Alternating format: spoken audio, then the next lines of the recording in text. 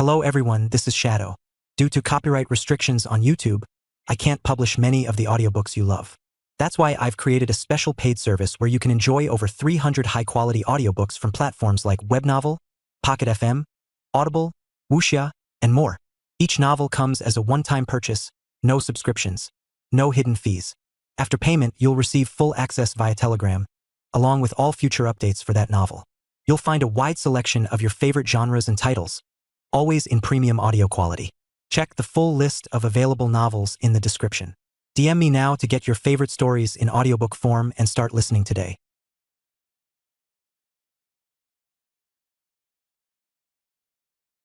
Chapter 1, Transmigrating to Another World. LT. Julian Weber gazed across the construction project his unit was responsible for. As the U.S. involvement in the war in Afghanistan came to a close, he was stuck building a bridge in the middle of nowhere for some godforsaken country. If there was one thing he had learned during his 4 years as an officer in the U.S. Army Corps of Engineers, it was unwise to criticize the High Command's stupidity openly. Thus he kept his mouth shut as he and the other officers mapped out the construction project while the enlisted personnel was hard at work building the massive bridge that served virtually no purpose whatsoever to U.S. forces who were already fleeing the country in large numbers. That's right, fleeing. Julian may not care for a hellhole like Afghanistan. Still, he considered it a monumental loss to pull out of the country when the Afghan National Army was clearly incapable of contending with the Taliban without U.S. support. In his mind, the U.S. had invested over $2.2 trillion in the war and thousands of lives, yet before their mission was complete, they were pulling out, leaving a fledgling democratic country like Afghanistan, which the U.S. had installed as a puppet state to fend for themselves. This was Iraq and Vietnam all over again, and we all know how that turned out. Despite his internal protests over the geopolitical situation, he was glad to be out of the region on a personal level. He was much more comfortable sitting in the barracks of some base in the homeland playing strategy games, city builders, and agricultural simulators. When he wasn't working, he played such games or educated himself on history, philosophy, politics, economics, and old technology. After all, he was a fairly educated individual, having graduated at the top of his class in civil engineering from West Point. During his youth, he always had a fascination with engineering. If you gave him a toy, he was more interested in taking it apart and putting it back together than he was playing with it. As he grew into adolescence, he had spent most of his time on the web or in a library researching history and how the industrial and agricultural revolutions came to be the significant improvements in technology and how to replicate them. With a photographic memory and an above-average IQ, he could commit these things to his permanent memory. During his college years, he once more focused on his studies, taking many unnecessary electives. By the time he graduated and entered the armed forces, he was practically a walking textbook of knowledge ranging from liberal arts to technical knowledge. Obviously, this did not do him any favors in the dating scene. Largely because this is how he chose to spend his free time, he was quite obviously perpetually single and had no dependents to rely upon him. Not even a house pet, as he considered pawning them off to a relative while he was deployed, a hassle for not only himself but his relatives as well. Yet here he was, stuck in the Middle East, engaging in a construction project in a country the U.S. military had already declared its full withdrawal date, which was only a month away. He didn't understand the brass thinking, but it was just another enormous waste of the taxpayers' money at the end of the day.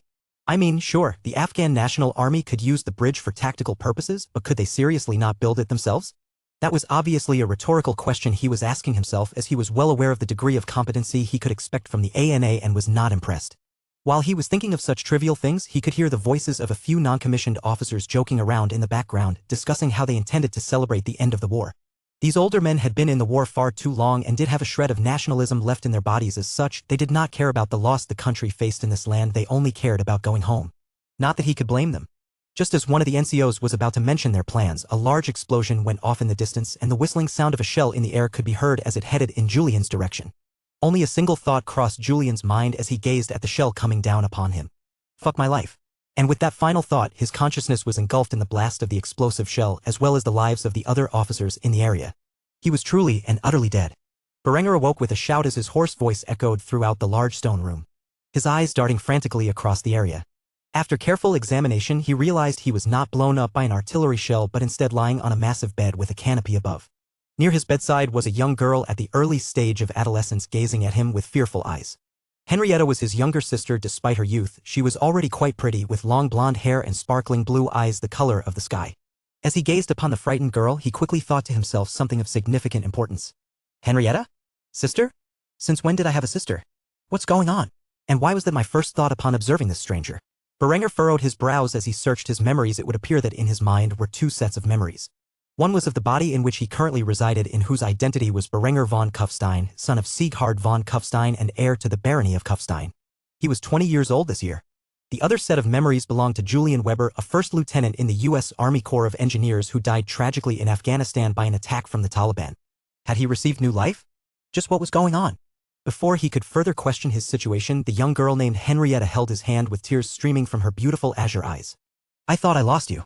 Thank God you're alive, big brother." She then followed up her statement with the sign of the cross and a brief prayer in a language Berenger recognized as Latin. Berenger sat back in his bed and continued to ponder about his situation as the memories of Berengar's life flooded into his head. This world was an alternate Earth set in the late medieval period. His family's land was a small barony set within the borders of the Holy Roman Empire. Though many historical events were similar to the world he once knew, there were still many differences. While the timeline of antiquity was mostly intact, what happened after changed drastically from the world Julian was from. The East-West schism never occurred within the church as such. The Orthodox and Catholic churches never drifted apart. Instead, the relationship between the two churches was rather cordial, thus the papacy held even more power than it did within our timeline. Because the Byzantines were not considered heretics by the West by the time that the Crusades were declared. When the Holy Land was retaken from the Saracens, it was granted to the Byzantine Empire as they had the most rightful claim to the land. Thus the Byzantine Empire remained a powerhouse in the Mediterranean and never suffered the massive losses from the Fourth Crusade, which eventually would lead to its destruction not too far in the future. There were many important figures from our timeline that had been replaced and many changes within the Holy Roman Empire. For example, in its current state, the Kingdom of Italy and its monarch reigned supreme. The Kingdom of Germany had become a secondary state within the empire and was on the verge of civil war as the various feudal powers contended for the throne. These were just two of the many changes to the timeline. There had been far more than Berenger could count off of the top of his head. If he truly wanted to know the major differences in the timeline and the power structure of the world, he would have to thoroughly research it in his spare time. With all these conflicts in his two sets of memories, Julian, or Berenger as he was now known, was beginning to get a headache and rubbed his temples with his fingers. Henrietta, who mistook this action as a sign of illness, immediately stopped her prayer and left the room, saying only one phrase as she rushed out the door. Her fine noble dress fluttering in her escape. "I'll go get the physician." Berenger shuddered as he heard the sentence. From what he knew of medieval medicine, he was more likely to be harmed by the treatment than cured from what ailed him. However, his throat was dreadfully dry and he found himself unable to stop his little sister as she fled the scene, leaving Berenger alone with nothing but his thoughts and an ever-increasing headache. Chapter 2, Life as a Baron's Heir. Henrietta reappeared with the court physician not long after she had left. Though she wore an expression that showed a great deal of concern, the physician did not share her empathy. Berenger sat upright in bed, having a difficult time speaking due to how dry his throat was. Evidently, this body had sweat out most of its excess liquid while undergoing a fever. Few thought he would survive the night. The physician carefully examined Berenger and was shocked to see that the young man had recovered from the fever, as there was little hope for his survival previously. Despite being a medieval physician and having virtually no knowledge of practical medicine whatsoever, the man named Ewald showed a degree of competency after making his announcement. "No need to worry, Lady Henrietta, your brother's fever has broken, and aside from being particularly parched, he is completely healthy." After saying that, Ewald handed Berenger a glass of water and allowed the young man to drink his fill until his thirst was thoroughly quenched.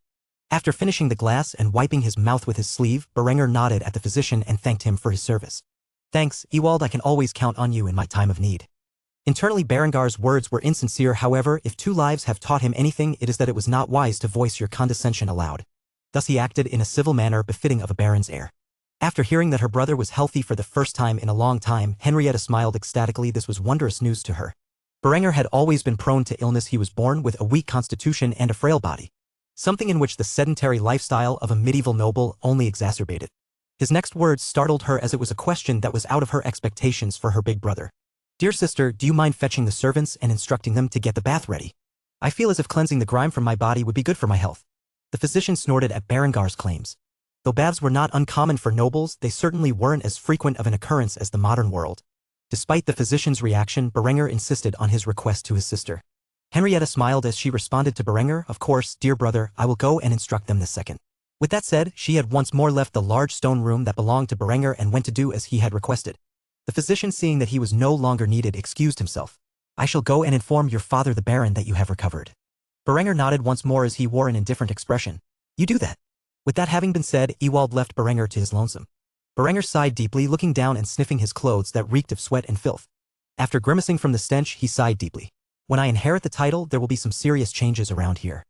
He had made up his mind that his first order of business when he came to power would be instituting laws across the barony about basic hygiene, maybe even construct some public bathhouses like the Romans used to have. Whatever was necessary to bring a degree of cleanliness to the people of his territory. After getting out of bed and stretching his limbs for a while, he heard a knock on the door, which came from one of the family's servants. "My lord, the bath is ready." He quickly opened the door with an overexcited smile on his face, which startled the servant. "Lead the way." The servant recovered from their shock and nodded as she did as the baron's son requested. After a short walk down the hall, Berenger reached the bathroom where he quickly barred the doors and stripped his clothes. He carefully examined his frail body with a sense of dissatisfaction. Though not quite emaciated, there was no doubt that his bones were weak and his muscles undeveloped. He would certainly need to change his dietary habits to one rich in protein and calcium. Until he could succeed his father and implement the changes that were already brewing in his head, he must first focus on building his body up and maintaining his health. Washing away the sweat and filth that had accumulated on his body throughout his fever was a good first step. As such, he dipped his toe into the wooden bathtub to gauge its temperature before plunging his body in completely. After getting into the tub, Berenger stared at his reflection in the pool of water. He had short golden blonde hair and glistening eyes the color of the sapphire gemstone. His facial features were regal and handsome. His skin was a milky white, something that accentuated his regal demeanor. If he had not been such a sack of skin and bones, he would have come across as very princely. Though he may have reincarnated into a weak body, he did not care too much considering he was very handsome. The body could be refined like steel, but the appearance was set in stone. After spending nearly 30 minutes in the bath washing away both the filth on his body and the mental stress that had accumulated due to the transmigration, he finally stepped out of the tub.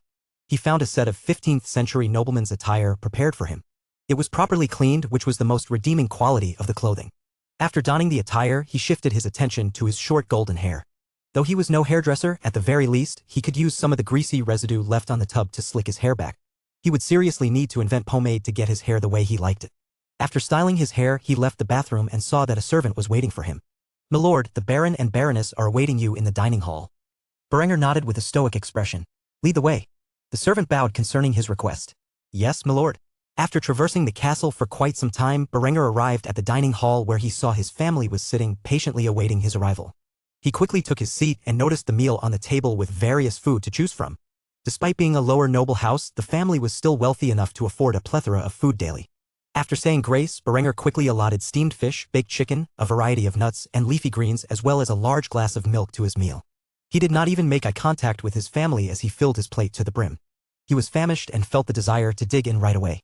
His family gazed upon him with various expressions that he overlooked right away. It was not until he lifted his gaze from his plate that he saw their looks of concern.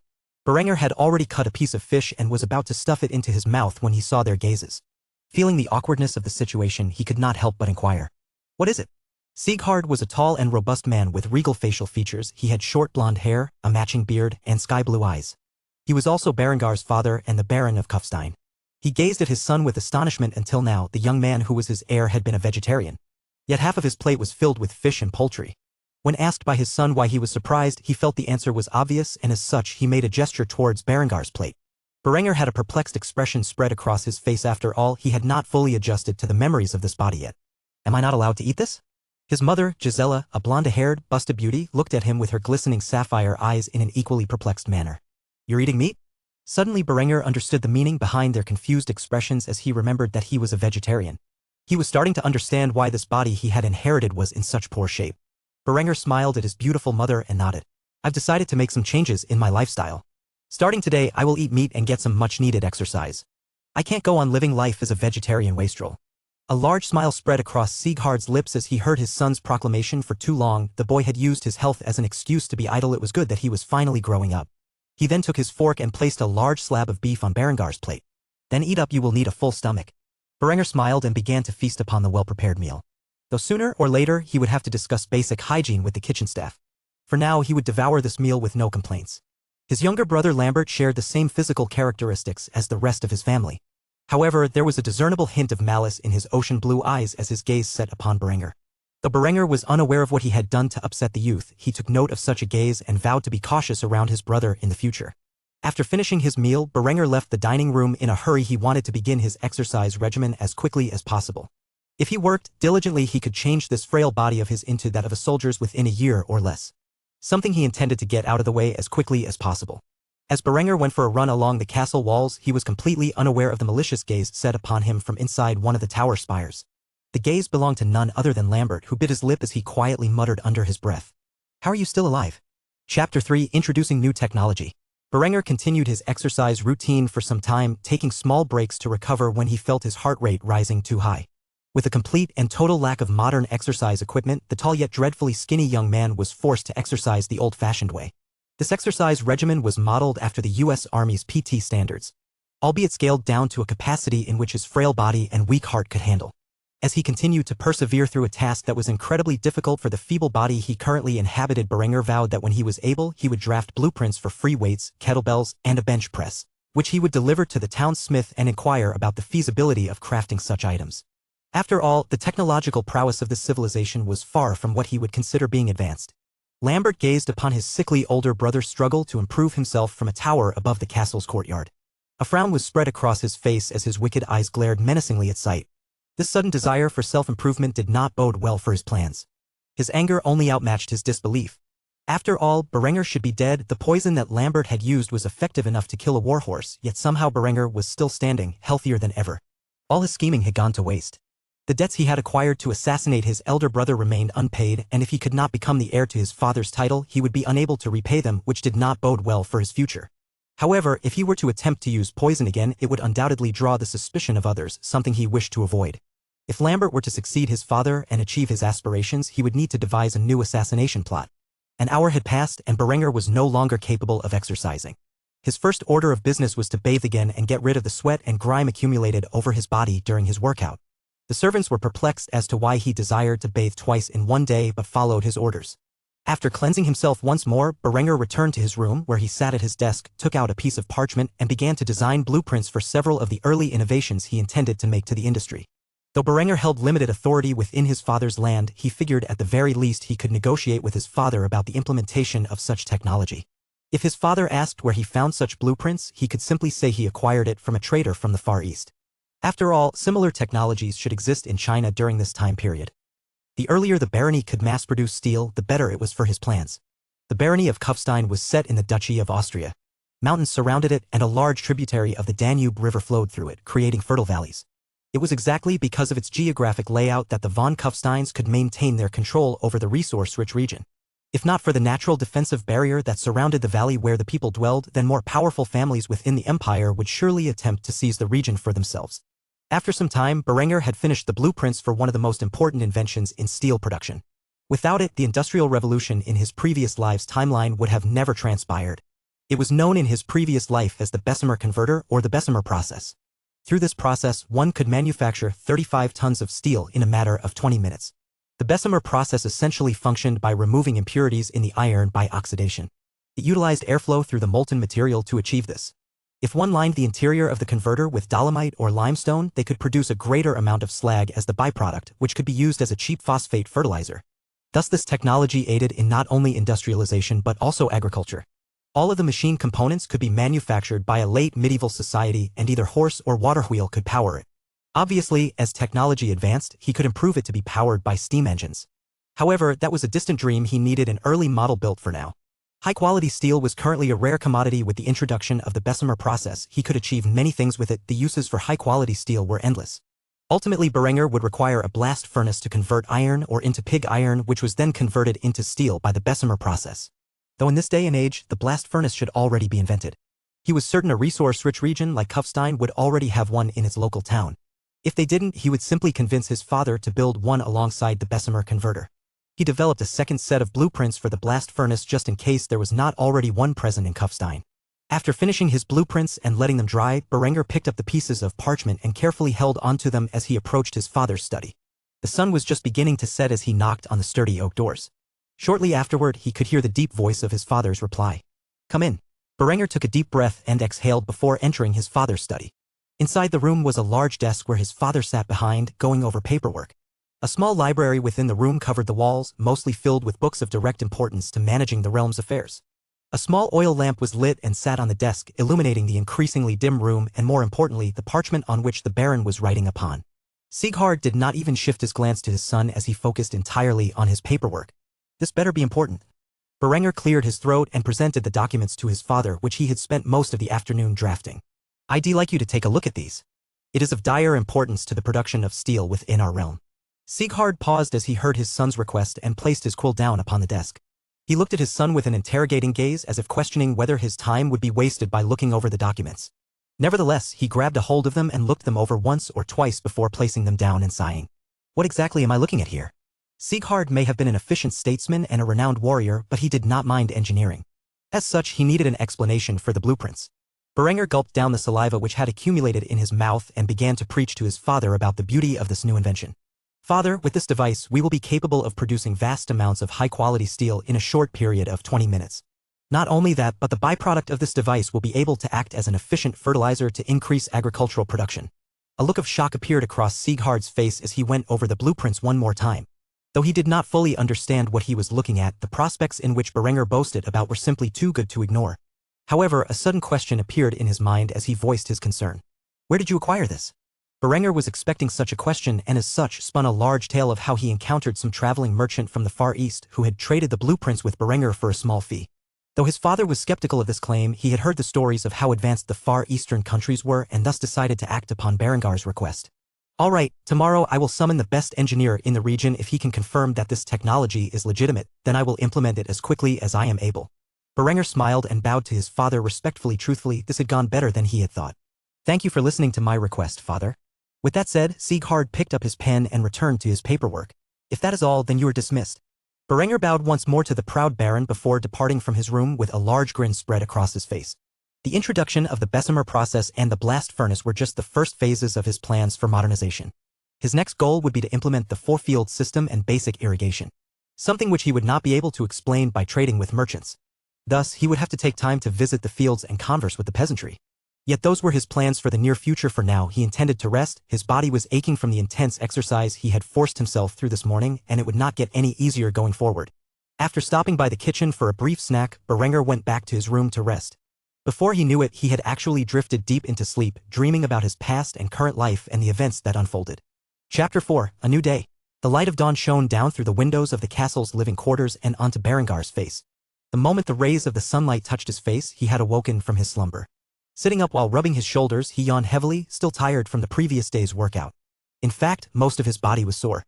Nevertheless, that did not deter him from what he needed to do. Berenger quickly got dressed into some simple loose-fitting clothes and began his daily exercise, which lasted for well over an hour. He was covered in sweat by the time he returned to the castle, and his entire muscular structure was aching. Only after bathing for half an hour did he feel comfortable enough to begin today's work. His new attitude had shocked not only his family but also the servants of the castle. Waking up early, exercising, eating meat, and taking an interest in the realm's affairs were all things that Berenger had rarely participated in. After his fever broke, he had become an entirely new person in the eyes of those who knew him. This perception might not be entirely false, considering there were two sets of memories contained within Berengar's mind. Though he was unsure if he was still the same person he was before, who had simply been enlightened by the memories and knowledge that Julian possessed, or if he was actually Julian inhabiting Berengar's body. None of that truly mattered after all. As he was concerned, his identity was that of Berenger von Kufstein, and he now had the potential to change his family's land into an industrial empire with the memories he gained from his near-death experience. Though it would take a large degree of time and effort to achieve, he was now convinced that it was his destiny to lead the barony of Kufstein into the industrial age. Truthfully, as heir, he held little authority in the domain and could not keep lying to his father about where he came across such unique inventions after all. The stubborn old man had not trusted his word and elected to search for an engineer who could verify the functionality of the designs. The man he was searching for had not arrived yet. Thus all Berenger could do was educate himself further on the matters of the realm. The young lord had elected to have his meal within the confines of the castle's library, where he went over important information regarding the history of the barony's finances. He was quickly dismayed by his findings. Despite being such a resource-rich region, the barons of the von Kufstein family had failed to capitalize on it. He quietly shook his head as he closed the ledger and thought to himself, this is what happens when you leave a house of warriors to act as all-powerful administrators over a plot of land that is nearly 375 square miles in size and contains nearly 20,000 people. He knew that they were limited to medieval technology, but despite being a region notable for its iron reserves, they had barely invested in the mining of such a valuable resource. What little that was mined had been sold as ores to large cities throughout the kingdom. There were far better uses for such materials. The economy largely relied on subsistence agriculture. It was well and truly a backward feudal state. Even the nearby town was nothing more than an agricultural village with no substantial industry whatsoever. He was beginning to get a headache reading about how primitive his family's lands were. Just when he was about to curse aloud, he noticed his little sister Henrietta hiding behind one of the bookcases while staring at him from afar. He nearly let out a chuckle as he spotted the girl eyeing him like a scared rabbit. Evidently, the changes in her older brother's behavior these past few days were frightening to the young girl. She was beginning to think he had been possessed. Taking a sip from his glass of water, Berenger never shifted his attention from the ledgers he was reading. When the young girl thought she was safe from being noticed, he let out a sigh. "Henrietta, I know you're there." The young girl flinched upon hearing his words. She had been spotted by her older brother or the demon who had potentially taken his place. Thus she panicked and scrambled out of the library without saying a word. Berenger chuckled to himself as he saw the girl fleeing the scene. He could only guess what had compelled her to engage in this behavior. Nevertheless, now was not the time to concern himself with the trivial matters of children. He spent much of the day in the library studying everything from the realm's financial affairs, agricultural and mining output, as well as powers of the region. As a low-ranking member of the nobility, there were powerful lords who ruled over his father. The von Kufsteins were direct vassals to the von Habsburgs, who were the rulers of the Duchy of Austria and the County of Tyrol. Evidently, his younger brother Lambert was engaged to one of the daughters from a branch of the von Habsburg family, which was considered a great honor for the House of von Kufstein. Interestingly enough, despite being the older brother and a fully grown man, Berenger remained unmarried and unbetrothed. Largely due to concerns over his health and whether or not had lived long enough to father a child. Berenger didn't mind such a fate after all. In his previous life, he was a man who had completely and utterly failed to get a girlfriend well into his late 20s. Unless he made himself something of worth, he would fail to acquire a bride in this lifetime too. Though he was not concerned with such a possibility, his search for a bride would become much easier when he finally put on some muscle. By appearance alone, he was positive he could snag a beautiful bride even if she was nothing but a commoner. Although he highly doubted his family would consent over such a union. After all, this was still the feudal age, and nobility did not marry commoners. Berenger set such matters aside for the time being. If he was to choose his own match, he would first need authority and physicality to back up his claims that he was now healthy. Both of which were a long way away from where he currently stood. After spending the better half of the day going over the realm's affairs, he noticed that the sun had already set and thus decided now would be a good time to inquire about his father's findings on his designs. Surely he must have inquired to an engineer already. There should be at least one of them serving his father. The young lord placed the books back in their rightful places and left the library, walking down the castle's corridors until he reached the door to his father's study.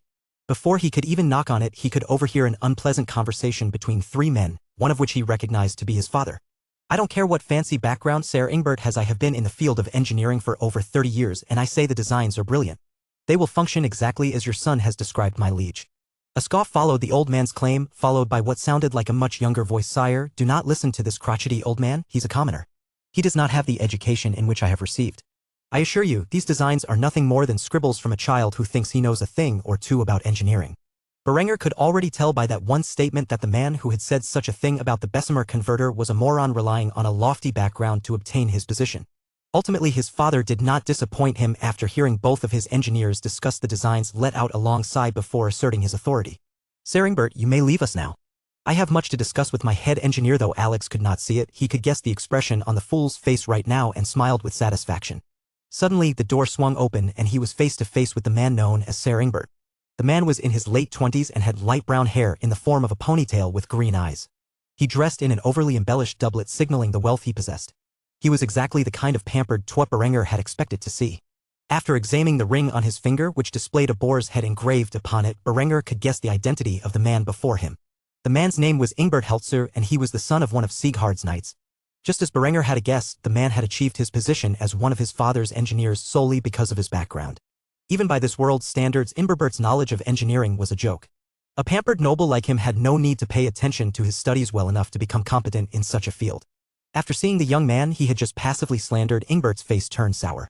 The last thing he wanted was to see the Baron's son standing outside the door, overhearing his discourteous remarks. Nevertheless, the damage had been done, and Berenger merely gazed upon Ingbert like he was looking at a fool. After Ingbert stormed off in a fit of rage, Berenger overheard his father's authoritative voice from behind the door. "You may enter." Evidently, the old Baron had been aware of his son's existence outside the study's door the entire time. Now that Berenger had entered the study, he found himself being gazed at intensely by his father and an old man within his late 50s who he understood to be the head engineer of the barony. With these two authorities staring him down, Berenger could not help but feel nervous, as if he was about to be scolded. Chapter 5, A Prosperous Friendship is Born. Berenger stood firmly in front of his father and the head engineer. The two stared at him intensely. Their shape gaze could practically penetrate Berengar's soul. Especially the shrewd eyes of the old engineer. It was as if his secret had been revealed by being inspected by those old discerning eyes. Finally, the tension was eased as a smile broke across the old engineer's face as he bowed respectfully to Berenger. "My lord, I am Ludwig, a humble servant of your family. Your father asked me here to verify the authenticity of these blueprints. Berenger nodded at Ludwig with a dignified visage. It is a pleasure to make your acquaintance, Ludwig. I have a feeling we will see a lot of each other very soon. Though the message was cryptic, Ludwig took the statement as proof of his theory that the designs presented to him by the Baron were not from a merchant from the Far East but rather drafted by the idle and infirm heir who was almost universally scorned throughout the court. It would appear the boy was more clever than he had initially estimated. Nevertheless, the sly old man did not let his inner thoughts appear upon his face, and instead he merely graciously returned the young lord's words to him. Likewise, seeing that his son and Ludwig had become acquainted, Sieghard smiled. He had a feeling working with the stubborn old engineer would be of great benefit to Berengar's development.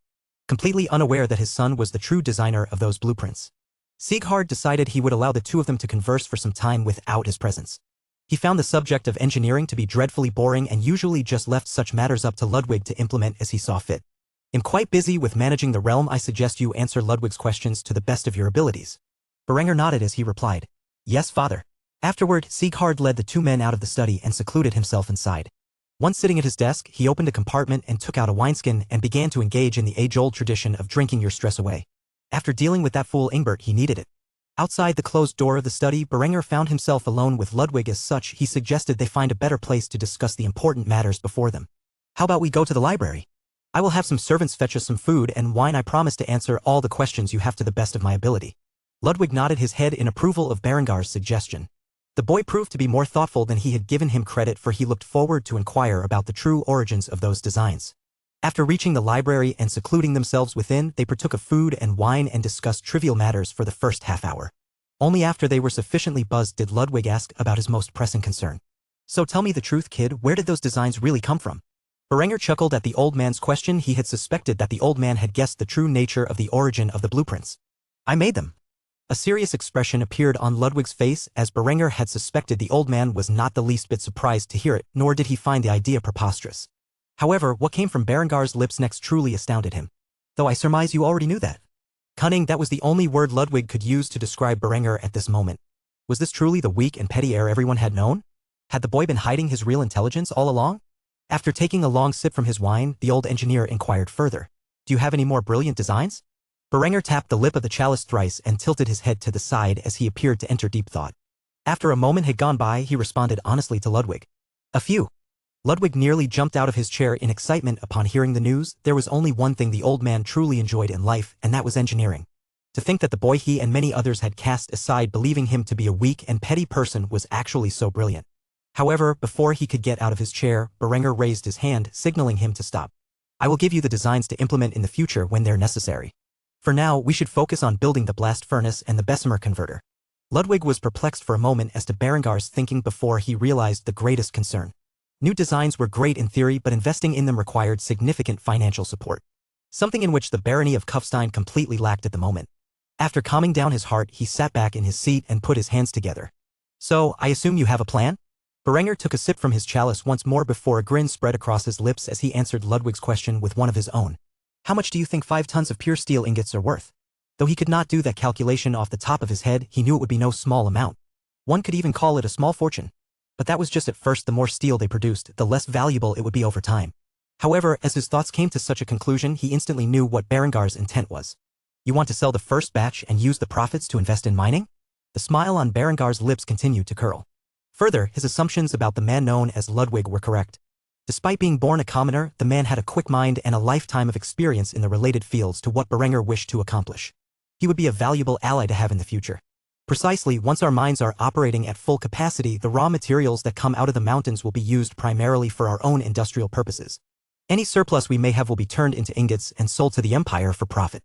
Ludwig could not believe his ears. Iron in and of itself was a valuable and rare commodity that most regions were constantly in need of. Steel was much more difficult to produce and was mostly used to craft weapons such as swords or in rare cases armor for the nobility. He could not imagine having a surplus of steel, especially after taking into account their own needs.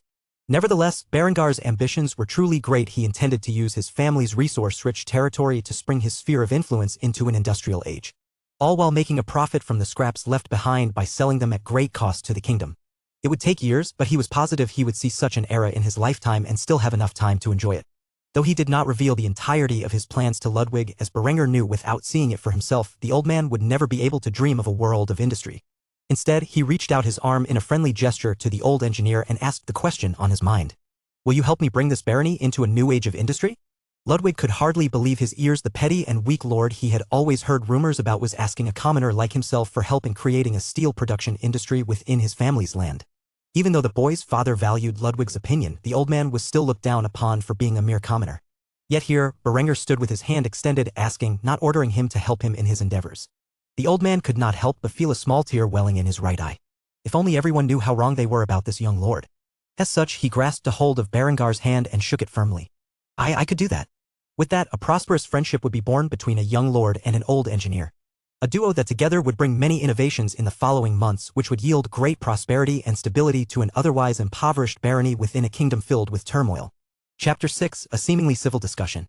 Within a fertile valley, surrounded by the Alps mountains, lies the inhabited region of the barony of Kufstein.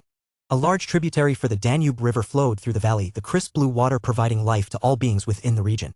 As the light of dawn shone upon the harmonious territory, the rooster's cries awoke in the peasant class to the beginning of a long day of hard work. Though the nobility tended to sleep longer than the common folk in which they presided over, one young lord had risen simultaneously as the peasants to get in his morning exercise. If Berenger wished to overcome his natural infirmity, then he would have to work twice as hard as the average knight in terms of physical fitness, and so he did. The night prior, he had already discussed with Ludwig to construct a set of free weights and kettlebells to assist in his daily training. Ludwig was well respected within the local town and had contacts in every trade. Thus he did his new friend a favor and sent the designs to the local blacksmith who would craft the exercise equipment at a fair price in which Ludwig was in charge of negotiating. Though the equipment had not been constructed yet, as the technology of this feudal world was still far from developed, it would only be a matter of time before Berenger could enhance his strength training further. Nevertheless, he still did all that he could manage with his limited resources. After another morning of hard training, Berenger found himself bathing again. His bathing habits were starting to provoke the servants' curiosity within the castle. He would bathe once in the morning after his exercise and once before going to sleep at night. He tried to persuade his family to adopt the practice, but they were stubborn people set in their old traditions. Though they would bathe relatively frequently for the time period, they still could not match Berengar's borderline germophobic tendencies. Nevertheless, he had commanded the entirety of the staff to wash their hands every time they used the restroom or engaged in any activity which might dirty one's hands. He became known for especially scolding the cooking staff when he found their cleaning habits had not matched his desires. Though the Baron did not chastise Berenger for his behavior, he became concerned about the boy's newfound habits. Henrietta was the only exception in the family. Being the obedient little sister, she took up all of Berengar's hygiene suggestions. She had even begun bathing right before she slept. This made Berenger exceptionally happy, as the likelihood of his little sister catching serious illness was significantly lower if she practiced proper hygiene. The more he thought about it, the more he knew he would have to construct public baths. It would take quite some time on his path of industrialization for the entirety of the populace within his family's domain to be able to afford a private bath. Truly, the ancient Romans were far ahead of the medieval period when it came to things like cleanliness. After completing his first bath for the day, Berenger styled his hair to the best of his ability. He currently lacked the means to acquire pomade, which in his previous life he had made extensive use of to slick back his hair. He found it to be a dignified appearance, fitting an officer in the military and even better suited to a young lord. For now, he merely made it into a side part with his brush. The next time he visited the town, he would be sure to buy some lard, which was the main ingredient for the construction of pomade. After styling his hair and dressing in a fashionable outfit currently in style, he set forth to the dining hall. Truthfully, he preferred the fashion of the 16th century, especially that of the Tudors in England. He would be sure to implement such culture in due time. For now, he would endure the dress of an early 15th century German nobleman. After entering the dining hall, he noticed his family was all seated waiting for him. This had become a recent custom, as Berenger usually spent quite some time enjoying the bath. A considerable time for a man with memories from 21st century America. Nevertheless, in this filthy era, he never felt more comfortable than when he was bathing. After sitting down at the table and saying grace, he noticed that Lambert eyed him with malicious intent once more. It was subtle, and if not for 2 lifetimes worth of experience, Berenger would not be privy to such a gaze. Yet it was all too frequent of behavior for Lambert. He would speak gracefully with a smile on his face, all while having eyes filled with hatred and murderous intent. Berenger was starting to suspect that the frequency of his illness had something to do with Lambert. It was not uncommon for siblings to assassinate one another for the inheritance in a time like this. The more he examined Lambert's behavior, the more he began to question his motives. Unfortunately for Berenger, he had been isolated from the court and had no real friends among the nobility. Rather, they were all in Lambert's corner. After all, until recently, Lambert had always been the shining star of the von Kufstein family. He was talented with the sword, relatively intelligent, and highly charismatic. Lambert even managed to win the heart of the Count of Tyrol's eldest daughter and convince her father to approve of their engagement.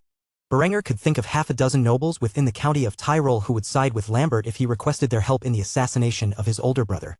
The more he thought about it, the more Berenger knew he would have to be careful in the future. He decided to spend some of his time establishing ties with the nobility of the region. However, his primary focus was winning the hearts of the people.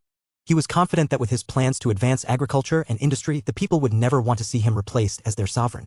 While the nobles looked down upon the common folk as if they were mere slaves incapable of rising against their masters, Berenger had the memories of Julian, and the history of Julian's timeline proved that the wrath of the common folk is something all tyrants should fear.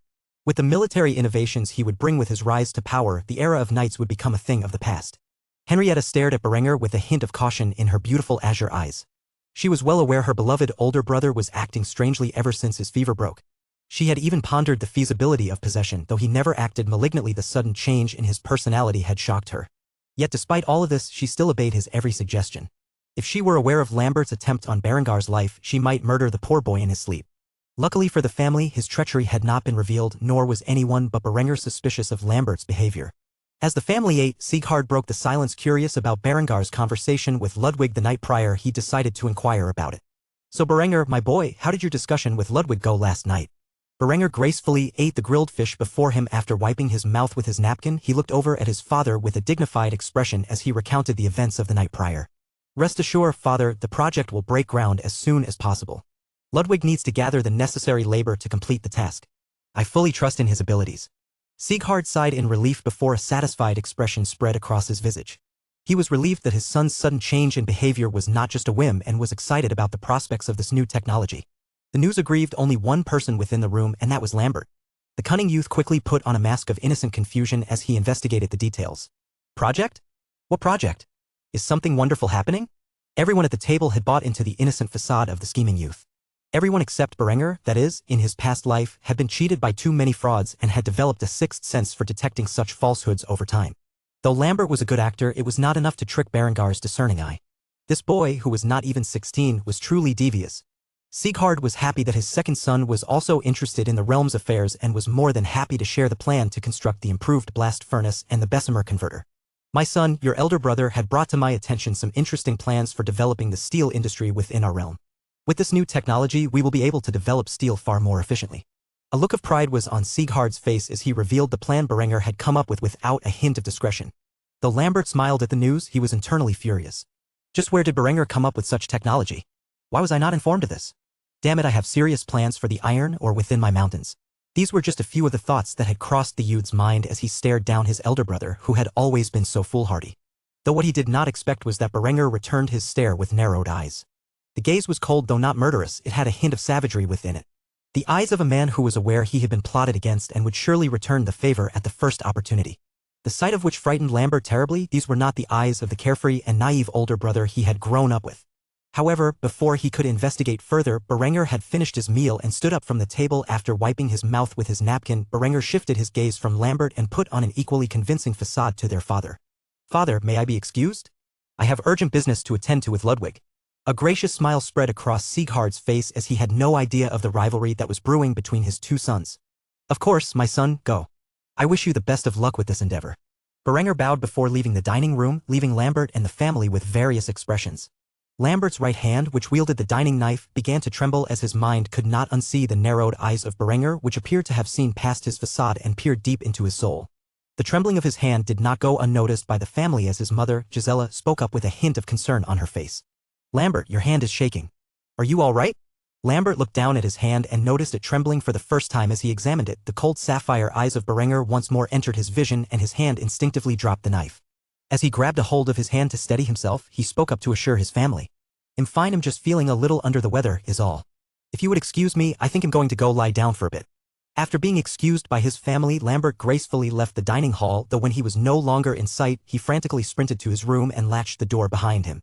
After entering the large stone room, he collapsed against the door, shielding his eyes with his hands, muttering under his breath, "What devil has possessed my brother to make him aware of my schemes?" The trembling youth could not help but feel like his plot to assassinate his older brother had succeeded and invited a demon into their midst. Chapter 7: A Passion for Engineering. As Berenger left the dining room and his family behind before Lambert's outburst, he could not witness the scene of his scheming brother scared to the bone. Instead, he had already headed to his room to draft new blueprints. He felt as if Ludwig could be trusted and willing to take the credit for the inventions if he asked. As such, he spent the next hour drafting plans for a beehive oven, which was the best method currently available for turning coal into coke, something which would prove to be vital in the functioning of the blast furnaces. After drafting the plans, he quickly left the castle's gates and entered the town below. The von Kufstein family's castle sat atop a large hill in the center of the town. It was a well-fortified castle that the family had occupied for generations. They presided over the barony with absolute authority. They answered only to their lieges, the von Habsburgs, who ruled not only the county of Tyrol but also the Duchy of Austria. Though at this point, a cadet branch of the Habsburg family ruled over the county of Tyrol, where Innsbruck was their seat of power. The Count of Tyrol had agreed to Lambert's proposal to marry his eldest daughter. Even Berenger was slightly envious of such a thing. Not only was she a gorgeous young woman who still had time to grow into her natural beauty, but she was also the Count's daughter, a prestige many young noblemen sought after. Berenger had no idea what schemes Lambert had conspired to achieve such a thing. After all, it was unusual for a count to marry off one of his daughters to a lower nobleman, let alone the second son of a lowly baron. Nevertheless, the boy had achieved it. Even Berenger had to give him props. Lambert was not even 16 years old, yet he had conned a count into pledging his daughter's hand to him. Meanwhile, Berenger was single without the slightest prospect of marriage in mind due to his feeble constitution. Though that would change soon enough, and maybe one day he too could marry a count's daughter. As soon as he thought up of such glamorous ideals, he laughed aloud. What was he thinking? He had far more important matters to attend to. Realistically speaking, the likelihood of him pulling off such a thing would be slim, and had rather not bother with the politics of the nobility.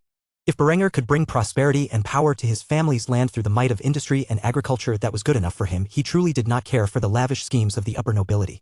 His ambitions stopped at inheriting his birthright and bringing his family's territory to a better age.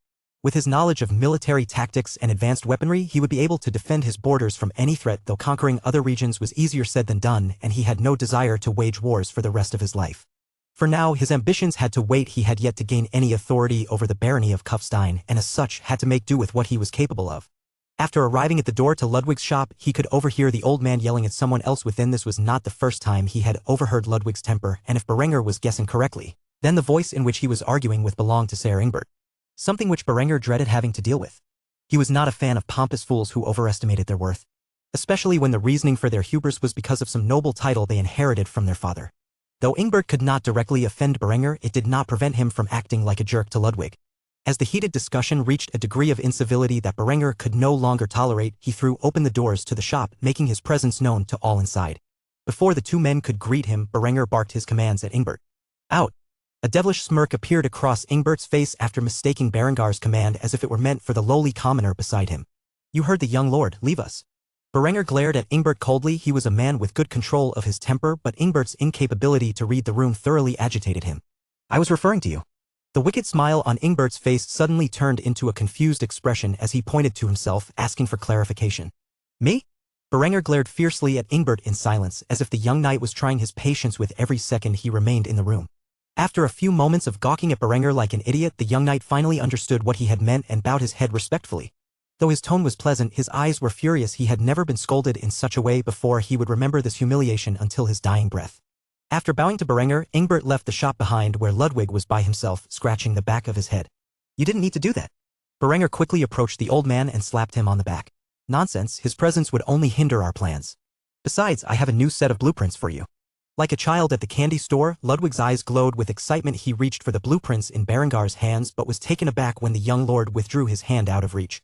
Not so fast. I have one condition.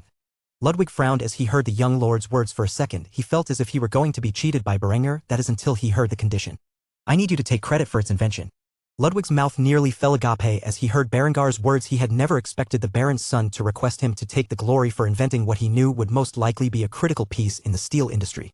After careful deliberation, Ludwig agreed he did not need to know why Berenger shifted the invention into his hands. After all, it probably included some convoluted court schemes with which he wanted nothing to do with. If his 57 years alive had taught him anything, it's that it is best to avoid the affairs of noblemen. All right, that's fine by me. Berenger smiled, partially because the man agreed to his request but also because he had not inquired why he wanted to shift the invention to Ludwig's name. The man was much more intelligent than a fool like Ingbert would ever be. After handing over the blueprint to Ludwig, the man could no longer contain his excitement. A huge beaming smile spread across his face. Inside the blueprint was a series of notes about converting coal into coke and how coke was a more efficient fuel source for the blast furnace than charcoal. Luckily for them, the mountains that surrounded the barony of Kufstein were not just filled with iron but coal as well. You are a genius, my lord. Berenger smiled at Ludwig's response. Though he was brilliant in his past life, he was far from what he would consider a genius, but here in this primitive world he was most likely the most knowledgeable man on the planet. He was glad to see someone appreciated his intellect.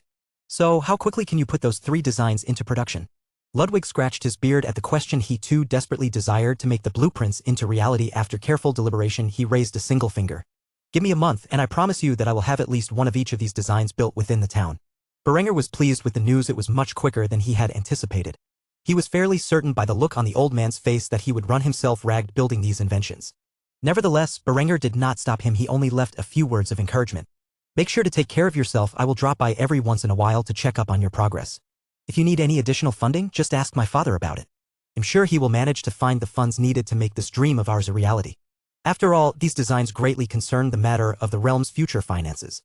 Ludwig grinned and gave a thumbs up to Berenger. He was happy to have a partner who understood his passion for engineering. Even his own son did not express the same degree of excitement for this project as Berenger did. You can count on me, partner. With that said, Berenger excused himself from Ludwig's workshop. Now that the initial stage of the industry within his plans had been set on the right path, he would focus on expanding the agricultural capabilities of the barony for the next month. Truly, a lord's work is never finished. Chapter 8, Four-Field System. After returning from Ludwig's shop, Berenger spent the rest of his waking hours for the day perfecting agricultural designs. The first improvement he would have to make for the agricultural system of Kufstein would be the four-field system, which was instrumental in sustaining a large population. Currently, the three-field system was in use, which essentially operated as a form of crop rotation that left one field empty or fallow and used the other 2 fields to grow oats, beans, wheat, and rye. The four-field system was a huge advantage that led to the agricultural and industrial revolutions. If this world were left to its own devices, it would be centuries until they naturally developed such a crucial system. The four-field system was like it sounded. It had 4 fields divided into legumes, roots, leaves, and fruit. This allowed for an increase in food production. Due to the legumes and roots, the soil would maintain or increase its fertility over time. On top of all of these things, it also allowed for the continued growth of food stock for livestock, allowing them to be bred year-round, as certain roots like turnips and beets were notoriously hardy plants capable of being grown during the winter season. Berenger intended to fully implement the four-field system within the next month, especially considering that after a month from now he will have access to a quality phosphate fertilizer which will only increase the yield of his crops. If all went as planned this year, they would be able to have ample food storage. Within a few years, the barony of Kufstein might even become the breadbasket of Austria. After spending time drafting the plans for agriculture, Berenger noticed that the sun had long since passed. It was late at night now, and it was just about time for him to take a bath and head to bed. After all, he had a lot of work that needed to be done tomorrow. However, just as he was about to ask the servants to prepare a bath for him, Berenger heard a slight knock on his door. Cautious that it might be another ploy from his brother Lambert, Berenger inquired about the individual's identity before opening his door. "Who is it?" The response surprised him. It was a meek and feminine voice, one that still held the high-pitched tone of a child. "It's me." Berenger immediately recognized the voice to belong to his little sister Henrietta, who had only recently turned 10, thus advancing into the very beginning of adolescence. A warm smile spread across his face as Berenger approached the door and opened it. In the doorway stood a little girl dressed in an extravagant pink nightgown and holding onto an old rag doll that had been in her hands since birth. It was her favorite toy and also her best friend. Though the doll had aged poorly, the dress was of exquisite make, and Berenger immediately questioned how his family could afford such frivolities after having inspected the ledgers. It appeared his father was deeply concerned about appearances and wasted money on luxurious clothing. Nevertheless, Berenger looked at Henrietta with questionable eyes. It was late at night. She should already be asleep by now. Why was she at his doorway? His paranoia took hold, and he did not leave the room, merely peeking out of the narrowly opened door. "What's wrong?" Henrietta held her doll tightly to her chest as a worrisome look spread across her doll-like face. "I can't sleep. Can you tell me a story?" Berenger sighed. He had intended to take a bath and then get some sleep, but it appeared his little sister needed him. After all, he was grateful to have a little sister in his previous life. Berenger, or Julian as he was known then, was an only child, so he desired to get along with his new siblings. However, Lambert had already made that an impossibility in his case. On the other hand, Henrietta was different. She appeared to have a good relationship with Berenger. As such, he was more than happy to tell her a story. After walking out of the door, he began to take off in the direction of Henrietta's room. However, he quickly noticed Henrietta had stayed behind in his doorway. Confused about her actions, he immediately turned around and asked about it. "Henrietta, why are you still standing there?" The young girl stiffened up at her big brother's response and peered down the long corridor with a petrified look on her face. "The hallways are scary at night." After seeing her too scared to move, Berenger backtracked to her location and grabbed a hold of her small hand as he led the little girl to her room. Though he could not see it, the girl smiled as she walked down the hallway hand in hand with her big brother. She concluded then and there that she had been overthinking things. He was still the same kind and caring older brother she had always known. After arriving at her room, Berenger opened the door and walked the girl to her bed, where he picked her up and tucked her in. For a second he forgot how frail his body was and struggled dearly to accomplish the deed. After tucking the girl into her bed where she was comfortable, Berenger began to spin the tale of Leonidas and the 300 Spartans who had protected Greece from a Persian invasion at Thermopylae Pass. Truthfully, he did not know if that was historically accurate in this world or not, but it did not matter. It was an interesting story of the heroism and bravery of man regardless of if it were true or not. Only after the girl had fallen asleep did he end his story. Seeing the girl fast asleep, he kissed her on the forehead. "Sweet dreams, my dear sister." After parting from her room, he immediately informed the servants to prepare a bath for him. After they had finished, he thoroughly enjoyed it before heading back to his quarters and sleeping himself. The night would go by peacefully, the sun would rise, and the rooster would crow, awaking the peasant class as well as Berenger, who once more engaged in his daily exercise routine. After finishing his exercise and taking his morning bath, Berenger had breakfast with his family once more. After finishing his meal, he directly headed to town. He had two purposes in his visit today. One was to form a relationship with the local farmers and another was to buy lard and lots of it. He was going to invent pomade even if it killed him. He was sick and tired of parting his hair. He would rather slick it back like he used to do in his past life. After reaching the town, Berenger approached the nearest farm where he saw a man in his 30s operating the plow as he began to make ready for planting. After all, it was early spring and the time to begin planting had just begun. Berenger took notice of the man who was hard at work and decided to approach him. "Excuse me, what is your name?" The man saw that Berenger was speaking and looked around to see who he might be speaking to until he realized he was the only one in the vicinity. He carefully lifted a finger and pointed at himself with a jaw slightly ajar, gawking at Berenger as he could not fathom the baron's son speaking to a lowly peasant like him. "Yes, you, how may I refer to you?" "My lord, my name is Gunther." Berenger reflected upon the name for a moment and smiled at the large and burly man as he complimented him. "Gunther, a strong name, it surely suits you." "I am Berenger, it is a pleasure to meet you." Gunther could not believe his ears. The baron's son and heir said it was a pleasure to meet him, a lowly peasant? How could this be? He accidentally voiced his thoughts and immediately winced, expecting retaliation. "A pleasure to meet me? How?" Berengar's smile froze. He did not realize the peasant class had so little sense of self-worth. He would clearly have to explain to the man how important his job is. "Of course it is a pleasure. I see a man desperately plowing the field in the dawn of spring, working hard to ensure that the realm has enough food to eat, to survive the winter, and to prosper as a region. I can't help but feel proud to meet a hard-working individual such as yourself." He was not lying. In his previous life, Berenger had seen too many slackers succeed in life because of their connections, while hard-working men lived a life of poverty and daily struggle. He could not help but admire a hard-working and competent man who provided for his family despite the horrible conditions a medieval peasant endured, which would drive a modern man to suicide. After hearing the young lord's kind words, Gunther was truly shocked. The man's reputation was well known throughout these parts, even by the peasant class. Despite this, when meeting him for the first time, Berenger was nothing like what Gunther had expected him to be. Berenger could see that Gunther was amazed by his behavior. Thus, he shifted the direction of the conversation in his favor. "Tell me, Gunther, have you ever thought of using 4 fields instead of 3? Gunther nearly scoffed at the young lord's remark. He may be the baron's son, but he knows nothing of agriculture, something Gunther and his family had been doing for centuries. "My lord, with all due respect, if we were to use 4 fields, then the soil would erode and eventually be useless." A smirk appeared on Berengar's face. This wasn't just a farmer who learned what his forefathers taught and did not understand the underlying principles of why it was so. At least in terms of his profession, this was an educated farmer, someone who clearly understood why one should not do as Berenger had suggested. "If I were to tell you that if you created a 4-field rotation separated into the category wheat, turnips, barley, and clover, would it not solve such a problem?" He was testing Gunther's knowledge of his craft. After all, Berenger had no use for fools who did what they were told because that was the tradition. He needed thinkers, men who could grasp a hold of new technologies and implement them on his behalf. Defying all odds, the first farmer he came across was such a man. Gunther's eyes lit up. It was already well known that legumes could enhance the soil of the fields they were planted in. Thus they were already used in the 3-field system. However, the more he thought about Berengar's words, the more he realized the young lord was correct. If they used these 4 crops as the staple of their agricultural system, they would be able to maintain or possibly increase the fertility of the soil while growing food year-round and sustaining the breeding of livestock throughout the year. The poor farmer gazed at Berenger with a new sense of admiration. However, what Berenger said next shocked the man to the core. "I see you approve, then come, let us introduce this innovation together." Afterward, Berenger dismounted from his horse, rolled up his sleeves, and picked up a hoe where he stood aside Gunther and worked alongside a lowly peasant to introduce the agricultural innovation that would bring the barony of Kufstein into an agricultural revolution.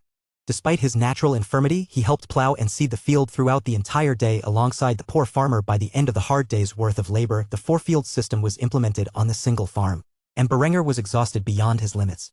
Yet, he was satisfied on a deeply personal level. The life of a pampered noble was ill-suited for a man such as himself. Gunther stared at the young lord in disbelief. Nobody in the entire village, not even his wife nor his kids, would believe he had just plowed and seeded a field alongside the baron's son and heir. Thus an unlikely friendship between a lowly peasant farmer and a young lord was born. One which would last a lifetime. Chapter 9, A Fair Day's Wage for a Fair Day's Work. After a hard day's work, Berenger sat down next to the poor farmer known as Gunther and shared a wineskin with the man as he wiped away the sweat from his brow with the sleeve of his luxurious doublet.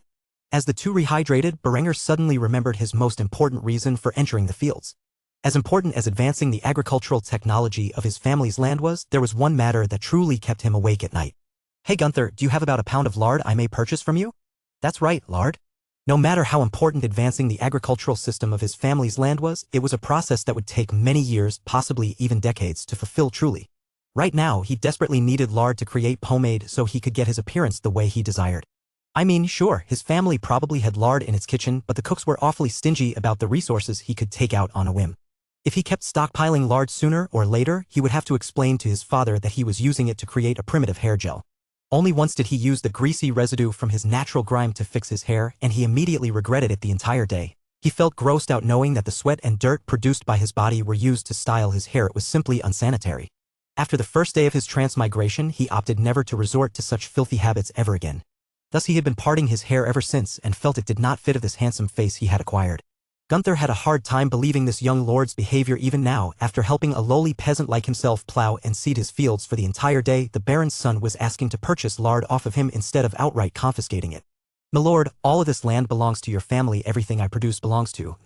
Before Gunther could finish his thought, Berenger raised a hand and cut him off. With a dignified expression, Berenger smiled at Gunther and preached his ideology. "I'm a strong believer of the saying a fair day's wage for a fair day's work. You tell me what you think the lard you have put so much effort into producing is worth and I will pay it." Gunther stared at Berenger with an astonished look. He had never met such an enlightened noble before, yet what Berenger said next was like a dream come true for a lowly peasant such as himself. "One day when I rule over these lands, I will pay every man the worth of their labor, regardless of the class they were born into." A small tear formed in Gunther's eyes as he heard the pleasant words of Berenger. If this were an ordinary nobleman, he would never believe such an outrageous statement. Yet, Berenger, a man with obvious physical frailty and of noble birth, had stood side by side with him, helping him plow and seed his fields so that together they could introduce a new system of crop rotation. The noble scion did it without demanding for anything in return. After considering Berengar's offer for quite some time, raised 3 of his fingers. 3 pfennigs. Berenger thought it was a fair price. As such, he reached into his doublet and pulled out a small satchel which contained a pouch of small white coins. He pinched 3 of the small coins with his fingers and pulled them out of the satchel, handing them over to Gunther with a smile on his face. Gunther, on the other hand, was staring madly at the 3 white coins. When he was said 3 pfennigs, he referred to the copper pfennigs, not the white ones, which contained at least 50% silver within the metallic mix. These were worth far more than he had asked for. After gaping at Berenger like an idiot for a few moments, he finally recovered from his daze and handed them back to the young lord. "My lord, when I said 3 pfennigs, I was referring to the copper ones, not the white ones." Berenger looked at Gunther with a look of confusion on his face. In his entire memories, the young nobleman had only ever encountered the white pfennigs. He was entirely unaware that a separate currency with the same name existed and was worth far less. After hearing such a thing existed, Berenger couldn't help but feel disgruntled. He could not believe the currency used in this society was primitive. He would investigate this at once and develop a plan to rehash the currency used in this feudal society. He swore even if he had to create his own currency, he would fix this backward system that Kufstein currently used. Luckily for him, this would be within his power as the Baron of Kufstein when he succeeded his father. Much like during the timeline of his previous life, sometime during the 12th century, the German king was no longer able to enforce the regalia of minting coins. Thus the minting process fell to the authority of every local town and lord. The value of a coin from one barony could be worth more or less than the value from another. It was truly a maddening system. However, if you thought the Kingdom of Germany was a mess, then the Holy Roman Empire as a whole was far worse. There was no uniform currency throughout the entirety of its territory. While the Kingdom of Germany and its domains used the pfennig or penny as it would be translated to in modern English as the most common currency, the same could not be said about the other kingdoms the empire comprised of. Though he may be a baron, at the very least, he could simplify the coinage minted in his territory when he came to power. However, for now, he had to endure the stupidity of such a foolish system. After thinking it through, Berenger folded Gunther's hand, which currently held the 3 pfennigs, and smiled. 3 pfennigs is 3 pfennigs as far as I'm concerned. When I come to power, I will mint new currency made of solid gold and silver so that its value is absolute. It did not take Berenger long to come up with a new system. After all, he had the memories of his past life, and eventually Germany got its act together and minted pfennigs and marks. Marks were made out of gold, while pfennigs were made out of various materials and eventually lost their value almost entirely. However, he would not be foolish enough to compromise the integrity of his coinage. As such, he vowed to make all pfennigs made out of silver and all marks made out of gold. In a time like this, with such a small population, such a currency system would work well domestically and in trade with other regions. Gunther eventually came to accept the excessive price and delivered the lard in a ceramic jar to Berenger. He couldn't help but be curious about why Berenger needed a pound of lard when his family's kitchen would be filled with it. Once again, Gunther voiced his thoughts aloud, though this time, when he realized what he had done, he only slightly flinched as he was aware of Berengar's character at this point. After his instinct took hold, he could hear Berenger chuckle at him. "You will know when you next see me." With that, Berenger placed the jar in one of his horse's saddlebags and hopped upon it as he waved goodbye to Gunther. "I will see you again soon, my friend, but for now I need to retire for the evening." After which, Berenger slapped his spurs against the exquisite Destrier's torso and rode off towards the castle's gates. By the time he arrived at the gates, the beautiful orange sunset which filled the sky had already begun to fade, along with the light of day. His first order of business was to take a bath as quickly as possible. However, upon entrance he was immediately greeted by his little sister Henrietta, who jumped into his arms and wiped her face against his sweaty torso. A smudge of dirt and grime appeared on the young girl's face as she looked up to her brother in his arms, pouting as she did so. "You're late and dirty," she said coldly as she stared daggers at Berenger. It was unlike him to come home so late. Not only did he rarely leave the castle's walls, but he had never returned in such a pitiful condition before. She could only imagine what trouble he had gotten himself into. Berenger laughed as he petted the young girl's head. "I appreciate you are worrying about me, but I'm fine. I just had some business to take care of." Henrietta looked at what Berenger was holding and her eyes filled with curiosity. "What's that?" she exclaimed as she pointed at the ceramic jar in his hands. Berenger was more than happy to answer his curious little sister. "Lard." The young girl touched her lips with her finger with a questioning gaze. She had not heard the word before and was curious what it meant. "Lard?" Berenger smirked with a devilish grin. He decided to tease the little lowly. "Pig fat." Immediately Henrietta's cute face scrunched up as she backed away from her brother with an abhorrent expression. "You!" she cried as she ran away from her precious big brother. As she ran away, Berenger laughed to the point where he nearly fell on his knees. The little girl's expression was just too cute. Suddenly he remembered her face had a smudge of dirt on it and he hollered at his sister from across the hall. "Henrietta, take a bath. You've got dirt on your face." Thus Berenger had to wait a bit longer for his nightly bath. After all, he was fine with letting his darling little sister take a bath first. As he walked back to his room, he could not help but feel a watchful gaze set upon him. He was certain he was being spied upon but refused to reveal it as that would only cause more trouble. As such, Berenger walked back to his room in an inconspicuous manner, never alerting the spy that he was aware of the presence. After reaching the sanctuary of his room, Berenger let out a deep sigh of relief. He would have to be more cautious going forward. It would appear Lambert had set spies upon him to watch his actions. It would not be long before that little bastard attempted to assassinate him again. Berenger refused to die so quickly after being reincarnated. If Lambert wanted to unleash spies upon him, that was fine too, could play that game. Slowly but surely, Berenger was winning the hearts of the common folk, and they were the greatest potential spy force in the world. After all, not a single noble would expect the peasantry to report their activities to someone else. Shortly after the event, Berenger took his nightly bath and once more tucked in Henrietta, who was now as clean as a whistle. After telling her a story about the heroes from the history of his previous life, he went back to his own bedroom where he locked the door behind him and latched the windows. However, he decided to leave the curtains open, which allowed the light of the full moon to shine upon his sleeping body like a guardian angel watching over him. Chapter 10, A Verbal Thrashing. As the light of dawn shone upon Berengar's regal face, he awoke peacefully. Though his body was sore all over from his previous day's activities, he still managed to drag himself out of bed. If he kept pushing himself like this, his body might give out on him before he can cure himself of his natural infirmity. Thus he decided to take a day off from excessive exercise. Instead, he spent the early morning converting the jar of lard he received from Gunther into the pomade he had so dearly desired. Using a homemade recipe which he utilized extensively in his previous life, Berenger had finally succeeded in his endeavor. His next course of action was taking his morning bath, which was a bit earlier than usual. Afterward, he placed his fingers into the wax-like substance and slicked his hair back with it. After carefully styling his hair, he gazed at himself in the bathroom mirror. Aside from his thin and frail body, he looked very majestic with the new hairstyle. His previous attempt using grease residue from the bath to style his hair ended disastrously. It smelled bad, it kept falling out of place, and it did not meet Berengar's excessive conditions in the slightest. However, after successfully inventing pomade, his already exquisite appearance improved further. He was amazed at how much better looking his current body was than in his previous life. The golden blonde hair, which now shimmered in the light of dawn, the deep sapphire eyes, which appeared as if they had been chiseled out of gemstone, and the milky white skin which every girl dreamed of having combined perfectly into a princely appearance suiting his noble heritage. The only advantage his previous appearance had over his current one was that it had a strong and fit body. However, these things could naturally be improved over time, and he was in no hurry to impress the women of this era. He had many things to accomplish before even thinking of getting married. Besides, the only members of the opposite sex he was remotely close to were his little sister and his mother at the very least. He would have to be introduced to a proper woman before he could even attempt to woo her. After styling his appearance and gazing at himself in the mirror, Berenger had taken the time to get dressed in an opulent black doublet with gilded lining, as well as an equally luxurious set of hose and a pair of black leather shoes. He sighed heavily as he looked at himself in the mirror one last time. His family truly wasted too much money on maintaining appearances. After donning his attire, he left the bath and instinctively headed to the dining room. He was quite early by the standards of his recent routine. As such, he caught his family off guard when he arrived at the dining room, where they were all seated having a polite conversation as they waited for him to arrive. Upon entering the dining room, his family glanced over at him with shocked expressions. They were not expecting him to have such a refined appearance. Even Lambert gazed upon Berenger with envy. Sometimes it took a change in hairstyle to reveal the full potential of one's appearance. Henrietta blushed at her brother's striking demeanor and looked away. Even his mother, Gisella's mouth, hung agape, which she quickly covered with her hand. Sieghard looked upon his son and heir with a gaze of fatherly approval. Finally, the boy he had raised appreciated his taste of the finer things in life. However, he wondered how the little bugger had managed to style his hair in such an imposing manner.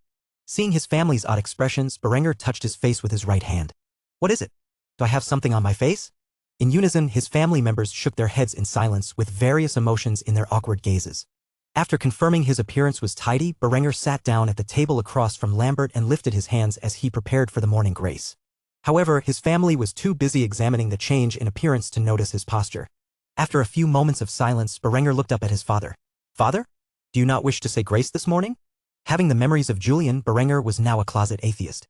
Nevertheless, he still put on the appearance of a devout Catholic because he knew the consequences a man of science would endure in this primitive era. It would take decades, but maybe he could usher in the scientific revolution a bit earlier than in his own timeline if he worked hard at it. After snapping out of their trance, his father began to speak his prayer as the family listened. Afterward, the family began to dig into their meal.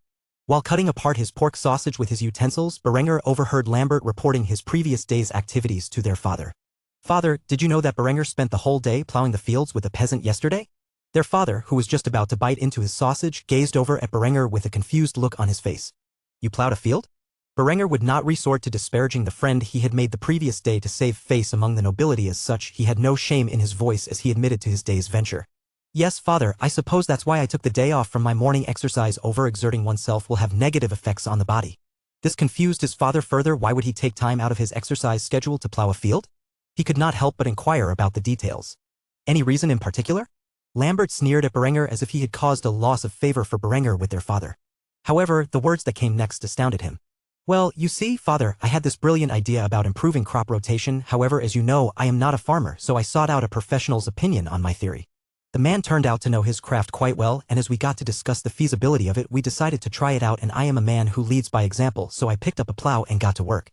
Lambert scoffed at this response. How could Berenger develop a new innovation for agriculture all on his lonesome?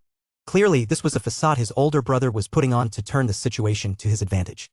As such, Lambert immediately questioned Berenger about his so-called innovation. He would catch his older brother in his lie and reveal to everyone that Berenger was a fraud. A wicked sneer curved upon Lambert's lips as he thought to himself, "Older brother, you are still too naive to play these games with me." After which he voiced his concerns aloud. "You say you invented an innovation of crop rotation, and what might that be?" Berenger stared at Lambert coldly once again, which instinctively caused the teenage boy to shiver. After staring him down, Berenger scoffed at the impertinence of his little brother's statement.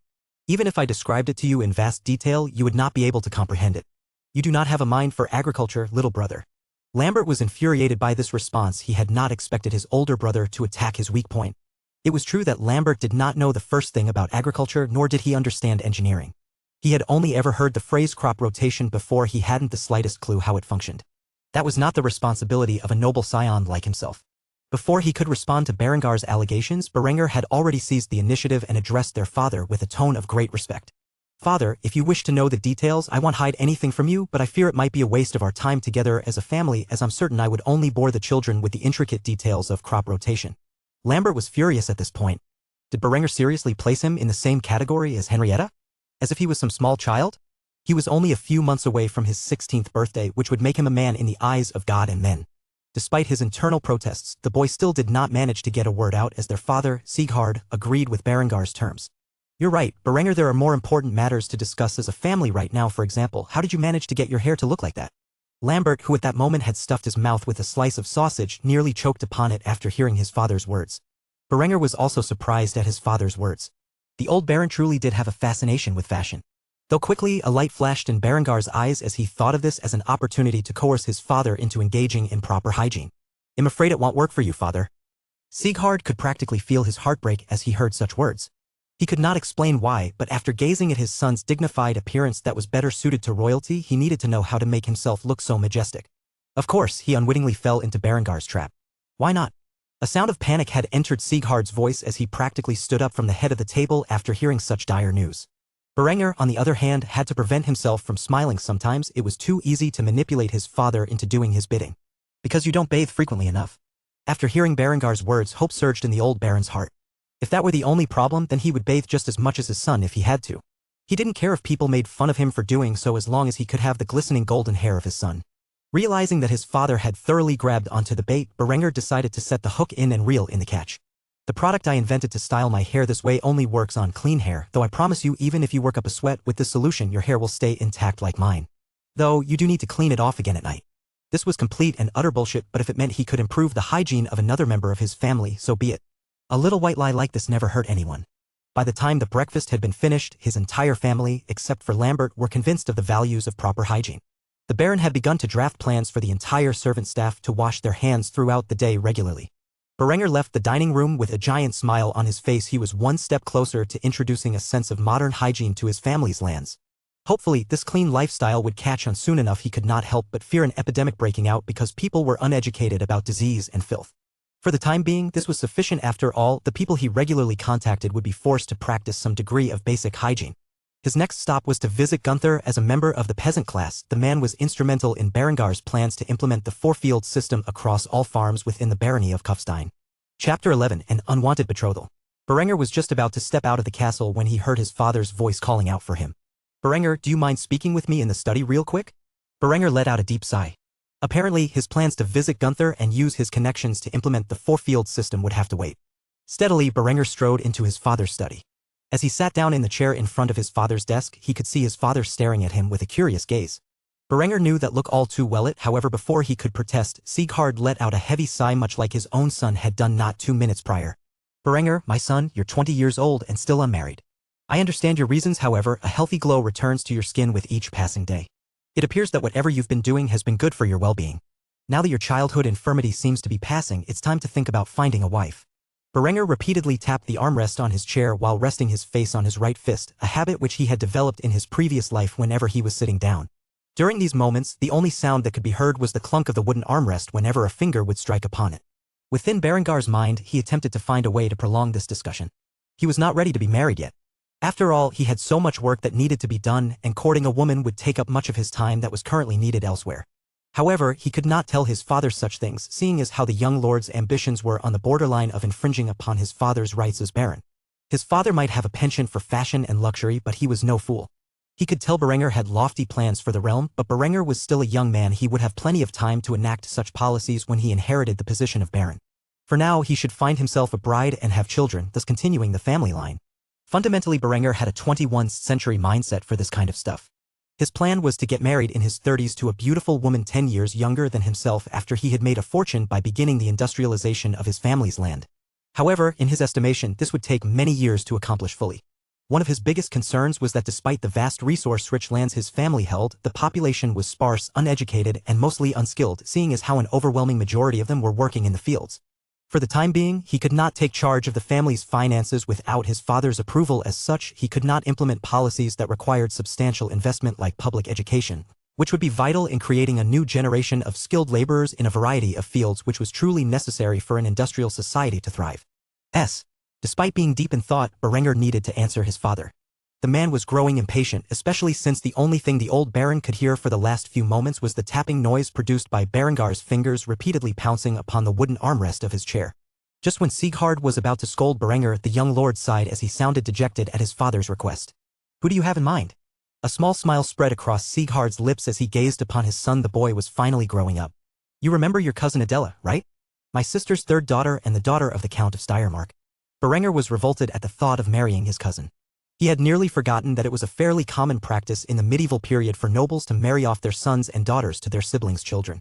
Nevertheless, he kept a straight face as he showed respect to his father's wishes. Little Adela? I haven't seen her in ages. How old is she now, 13? Siegfried nodded at his son with a smile on his face. She will be turning 13 this year. I hear she's blossoming into a stunning young woman. Berenger tried not to frown. He had expected an age gap, but this was far too young for him to feel comfortable courting, though it may be slightly more normal in these times. His 21st century mindset made him feel like a groomer just thinking about it. Nevertheless, the more he thought about it, the more the idea appealed to him. Not because he was attracted to his 12-year-old cousin, but this gave him roughly 4 years to set his plans into motion before he was married. At most, they'd be engaged in name only, and he could probably find some way to weasel his way out of the betrothal before the girl turned 16 and he was forced to go through with the act. Berenger began to tap his chair once more as he thought about the monumental decision that would affect his entire life. After another few moments, he broke the silence between the two. I would have to meet her first and see what kind of young woman she has become. His father was pleased, though slightly disappointed. He did not fully manage to convince his son to accept the betrothal upon request, but Berenger didn't fully decline it either. Maybe there was some hope for the young man after all. After nodding his head in approval, Siegfried got up from his chair and walked Berenger to the door. I will send a letter to your uncle informing him of your request. You should expect a response within a fortnight. Berenger nodded. At the very least, this potential betrothal would buy him some time, which he desperately needed. He probably would not appear before the girl for another 3 months. By that time, there should be some significant gains in his muscle mass and his appearance would improve greatly. He would feel embarrassed trying to court a girl in his current borderline emaciated form. I'll leave it up to you, father. After getting that business out of the way, Berenger was finally able to leave the castle and meet up with Gunther to see how he and the land he worked was doing. Gunther had been hard at work, not only tending to the fields but spreading the idea of the 4-field system to the other farmers. It had only been a day, but he successfully managed to convince 3 of his friends to implement such a system on the fields they tended to. It would appear Berenger did not have much to do in regards to spreading the system. Gunther was well connected with many of the peasant farmers within the barony of Kufstein. All Berenger had to do was sit back and let his competent underlings spread the industrial and agricultural innovations that he had already set in motion. For the remaining month, he would spend his time and energy increasing his fitness and building relations with the locals. For the remainder of the evening, he would return to the castle, take a bath, and get a good night's rest. That was the plan, of course, but just like the day prior, the moment he entered the castle's gates, Henrietta ran up and hugged him, inquiring about his whereabouts. Big brother, where did you run off to this time? A worried expression settled onto the little Lola's face. Berenger could not help but smile at her cuteness and patted her head. I was just visiting the town and getting to know the locals. It's a lord's job to understand the conditions of his people. The little girl smiled as she felt her head patted and eventually let go of her hold over her brother. You're finally in time for dinner. Let's go eat, she said as he pranced off in the direction of the dining room. Berenger followed after her. As he did so, he noticed the same strange presence he felt the night before. Lambert's spies were getting sloppier. Just like the prior night, Berenger ignored it and continued to the dining room. Still, he kept a keen eye on the area he suspected the spy to be hiding. He did not want to receive a bolt in the back while he was not paying attention. After reaching the dining room with his little sister, Berenger noticed his family already seated. They had not expected him to come home so soon after all his daily routine as of the last few days kept him busy during this hour. Nevertheless, he had arrived on time for once. His mother and father were pleased to see him, but Lambert was clearly not. After sitting at the seat across from Lambert, Berenger gazed at him briefly with an indifferent expression before returning his gaze to the plate in front of him. When he suddenly heard his mother's loving voice call out to him. So, my son, I hear you are finally betrothed? Berenger nearly choked on his food when he heard those words. He looked up to his mother with a shocked expression on his face. It had been merely a few hours since he discussed this with his father, and he had not fully accepted the betrothal. How did it suddenly turn into a done deal? Was this a setup from his father all along? Had the old man already negotiated the betrothal by the time they had the discussion?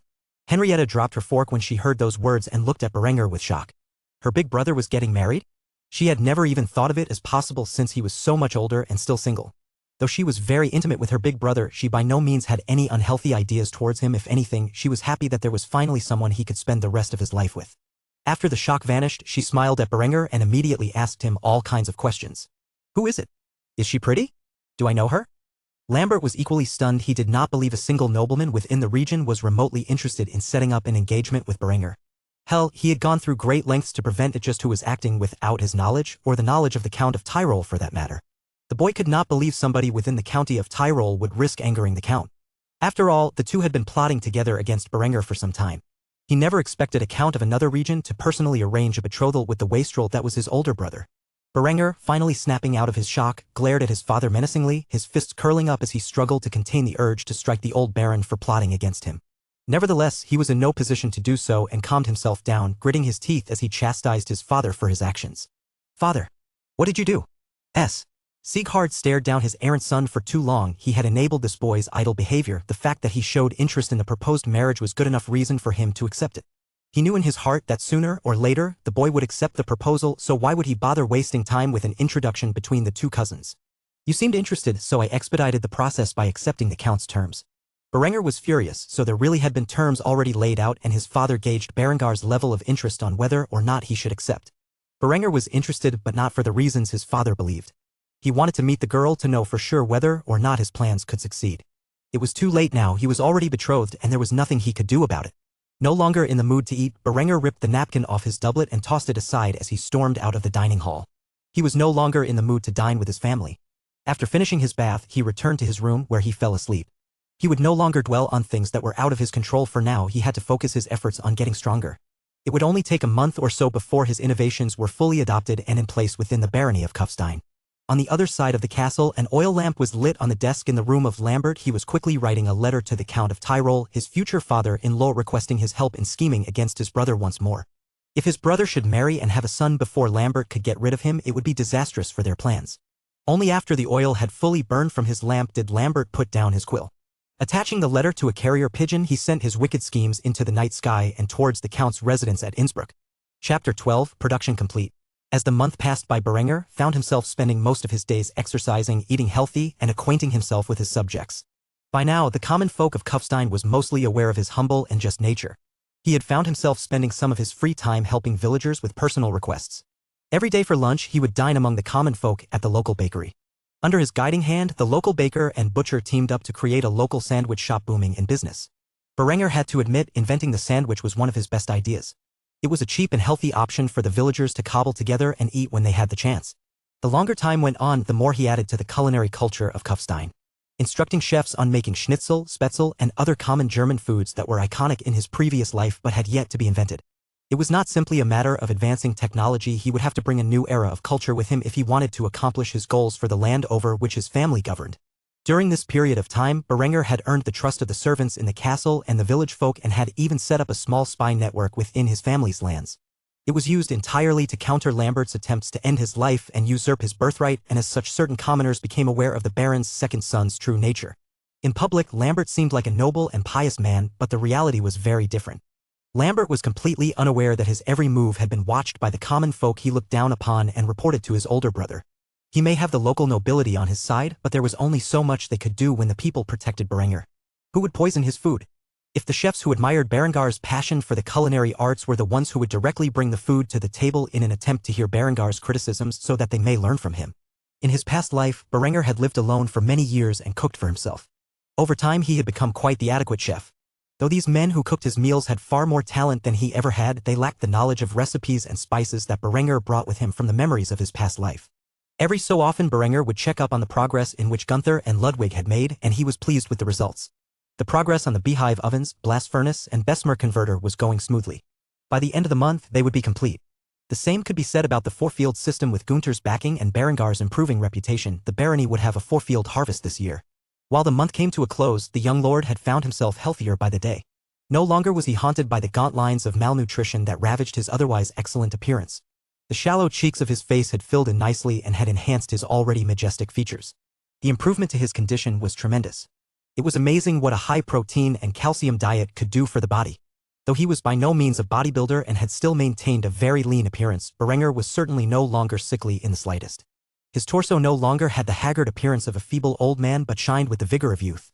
There were even signs of definition in the muscle on his body, and a six-pack steadily began to form. His milky white skin maintained its grace, but the unhealthy pale effect had been replaced with a healthy glow. Despite these gains, he was still far from the fitness goals that he wished to accomplish, yet Berenger was satisfied with his appearance for now. He had finally overcome a lifetime of pestilence and frailty. Perhaps now he could even swing a sword properly, though with his plans in mind for military innovations, the age of swords and arrows would soon be coming to an end. After finishing his morning bath time, Berenger entered the dining room to eat his morning meal with his beloved family. However, Lambert was noticeably missing from the occasion. He had ventured to Innsbruck to visit his fiancée. This allowed Berenger a slight reprieve from the constant battles of intrigue he had secretly been engaging in with his little brother behind the scenes. He was aware that Lambert was cooking up an assassination attempt in the shadows, and the likelihood of his visit to Innsbruck involving that purpose was high. If the Count of Tyrol was backing Lambert's plot to eliminate him, it did not bode well. Thus Berenger had no choice. He would have to meet with his fiancée and gain the backing of her father, the Count of Steiermark. It was a task he had been putting off for some time now, primarily out of concern for his appearance. He had not seen Adela since she was a little girl. As such, this meeting would be the first time she had seen his adult appearance, and he had been waiting for satisfactory results.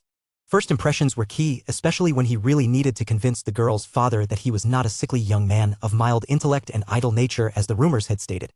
He needed to prove he was healthy, determined, and cunning. If he were to be backed by a noble of equal stature, then the Count of Tyrol would have to think twice about assassinating Berenger. As long as Berenger could contain Lambert's schemes to those dwelling within the barony of Kufstein, he was positive he could foil any attempt on his life and inheritance. Eventually, though, he would need a more permanent solution to Lambert and his many schemes. Berenger could not very well have someone who intends to kill him live within his domain. The conversation at the breakfast table was delightful now that he did not have to worry about Lambert trying to affect his family's opinion of him. His father was very proud of the results of his training, and his mother could not help but smile every time she saw how healthy her baby boy had become. Henrietta, on the other hand, was happily enjoying her food without a care in the world. Berenger was snacking on a breakfast sandwich made of toasted sourdough bread, sausage, egg, ham, bacon, and cheese. It was one of his favorite breakfasts in his previous life, and it was just as great in this one. His parents did not know where the idea of sandwiches came from, but they also enjoyed the new culinary inventions over the past month. After finishing the sandwich and washing it down with a mug of milk, Berenger discussed his concerns with his father. "Father, I do believe it's time for me to meet with Adela. We've been officially betrothed for nearly a month now, and I have yet to see her face." Sieghard smiled. He knew his son would be asking about it soon enough. The reason he hadn't asserted they meet sooner is that he too shared Berengar's concerns over the boy's prior appearance, but that was no longer a factor. Truth be told, he had received several letters requesting his son's appearance, which he had been stalling for time with his replies. However, he could not ignore the last one. Apparently, the little girl got fed up waiting on Berenger to accept her requests for a meeting and had already set out for Kufstein to force an encounter with her betrothed. He had not informed his son of this yet, and he figured now was the perfect time to do so. "About that, it would appear your little cousin was too eager to meet you, and she is already set out for Kufstein. She should be arriving tomorrow morning." Berenger smiled. He truly had not expected this, but he liked the little girl's determination. Maybe they could get along after all. However, he was not too sure what he could have in common with a 12-year-old girl. Nevertheless, he was pleased to hear the news. He would not have to wait a fortnight to meet the girl, nor would he have to travel all the way to Graz, which was the capital of Steiermark and the home to its count. "Good, that fits with my plans for the upcoming days." Sieghard relaxed his shoulders and sighed after hearing Berengar's response. He thought the boy would be displeased with the news. After all, he had reacted so strongly to being engaged that he feared the boy would do something stupid in an attempt to break it off. Nevertheless, his son appeared to have accepted the betrothal. Sieghard had no idea that the only reason Berenger accepted the idea was that he needed to borrow the Count of Steiermark's power to interfere with Lambert's deadly schemes. Berenger still was not pleased with the betrothal, but necessity forced his hand. If he had to court a young girl to ensure his survival, he would do so. Luckily, the two wouldn't be married until the girl was 16, an acceptable age to Berenger. Neither of the two men knew that the girl was ahead of schedule and was already at the border of the barony. It would not be long before the couple would meet for the first time in many years. Nevertheless, because they had no way of knowing, Berenger went on with his plans for the day. Ludwig should have completed the project by now, and as such, after finishing his meal and being excused, Berenger went to the town and visited the area where Ludwig had constructed the devices. Gazing up at a series of beehive ovens which were already aflame cooking the coal mined from the mountains into coke, a wide grin spread across Berengar's face. As Berenger stood in awe at the small industrial sector that had rapidly sprung up over the past month, Ludwig snuck up behind the young lord and patted him on the shoulder. "Milord, as you can see, we have completed your designs and have already begun the process of creating the first batch of steel." Berenger looked across the small industrial sector built beside the river and saw that the blast furnace, which was powered by a water wheel, was already in the production of pig iron. The beehive ovens produced the coke, which was then used to fuel the blast furnace to create molten pig iron, which was sent into the Bessemer converter to create steel. Everything was flowing like a well-oiled machine. It would not be long until they had produced their first batch of steel, which they could sell to Innsbruck for a small fortune.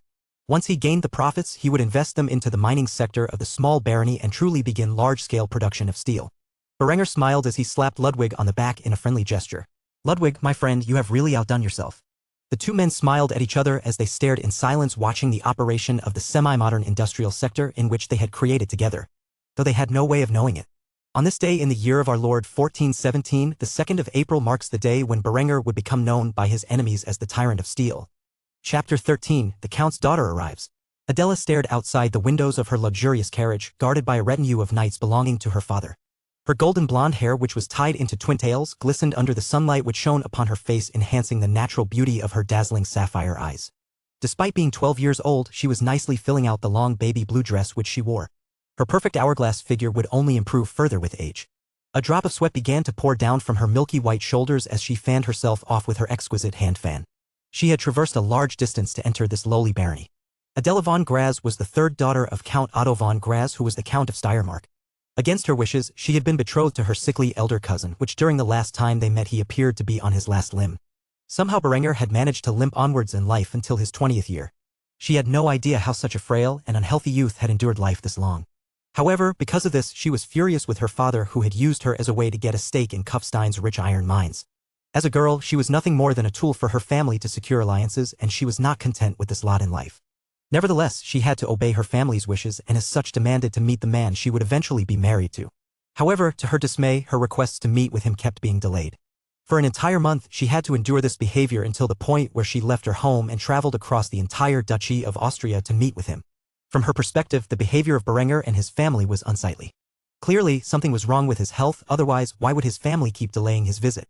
If he was seriously too sick to travel, then she would convince her father to break the betrothal. It was no wonder that Berenger was 20 years old and still unmarried.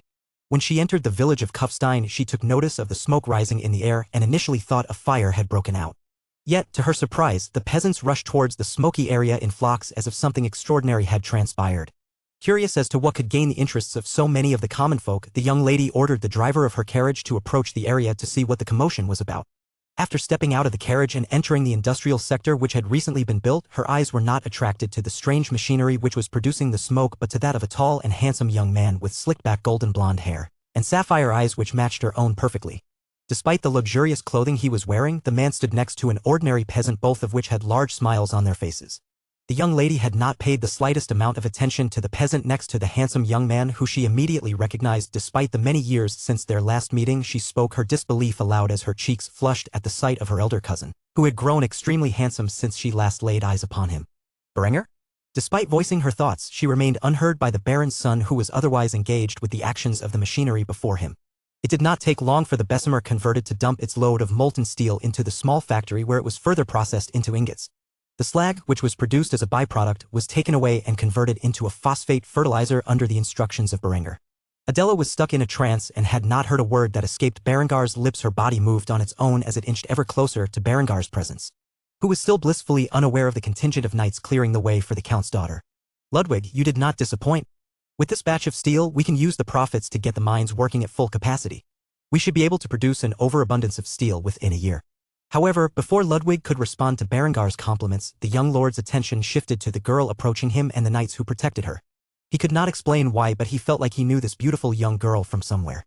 He immediately noticed the flushed cheeks and entranced gaze she was giving him as she bashfully looked away from Berenger and into the direction of the ground. She asked him the question that was on her mind. Berenger, is that you? Apparently, he did know this young girl, but he could not place a finger on who it was. He felt it would be improper to ask, but he truly had no choice as he could not fully remember the girl's identity no matter how much he tried. You are? Adela instantly felt like her heart had grown 3 sizes upon seeing Berenger and then plummeted into an abyss when he failed to recognize her. This bastard had grown so handsome and yet he did not manage to recognize her beautiful face? What was wrong with his thick head? Despite her inner fury, Adela put a smile upon her face and a graceful act as she bowed before Berenger. It is me, Adela, your fiancée. Berenger was taken aback. He was not expecting her visit today. He thought for sure his father had told him she would arrive tomorrow. Damn it all, did that sly old fox seriously set him up again? He was once more furious at his father. Nevertheless, there was nothing he could do about it now. Standing in front of him was his fiancée, who, if he was being honest, had developed wonderfully. In a few years she would definitely be a knockout. Nevertheless, despite her potential beauty, he had no real attraction to her. After all, she was still a young girl and not yet a woman. However, he smiled after knowing that his fiancée would grow into a stunning woman. After calming himself down and adjusting to the situation, Berenger put on the facade of a proper nobleman. Truthfully, Berenger had virtually no experience in charming the opposite sex, so he had to rely on his one source of infallible knowledge that explained how to win a young girl's favor. That source obviously being the many shoujo manga he had read in his previous life. Without any shame, he adopted the mannerisms of a character from some random manga in his memories, which just so happened to be a prince. Apologies, my lady, I did not recognize you. The last time I saw you, you were but a child. Now you have become an astonishing young woman. He cringed internally at his acting, but if there was one thing shoujo manga had taught him, it is that if you wanted to win the favor of a young girl, you had to be handsome and charming, and this was the only way he knew how to act charming. If Berenger wanted this engagement to work, he at least had to make the girl feel like he was interested. It worked like a charm. Adela was fully enamored in Berengar's handsome appearance and charming act. She had completely forgotten the fury she felt not long ago when Berenger failed to recognize her. Ludwig, watching the cheap romantic display, struggled to contain his laughter while observing the boy's performance. Luckily for Berenger, this girl was but a child and could easily fall for such falsities. Though the longer he stood there watching, the more he recognized that he was no longer needed and tapped Berenger on the shoulder. You don't need to worry, milord, I can handle the rest of the production myself. Why don't you take your girl out for a sandwich? Berenger gazed at Ludwig with brotherly affect. Both men knew that Berenger was more interested in staying and overseeing the production of the steel and slag, but he was limited by his noble obligations. Thus Ludwig gave him a reasonable excuse to leave him behind. If you insist, I will leave the matter to you. I thank you for your hard work. Adela gazed at Berenger with further interest. Despite being a baron's son, he treated the peasants almost as if they were equals. She had never heard of such a thing before. Though most nobles would mock him for such behavior, she found the friendly exchange between the two acquaintances to be quite endearing. Berenger offered his arm for the young lady to grab onto, which she accepted as the couple walked towards the center of the town with smiles on their faces. During the walk to the sandwich shop, Berenger spent the time to say hello to the locals who had passed by. He appeared to be on a first-name basis with many of the commoners, and they, of course, referred to him with the proper respect for his position. Adela became increasingly curious about Berengar's relationship with the commoners. They did not fear him, nor were they intimidated by his position. Instead, they willingly walked up and chatted with him and by extension her. She was not used to such a sociable walk in her father's domain. The peasants stayed out of the count and his family's way, never making eye contact with them. It was as if she had stepped into a totally different culture. One woman had even approached the couple and handed Berenger a rose to give to the young lady next to him. All of the commoners could tell by the way Adela was dressed that she was obviously nobility. Due to the way she was clinging to Berenger, they were most likely engaged. Because of this, the common folk treated her with the same dignity and heartfelt respect they gave to Berenger, who had spent so much time helping develop the town over the last month. By the time they reached the sandwich shop, Berenger had approached a woman in her 30s who was at the counter running the store in her husband's absence. Her name was Helga, and she was the local baker's wife. She helped her husband run the bakery and the sandwich shop, which was co-owned by the local baker and butcher. She saw Berenger walk through the store entrance with a pretty young girl in hand and smiled at the couple. "Milord, you honor us with your presence." Berenger smiled in return and ordered a meal for himself and Adela. "Helga, 2 of the usual, please." Helga immediately got to work as she began to prepare the food, but not before washing her hands. By now, the entire village was aware of Berengar's health habits and had begun to adopt his clean ways. After serving up 2 sandwiches, each paired with a cup of fresh milk, Berenger paid the woman with a white pfennig, which was worth more than the entire meal. "Keep the change," he said as he smiled and took the food and cups over to a table outside the restaurant. Seeing as how it was the middle of spring in the mountains of Austria, the weather was more than acceptable to sit outside and dine. Adela had not said a word the entire time they were walking. She observed Berengar's behavior, which was far from what she expected from the notoriously idle and petty sickly lord. He was nothing like the rumors had said. Clearly, someone was making up lies about him to ruin his reputation. She would never believe that his personality had changed overnight due to a near-death experience. Being a noble lady of high repute, she was confused about the absence of silverware when dining. How exactly was she going to eat this concoction referred to as a sandwich by the locals? Berenger smiled at her as she intensely stared at the food. The charming smile nearly sent her into another daze. "What's wrong? You don't like it? You haven't even tried it yet." The young lady struggled to find her words as she stared at Berengar's exquisite smiling face. Eventually, she managed to find her tongue. "There's no silverware." Berenger chuckled as he had forgotten about the aversion the nobles had towards the way commoners behaved. Thus he decided to lead by example as he grabbed a hold of the roast chicken sandwich with his hands and bit into it. The look on Adela's face was priceless. It was as if she was looking at a barbarian. There was no way she would stoop to such uncouth behavior. However, after a few moments of watching Berenger eat the sandwich with a satisfied smile on his face, she could no longer resist the temptation to try the food. As such, she held onto the sandwich with her petite hands and took a small nibble out of it, which nearly caused Berenger to choke on his food from laughter. This girl was too cute. In a way, she reminded him of a slightly older Henrietta. The sparkle in Adela's glistening sapphire eyes lit up as she tasted the sandwich. She had never had something like this before. Truth be told, the culinary arts of the medieval age were severely lacking. He had spent great effort teaching the chefs in his castle, as well as the locals, how to make basic dishes from his previous life. After a while, she noticed Berenger watching her and felt embarrassed. However, she couldn't stop eating the sandwich. Only after she finished the entire thing did she question his gaze. "What are you staring at?" Berenger chuckled slightly. "Women, no matter what time they're in, are still the same. I just thought that you were cute, is all." Instantly, the girl's entire face turned red as his voice was played back in her head repeatedly. She had not expected him to say such a thing. Her brain had practically fried itself thinking about it. Did he have no shame? Though it's not as if she didn't like the compliment. Only after the two of them had finished their meal did Berenger bring up the noble obligations that had to be paid. Well, I suppose we should go visit my father so that you can pay your respects. Lord knows he will be outraged by the fact that you entered his territory and failed to pay him respects upon entry. This snapped the girl out of her trance as she quickly realized she had failed to follow basic noble etiquette. She nearly slapped herself for following her curiosity rather than sticking to the schedule. By the way, Berenger spun it she might have insulted the Baron's authority by doing so. The little girl had no way of knowing that Berenger was playing a prank on her. Sure, if it were any other noble who entered his father's dominion and failed to pay respects, the Baron would be furious, but this was his niece and also his son's fiancée. He would easily forgive her for playing around with Berenger upon arrival, especially since that was what her visit concerned in the first place. Sieghard would be happy just knowing the two were getting along. Nevertheless, the girl began to tremble with fear as she realized the grave sin she had committed. She did not know her uncle well, her mother rarely talked about him. She feared there would be a reprisal for her actions. Seeing the terrified expression on the little girl's face, Berenger grabbed hold of her hand and calmed her down. Hey, there's no need to be so afraid, I was only joking. My father won't be mad at you for spending the day with me. Trust me, even if he is angry, I will take the blame. Considering I was the one who dragged you to lunch. The little girl wiped away the tears that had been forming in her gentle sapphire eyes and sniffled slightly. Really? Berenger nodded. Maybe he shouldn't play jokes like this on children. After all, noble obligations and etiquette were likely a scary thing for a young girl such as her. If she messed up, it could not just affect her well-being but that of her family. After wiping the tears from her eyes, Adela got up from her seat and asked Berenger. Well, what are we waiting for? Afterward, the betrothed couple headed towards the castle, her retinue of knights closely following from a distance. They knew if they had followed their young lady so closely on her first date, she would be furious. As such, they stayed behind, keeping an eye on her safety from a close enough distance that if trouble showed itself, they could fulfill their duty. Of course, that would never happen in a town that celebrated Berenger as a pillar of the community and not just the Baron's son. Chapter 14, A Fine Evening. Berenger entered the castle's grand hall while holding Adela's hand. Her cheeks were flushed with embarrassment the entire time as she hid slightly behind Berengar's back, gazing up at him from behind. She had not expected the day to play out like this.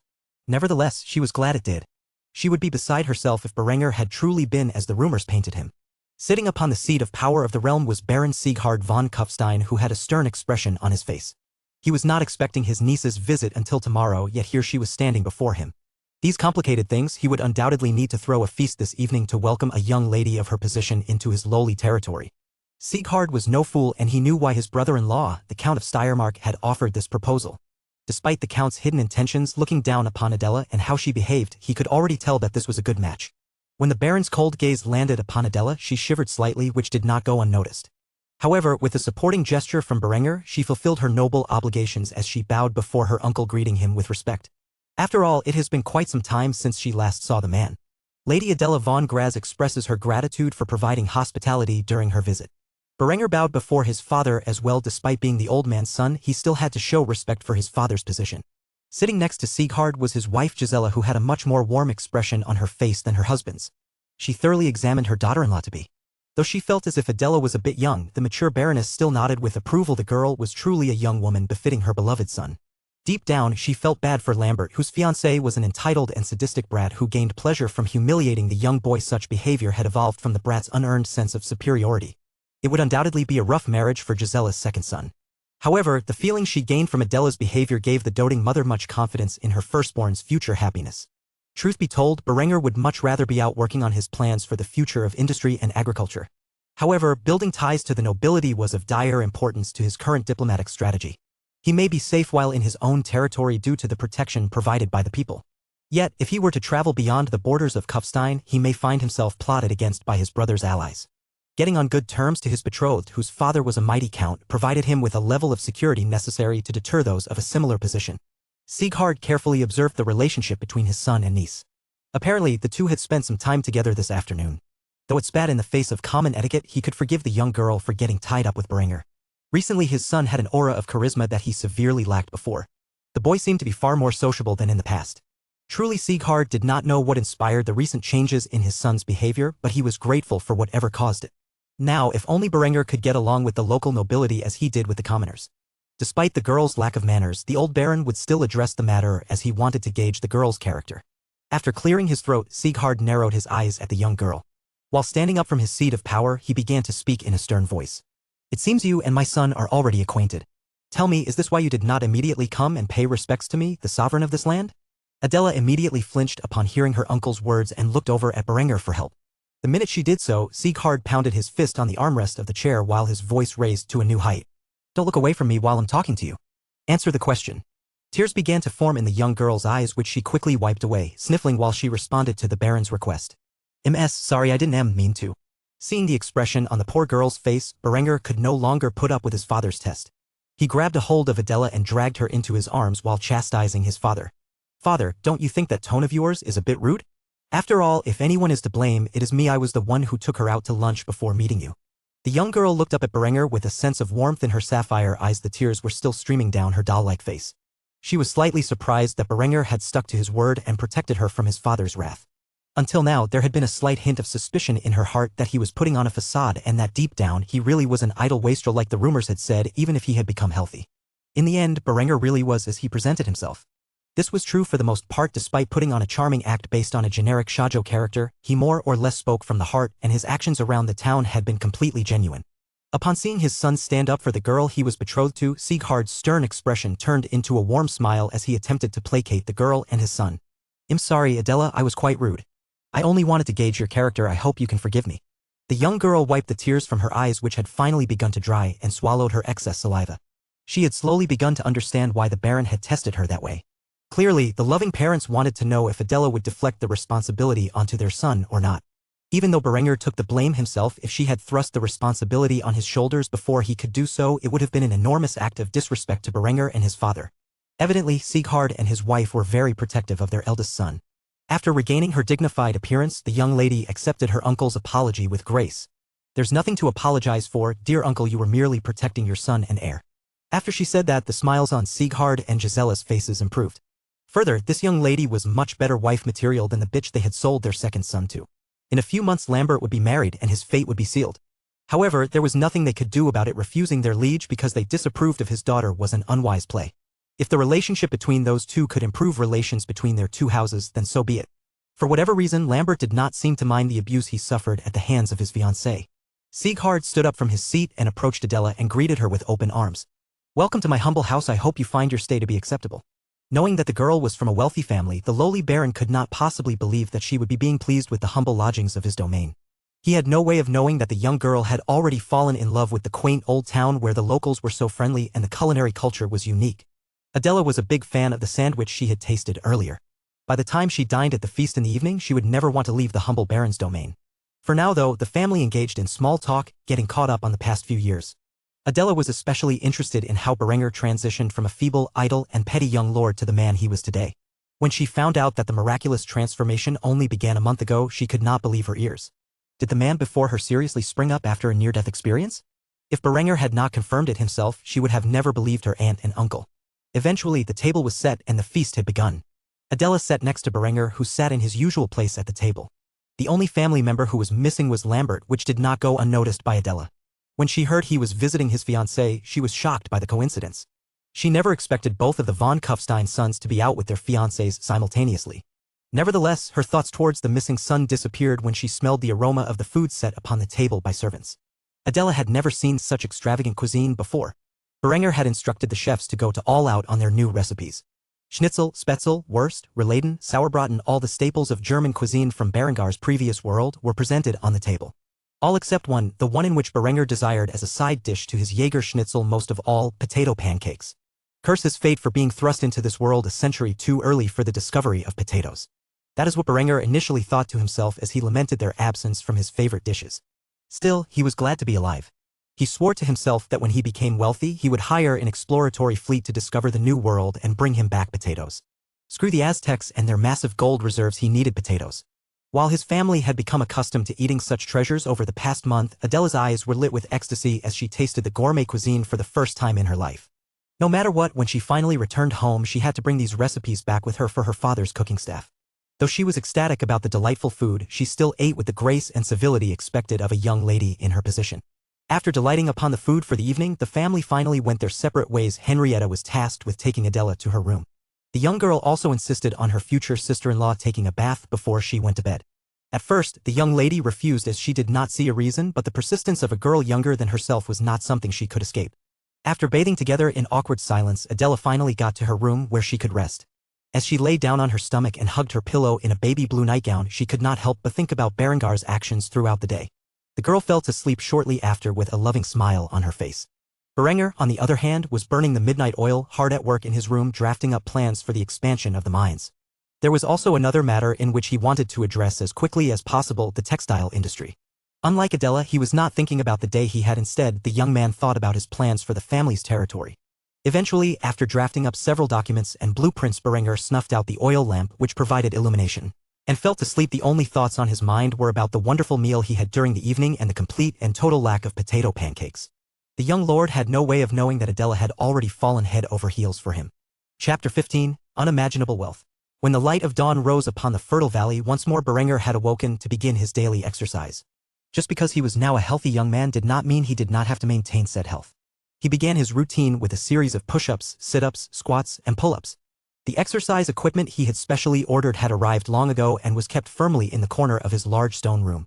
As such, he could accomplish most of his objectives without leaving the comfort and safety of his own personal space. Nowadays, only his daily run was outside the confines of his bedroom. It was a truly efficient use of time and space. Once Berenger had finished his daily exercise, the first course of action he took was that of his morning bath. The young lord refused to spend the day covered in his own sweat, though by now everyone in the castle was aware of his bathing habits. It could practically be said that during the 30 minutes before breakfast, the bathroom was reserved for Berenger. The young lord was especially excited about today's bath. For you see, almost a month ago, after Berenger had convinced the family to begin bathing regularly, he realized the need for a more refined bathing area. As such, he successfully managed to convince his father to break ground on a grand project. During this past month, constant construction had been going on in the corner of the castle where a private bathhouse was constructed within the castle walls. Today was the first day after its completion. As Berenger entered the new bathroom, he noticed there were 3 separate chambers for the large room. The first area was the dressing room where the occupant would dress and undress. The second room was the lavatory in case one needed to use it during bath time. The third area was the actual room where the bathing occurred. A large circular stone bath was fitted in the center of the room and was heated to nearly 100 degrees Fahrenheit. This was not just a bath, it was practically a hot tub. Berenger spent a good 15 minutes soaking his stress away in the large bath in which he could practically swim before finally getting out. Afterward, he dried himself off with a towel and went to the dressing room where he properly dressed. It was only after he was fully clothed that he decided to style his hair the way he preferred it. After confirming his appearance in the mirror, he left the newly designed bathhouse and headed for the dining room where he met his family and fiancée for breakfast. As he snacked on his favorite breakfast sandwich, he looked over at Adela, who had another ecstatic smile on her face. It would appear that she had fallen in love with the food in the small barony.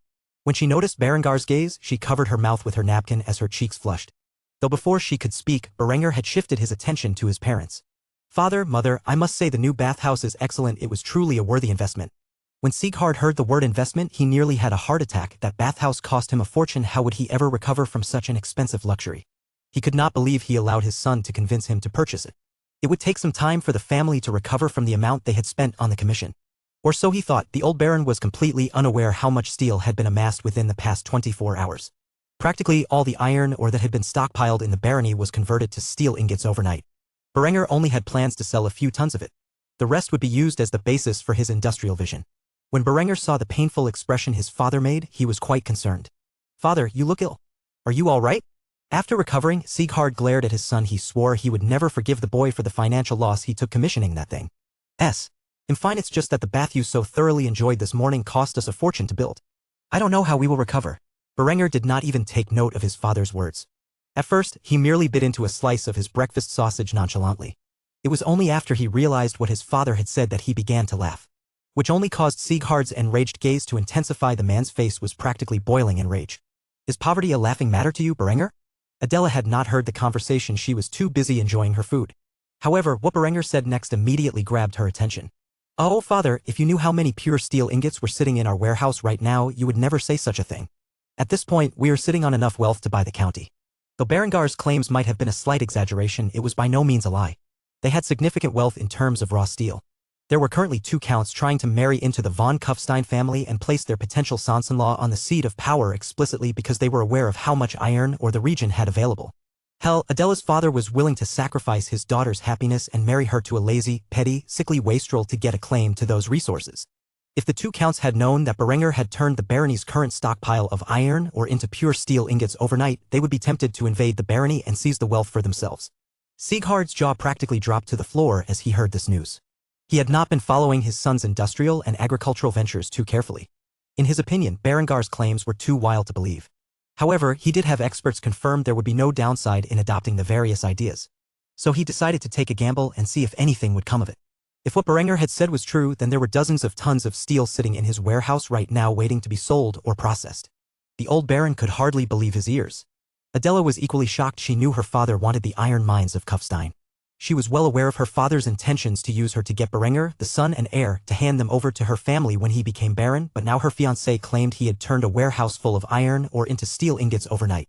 She was equally in disbelief as Sieghard. If this were true, she would have to write to her father and convince him to change his plans for the future. Only Henrietta had a calm expression as she had no idea what any of this information meant for her or her family.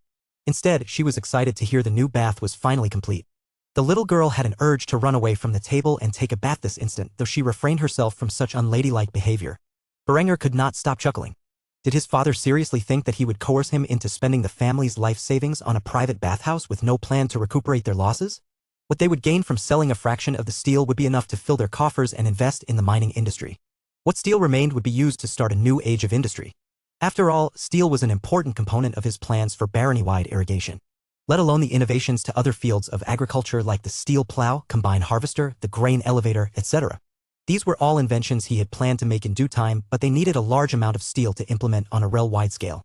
The young lord estimated that the barony's fields would be filled with early forms of mechanized agriculture within a year or two, which would allow for far fewer farmers and in turn create more tradesmen who would be used to fuel his fledgling industry. For now, his focus was on creating steel pipes for irrigation. As long as he had the full field system, irrigation and phosphate fertilizer used on every farm, this year's harvest was sure to be massive. Sieghard could hardly believe what he was hearing. He decided to excuse himself from the breakfast and immediately check with Ludwig about the details. He had to see the stockpile of steel with his own eyes to believe it. Apologies, my loving family, but it appears I have some serious business I must attend to. I will see you all at dinner. Afterward, the baron left the dining hall and rushed to the storehouse, keeping the iron ore. Sieghard would spend the rest of the day having Ludwig walk him through the process and explain Berengar's ideas for how best to make use of such a vast quantity of steel. As Sieghard left the dining hall, Adela recovered from her shock and decided to ask Berenger a question of dire importance to her family's plans. Berenger, what exactly is it that you plan to do with so much steel? Berenger smiled at the young girl sitting next to him and patted her head affectionately. He knew why her father had proposed their marriage, and he was not about to give away the key to his family's success. First, I intend to sell a portion of the ingots and use the profits to fill our coffers and invest in the mining industry to increase industrial productivity. As for the steel that remains afterward, I intend to use it to implement a system of realm-wide irrigation to improve the efficiency of our agricultural production. The young lady had no idea what irrigation was or how it affected agriculture, but it appeared Berengar's ambitions were purely domestic. He had no desire to build a large army and conquer other regions. He merely wanted to increase profits and crop yields. After listening to the Count's ambitions of becoming the Duke of Austria her entire life, she felt greatly relieved that her future husband was not a power-hungry madman like her father. Instead, everything Berenger desired was to increase the quality of life and economic productivity of the people he would one day rule over. She had never before met a single nobleman who was content with his lot in life. Everyone she had ever met, including the men in her family, all desired more than what they currently had. Berenger was different. He was fine with being a lowly baron as long as his barony was the most advanced region in the world and could defend their sovereignty. She knew now it was best to convince her father to abandon the idea of taking over the mineral rights of the region, as Berenger would put the resources to far better use than her father would. She needed to convince her father to negotiate with Berenger, and Sieghard for that matter, on a fair price for the steel they have already produced. After all, her father would not be satisfied without the iron or steel required to equip his armies. Though the matter was of great importance, she felt like spending the rest of the afternoon with Berenger, who had his schedule open due to his father taking up Ludwig's time. As such, the two took a walk across the town and conversed with the common folk. The second time around, Adela was far more social with the villagers, who began to recognize her as their future baroness. It was not until dinner when the two had returned from their second date and entered the castle's gates. Though Berenger was anxious about getting his designs to Ludwig and introduce irrigation as soon as possible, he felt as if a day or two of rest was needed every now and then. After all, he never expected his time with Adela to be so delightful. Adela also treasured the time she spent with Berenger. She felt as if she was dreaming, for the last 2 days had been so peaceful and filled with joy, something she was not accustomed to under the yoke of her father's tyranny. After dining with her soon-to-be in-laws, she retired to the new bathhouse where she finally understood Berengar's habit of bathing twice a day. As the day's accumulation washed away from her flawless skin, she sat in the bath thinking about her recent date with Berenger. It was not until a half-hour later when she came out of the bath and saw Berenger at the doorway entrance. Though she was fully dressed in her nightgown, her hair was let down and still wet, and for some reason this caused her great embarrassment. Thus she fled back to the room she currently occupied, avoiding Berengar's gaze the entire time. It was only after the door was safely latched behind her that she calmed down and realized she still needed to write the letter to her father. She spent the remainder of her waking hours writing the letter. What was initially planned to be a request to purchase the steel at a fair price turned into a letter from a young girl gushing about her crush. Only the very end of the letter remotely resembled her initial intentions. As if she hastily added it on after she had written everything on her mind about Berenger. Shortly after its completion, she handed it off to one of her knights and ordered him to deliver the letter to her father as soon as possible. As soon as the task was complete, she returned to her bedchamber where she fell asleep with a satisfied smile on her face. Berenger, on the other hand, had spent the remainder of his time bathing and drafting up blueprints for some of his agricultural designs. Though it would be a while before they could be fully implemented, it was best to have the designs drafted as soon as possible. His only regret about today was that he had failed to deliver his designs on irrigation to Ludwig. It did not matter, for he could always do so tomorrow.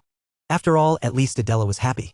After finishing his work for the day, Berenger snuffed out the light of his oil lamp and crawled into bed, where he rested comfortably on his feather mattress for the rest of the night.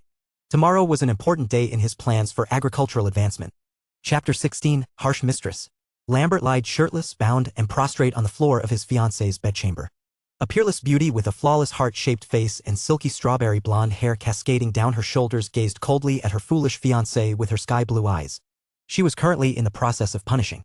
Her foot pressed his head down into the cold stone floor while her left hand carried a curled whip. Her heavenly bust heaved as she sighed in disappointment at the news of failure in which Lambert had brought her. Linda von Habsburg was the eldest daughter of Count Lothar von Habsburg, head of House von Habsburg-Innsbruck, which was a cadet branch of House von Habsburg whose main branch were the rulers of the Duchy of Austria. She was 16 this year and was renowned across the duchy as one of the three heavenly beauties of Austria. However, looks were often deceiving personality-wise. Linda was secretly a sadistic bitch known among a select few as a young woman who broke her toys easily. Yes, her toys, that was how she referred to her suitors, many of which had come and gone over the years as they could not endure the physical and mental abuse which she took pleasure in inflicting upon them. Lambert was just the newest arrival, and though her father had supported his proposal, she did not personally recognize it. An intense gaze stared down upon the teenage boy lying prostrate before her as she raised her whip and struck his back. A large cut appeared as it made contact with his flesh. Lambert desperately attempted not to let a painful cry escape his lips. However, he could not resist screaming in agony after another 2 lashes, which only further enraged the dominatrix, who pressed his head further into the cold stone floor with the heel of her foot. If Lambert gazed up, he would be able to clearly see the beautiful girl's embroidered white silk panties that lie beneath her sinful baby blue nightgown, which had been purposely designed to show off the girl's immaculate curves. However, it would only further provoke his fiancée if he did so, something he would do his best to avoid. After venting her frustration on the youth's body, she sighed heavily and lowered the whip before bringing Lambert's face up to meet her own vicious glare. Tears streamed from the boy's eyes as she chastised him for his weakness. "It looks like frailty runs in your family. How pathetic." The girl got up from the bed and kicked Lambert back down to the ground as she sat on his back, using him as a stool for her to rest on. "You're useless, you know that?" After hearing about Lambert's attempt on his elder brother's life, which failed spectacularly, she was in a particularly foul mood. Exactly how hard was it to poison a sickly and frail man to death? Somehow not only did Lambert's attempt fail, but it inspired Berenger to get his act together and began the process of becoming healthy. By now, the young lord had overcome his childhood infirmity, thus ruining her and her father's plans.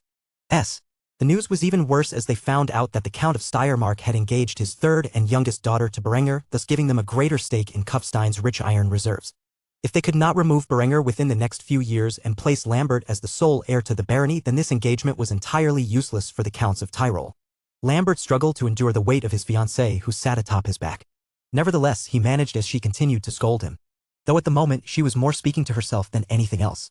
If you want something done right, you've got to do it yourself. The heavenly beauty saw her toy gazing up at her and looked at him with disgust. She grabbed a hold of the handle of her whip and shoved it in the boy's mouth, forcing his head away with a violent thrust. "Do not set your filthy gaze upon me, wastrel. You have not earned that right." Lambert averted his gaze as he forced himself to ask the question on his mind. "Apologies, mistress, I was just curious about what you said. What is your plan exactly? Isn't it obvious? I'm going to go back to your home and seduce your brother, then, after he is on his knees begging, I will end his life. Clearly, you can't be trusted to do the simple task yourself." Lambert felt conflicted after hearing such words. His fiancée was going to seduce his brother? Even after enduring all this abuse, Lambert had not even been able to sleep with her yet. The lustful teenage boy was extremely envious of his older brother at the current moment, but as he thought about the pain he was currently facing, his mind shifted to joy instead. If she was like this with her fiancé, how cruel would she be to Berenger when she finally got him on his knees? Without awaiting her fiancé's approval, Linda called out in an authoritative tone, "Hans." Immediately the door to the bedchamber swung open and a young knight clad in full-plated armor with a sword slung around his waist entered the room and knelt before the young lady. Evidently he was well accustomed to the sight before him, as not a hint of surprise could be seen from his expression. "Yes, my lady?" Linda sat atop Lambert's back with her arms crossed and an indifferent expression. She did not care for someone as low as a knight. As the privileged daughter of a count, she even considered barons to be nothing more than elevated trash, let alone a common knight. "Get my shit packed, I'm going to Kufstein." Hans would never disobey an order from the young lady. He did not want to end up in Lambert's current position. As such, he obeyed her orders, despite it being a menial task unbefitting of a knight. He was well aware that a servant was a servant in the eyes of the harsh mistress, and there was nothing he could do about that. "Your will is my command." Afterward, the knight quickly left the room and went to manage the task set before him. It would be a matter of hours before she set forth on the road to Kufstein with a retinue of knights to protect her and her current boy toy in tow. Meanwhile, in Kufstein, Berenger had just finished his daily breakfast and set forth on the task to begin constructing his irrigation system, which was based on a system used in his previous life commonly referred to as wheel line irrigation. In his previous life, this irrigation system provided water to vast fields across the entirety of the United States of America. With this system in place, the barony of Kufstein would efficiently water their many crops without the need for several farmers to water them by hand. Eventually, this would allow for fewer farmers while utilizing larger plots of land for growing crops. When Berenger entered the industrial district, he saw his friend and partner in the steel industry, Ludwig, currently overseeing steel production. When the old man noticed the young lord approach, he bowed respectfully. "My lord, it is wonderful to see you. I have been awaiting your instructions on what to do with all this fine steel we have amassed." Berenger smiled and mocked his friend in a jestful manner. "Oh? I thought my father visited you yesterday. Did the baron not have any plans for the resources of his domain?" Ludwig scratched his head with an awkward smile on his face as he led Berenger over to the storehouse which currently contained all of the steel, briefly summarizing his discussion with the young lord's father the day prior. "Ultimately, I managed to convince him to let you manage the steel business. He was so shocked by the amount of steel in our stockpile that he had no idea what to do with it all." Berenger chuckled. If he were in his father's position, he would be a bit overwhelmed as well. "A wise move. Well, sell between 35 tons of it. I am certain that in these uncertain times, there is bound to be a buyer for that much steel." Ludwig scratched his beard while entertaining the thought. "What about the rest?" Berenger had a look of excitement in his eyes as he stretched out the blueprints for his irrigation system. Though it looked complicated at first glance, Ludwig quickly realized the ingenious nature of the design. "This is for watering crops?" the old man asked, almost in disbelief that such a thing could exist. Berenger nodded in affirmation of the statement and looked off into the distant fields of Kufstein with a determined expression on his face. "Imagine it, all of our fields supplied with water through the system, not a single patch of land unquenched." Ludwig looked off into the fields, which were filled with farmers slowly watering their crops by hand. He could envision the future quite well, but a concern instantly entered his mind. "Won't that put a lot of farmers out of work?" Berenger smiled at Ludwig and grabbed a hold of his shoulder. "Out of the fields and into the factories. Of course, they will be properly compensated for their labor." After hearing the extent of Berengar's thought process, Ludwig could not help but share in the feeling of excitement that these blueprints had generated. Truly, Berenger had a mind like no other. The fact that he had used the word factories proved that the young lord's ambitions for the steel industry did not end with this one factory they had just built. Ludwig was slowly starting to piece together Berengar's concept of an industrialized society. The more designs the young lord showed him, the more his understanding of the world changed. After chatting a bit more about his plans, Berenger finally allowed Ludwig to work on the irrigation system. It would take a while to produce it, but he figured it could be done in a matter of months. At most, in half a year, the fields of Kufstein would be properly irrigated, ushering in a new age of agriculture. By then, he hoped to have some of his mechanized inventions in production, like the combine harvester, seeder, as well as the steel plow. Now that he had accomplished his plans for the day Berenger returned to the castle, it was about time he began making preparations to befriend the local nobility. As such, he went back to his room and began drafting invitations for the minor lords and knights under his father's vassalage, as well as their families. After all, he had an excuse to host a party. He had recently gotten engaged to a fine young woman, and it was time to throw an official celebration and allow the world to know of his intent to marry her. Initially, he had reservations about the idea of marrying his cousin. After all, that was not a common thing in his previous life in American society. It was outright outlawed throughout most of the country. However, Adela proved to be beyond his expectations. He honestly did not have many expectations for the young girl to begin with. At the very least, he figured she would be a noble snob who would chastise him for his friendliness with the commoners. Yet, she proved to be a kind-hearted young girl who thus far had appreciated the culture he had begun to foster in Kufstein. Maybe one day soon he could share his vision for the future of his domain with her. Even if something happened and the engagement did not work out, he still needed an excuse to gather his father's vassals, and this was the best one he could come up with. By refusing to show, they would not be insulting him but his father, the Baron. Something the lesser nobles beneath his rule could very well not afford. While he was drafting up the letters of invitation, Berenger heard a knock on the door. As such, he placed down his quill into the ink bottle and investigated the disturbance. After opening the door, he was surprised to see Adela with a tray full of snacks and 2 glasses of milk standing in his doorway. With flushed cheeks, the girl asked what was on her mind. "Would you like to share a snack with me?" After seeing the girl's cute expression, Berenger could not find it in good consciousness to decline her offer. Thus he parted from the doorway and led the girl to his desk, where he pulled out another chair and set it up next to his workstation. After placing down the tray of Lebkuchen and pfeffernuss cookies which the castle's chefs had recently baked for the young lady, Adela spotted the exercise equipment in the corner of Berengar's room. Naturally, she inquired about their use. "What is that in the corner, back there?" Berenger did not even need to glance behind him to know what she was referring to. As such, he snacked on a Lebkuchen cookie and reminisced of his mother's baking from his previous life. After getting back to reality, he answered the young girl's question. "That's exercise equipment. It helps build strength." The girl had never seen such equipment before, but she immediately lost interest when she heard it was used exercise. As long as she kept her current figure and grew into it properly, she had no desire to do any more exercise than was necessary.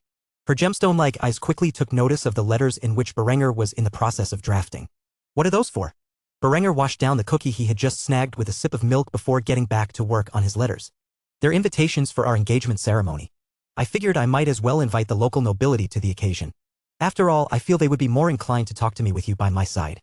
Once they get to know the real me, the vicious rumors that have been spread about me will begin to disappear, or at the very least replaced with less harmful ones." Adela looked at Berenger with hearts in her eyes. He was throwing a party to celebrate their engagement? That was completely unheard of and extremely romantic, at least in her eyes. Berenger was aware that traditional engagements from his previous life and the ceremonies that preceded them would not become a thing for many decades still. However, what he was unaware of was just how much of an effect this party would have in his fiancée's opinion of him. The girl got really excited when she heard he was throwing a party and inviting many nobles. She couldn't wait to see such a splendid occasion. "So when will this party be taking place?" Berenger answered without delay as he continued to write the invitation letters. "About a month or so. I need time to sell some of the steel I have stockpiled to afford the expenses. It won't be a simple affair." As Berenger realized the expense this party would incur, he figured he might as well sell an extra ton or two to avoid causing his father unnecessary heartache. After all, the man loved to spend his money on luxuries but always felt bad about it afterward. As such, the couple spent the remainder of the afternoon together enjoying some snacks while discussing the details of the upcoming party. Pleasantly unaware of the storm heading in their direction, taking the form of a sadistic vixen. Chapter 17, Immoral Temptation. From the view of the carriage, those dwelling inside could see the castle of Kufstein in their sights. They had been traveling for nearly a week now and finally arrived at their destination. Inside the luxurious carriage were 2 individuals in their teenage years, Lambert and Linda, who had spent the entire journey in silence. Every time Lambert attempted to speak with Linda, he was given a deathly glare and a crack of the whip. Eventually, he decided to mind his own business. The only thing that made the trip bearable was knowing that his brother's life would soon come to an end and he would be next in line for the title of Baron. A rider was sent ahead of the caravan to ensure that the von Kufsteins were aware that the Count of Tyrol's daughter was approaching them. This was to avoid any awkwardness that may arise from randomly showing up in another noble's territory. Even if she was traveling with the son of said noble, it would be a huge slap to the face of Baron Sieghard if she showed up unannounced. However, she did not ride ahead out of fear of giving Berenger time to defend himself against her schemes. If what Lambert said was true, the young man had been slightly more cunning than she was led to believe. She blamed the lack of intelligence entirely upon Lambert and his inability to gauge his own brother's cleverness. If her scheme was to work as planned, she would need to put on an act to entice Berenger into a room alone with her where she would play with him a bit before ending his life. She wondered what his screams would sound like. Would he have the high-pitched tone of his kid brother? Or the deep grunts of a man? She was beginning to get aroused, thinking about the pain she would inflict upon her victim. As the carriage arrived in the castle's courtyard, the Baron and his family came to greet the Count of Tyrol's daughter. Even Adela had been present to show her respect to Lindy's position, a position in which she was equal. Yet when Linda stepped out of the carriage and gazed upon the family, her cheerful facade nearly cracked when she saw that there was no character fitting Berengar's description lined up to greet her. Did this bastard seriously not give her any face? Where could he possibly be? This was outrageous. She was his liege's daughter. She thought about the suffering she would inflict on the feeble man for the slight and managed to keep her facade up as she greeted her hosts. "Lady Linda von Habsburg thanks you for your hospitality." Personally, she felt sickened showing any form of respect to the barons who in her eyes were hardly a step above commoners. Yet, due to her noble obligations, she could not poorly represent her family in front of their vassals.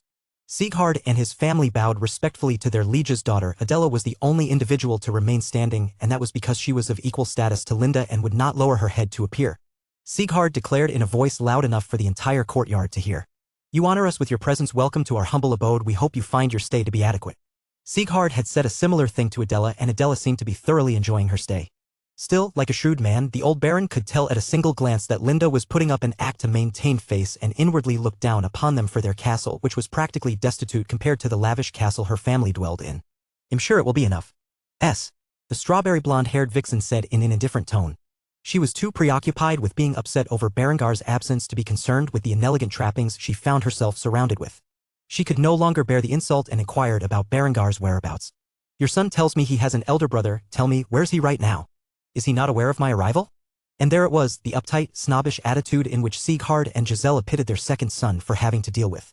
If they knew what was going on behind the scenes between the couple, they would never allow the marriage to occur. Unfortunately for everyone involved, they were unaware of Lambert's suffering.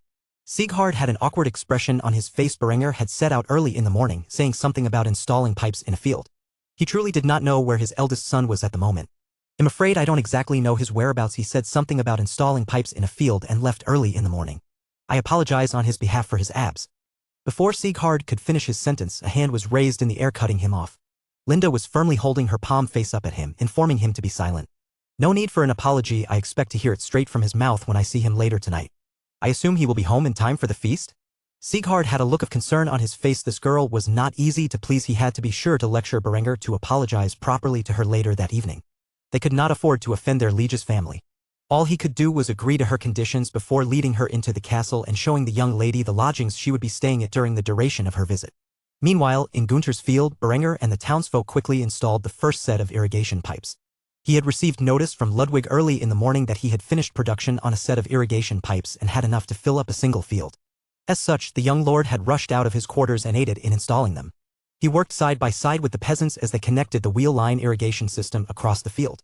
After it had been entirely set up, Berenger was given the honors of activating the system within seconds. Water sprinkled from the thin steel wheels, which were stationed every few feet across a long steel pipe that supplied water to the aforementioned wheels. Cheers echoed across the field as many villagers had gathered to witness Berengar's latest invention, and it did not disappoint. Gunther and his family practically wiped tears from their eyes as they saw the irrigation functioning properly. This meant he did not need to spend nearly as much energy watering his crops every day.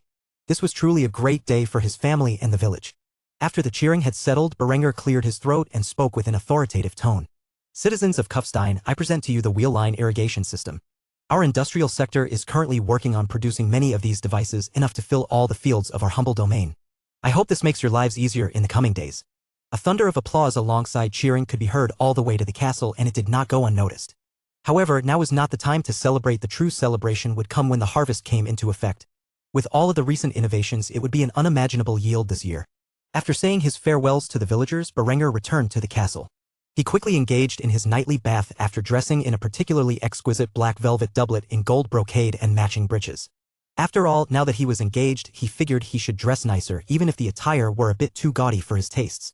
However, when he entered the dining room, all eyes were set upon him, something to which he had become accustomed to. However, the glances of Lambert and the stunning woman sitting next to him particularly caught his attention. He had not seen Lambert in over half a month. It was no surprise he was acting this way when Berengar's physical transformation had even stunned his family members who witnessed it in full. Though Berenger did not care in the slightest about his vile brother's opinion, what caught his glance was the heavenly beauty sitting next to Lambert. She had to be the most beautiful young woman he had seen in the entirety of his 2 lives. Was that Lambert's fiancée? He instantly felt envious of his younger brother and thought to himself, "Fuck, what kind of shit luck do I have to get stuck with the 12-year-old cousin when that scheming prick gets an angel like her?" Meanwhile, Linda had an even stronger reaction to Berengar's appearance.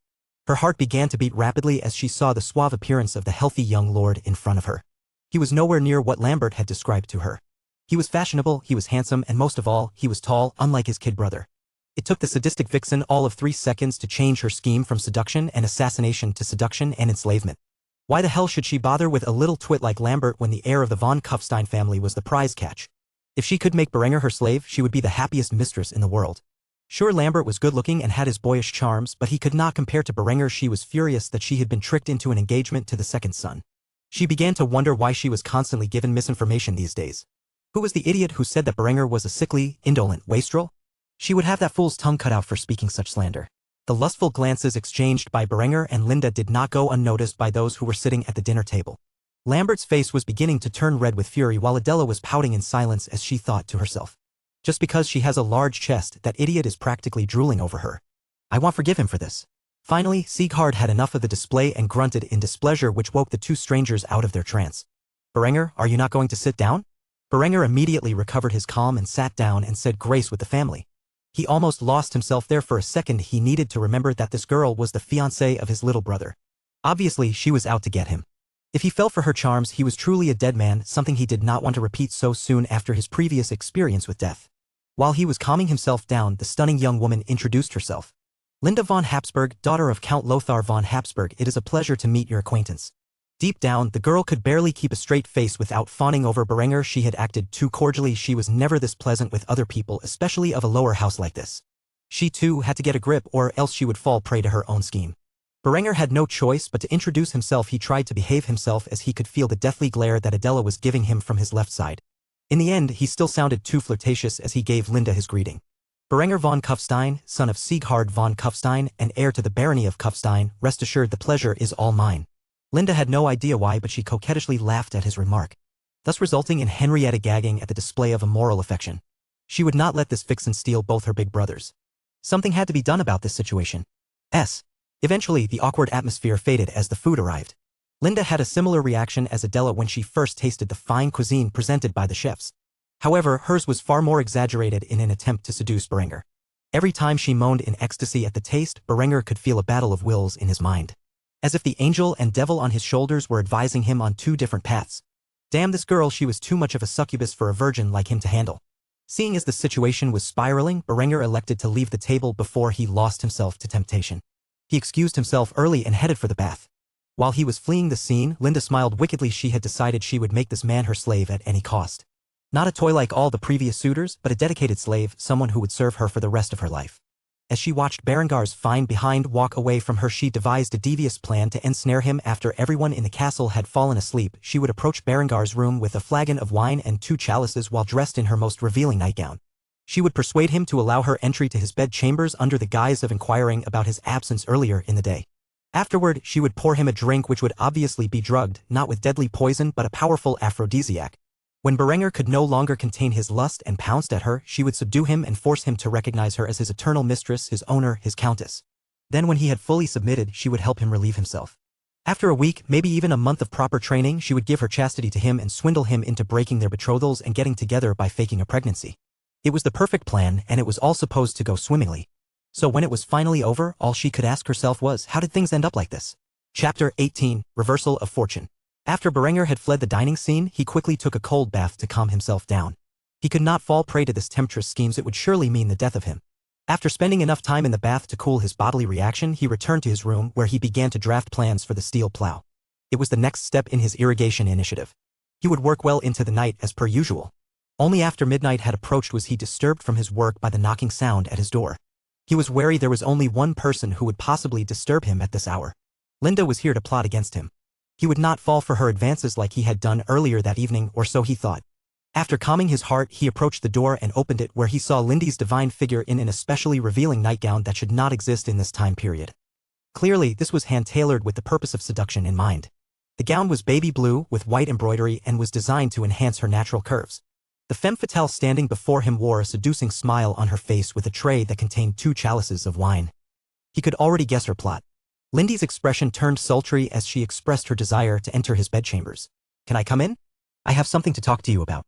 Berenger smiled and played along to her games. He had already figured out what she was planning and intended to turn it around on her.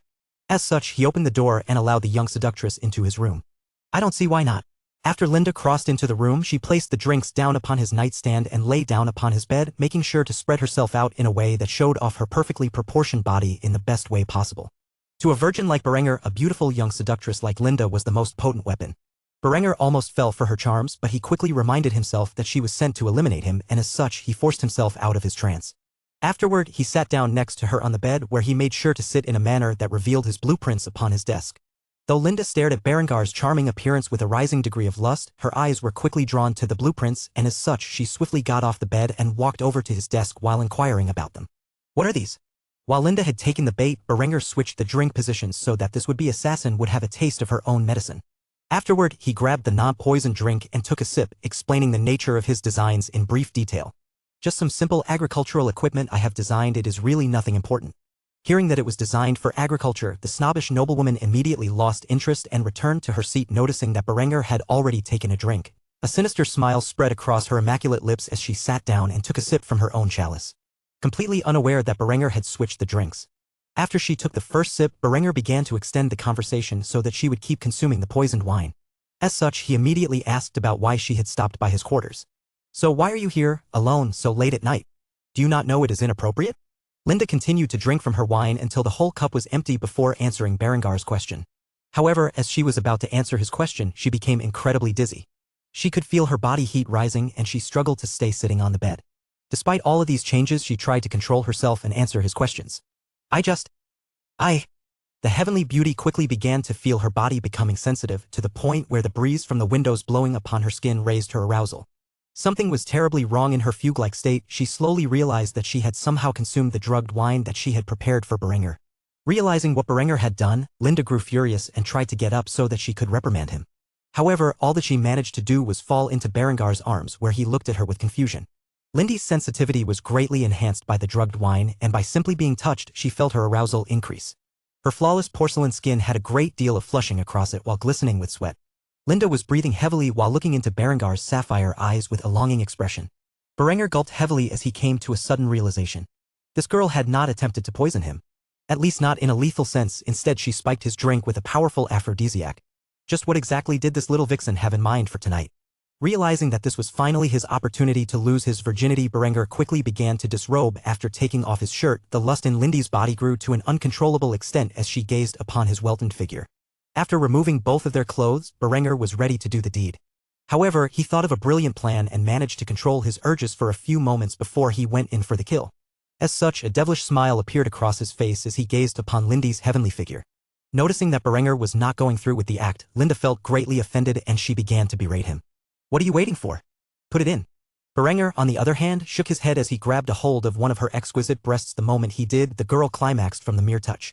The act of which shocked Berenger. He could not believe how powerful the drug she consumed was. Nevertheless, it was not enough to relive the girl of her condition, and as such Berenger began his interrogation. What is Lambert planning by having you do this? Though Linda was drugged and in a state of maximum arousal, she still had a strong will and attempted to resist divulging the information. However, after a little more teasing, she began to sing like a songbird. He wanted me to seduce you and kill you. This answer shocked Berenger. Clearly, this was not a lethal substance. Just how exactly did he end up in this scenario? As such, he inquired further about this information. So how exactly did you end up like a bitch in heat? Linda pursed her lips and began to pout. However, as Berenger further toyed with her body, she quickly divulged her shameful plan. The moment I saw you, I knew you were the one. Berengar's jaw fell open. Did this girl seriously confess to him? Was this how a confession was supposed to happen? What was he, some hentai protagonist? Nevertheless, he continued to dig for an answer. What do you mean by the one? By now, Linda was in so much misery from not releasing her pent-up arousal that she no longer had any resistance to Berengar's questions. My slave? I have toys, but I have never found a proper slave. I wanted to drug you and force you to submit to me. Berengar's head was quickly filled with a variety of images while he contemplated her words. It took him a moment before he realized what kind of girl she was. Oh shit. She is a hardcore dominatrix. Wait a second. This is an opportunity. A wicked grin spread across Berengar's face as an evil plot filled his head. If he went through with it, there were only two outcomes. One of them most certainly would be his demise, but to have such a divine young woman to himself was well worth the risk. Linda could no longer contain herself and began to whimper as she began to plead with Berenger. I cannot wait any longer, put it in now. Berenger shook his head and teased her some more before giving his command. Beg. The shoe was on the other foot now, and he fully intended to take advantage of the situation. Hearing the words she had said countless times before to other men, Linda began to frown, but she was in no condition to negotiate. As such, she quickly began to beg. Please put it in. Berenger shook his head once more and wagged his finger before giving her further instructions. Call me master and you will get what you want. Linda had grown furious. She would never submit to a man. However, the longer she waited, the more unbearable her situation became, especially as Berenger continued to play with her body. Eventually, she submitted to Berenger and voiced the words he wanted to hear. Please put it in me. Master. Berenger smiled and nodded as he expressed his agreement with her words. That's better. Before Linda could chastise him, Berenger jumped into the fray and claimed his prize. The two would go at it the entire night before Linda was finally relieved from the effects of the drug. After the light of dawn shone upon their naked figures, Berenger noticed a peculiar sight. His white bedsheets were stained with blood, which meant only one thing. However, before he could react, Linda had dug her teeth into his shoulder. It was not a vicious bite intent to harm. Instead, it was more of an affectionate nibble. Nevertheless, Berenger flicked her on the nose and chastised her. Bad girl. Linda quickly flushed in embarrassment. She was completely ashamed of herself for her actions from the night before, and she quickly put on her nightgown and rushed out of Berengar's room, where she headed for her own quarters. Berenger, on the other hand, was smiling with satisfaction in his own room, where he began to speak to himself aloud. Berenger, you finally did it. Hopefully, things won't be too awkward at the breakfast table. Chapter 19, Your Wish is My Command. When Linda fled Berengar's bed chambers, she covered her flushed appearance with her hands. She was so embarrassed she wished she could die. Berenger was far from gentle. The night before, he had taken a stern and dominant position, not allowing her control over the situation for a single moment. It greatly wounded her pride as a dominatrix to be pinned down and bred like a bitch in heat. The fact that she had given her virginity to Berenger because she was careless was another point of contention in her mind. Though she had entertained herself by humiliating men through physical displays of dominance in the past, she had never engaged in any sexual activities before. For all her bluster, she was completely inexperienced until now. There was only one way she could forget this humiliation: by taking it out on her current toy. She resolved herself to be especially brutal to Lambert later today. She had no desire to inform anyone, especially her father, about her misfortune. If she did, her reputation as a domineering young lady would be completely ruined. After all, she had her chastity taken by a lowly baron's son, and she could not possibly lose face like that. Instead, she opted to find a way to get vengeance on Berenger herself. Somehow she would find a way to get even. Or so she told herself. The conflicted state of her subconscious thoughts told a different story. Several hours had passed, and Berenger treated the morning like any other. He had to pretend as if nothing happened. The probability of Linda informing anyone of the deed the two had done the night before was slim. As such, the likelihood of her father finding out about it and demanding he takes responsibility was practically non-existent. He understood Lindy's type. She would not easily inform others of how she had gotten herself drugged, and begged a man of Berengar's position to mate with her. Despite the slim probability, Berenger decided to take several precautions and advance some of the plans he had already been thinking about for some time. As such, after exercising and bathing, Berenger drafted blueprints for flintlock muskets and 12-pound cannons.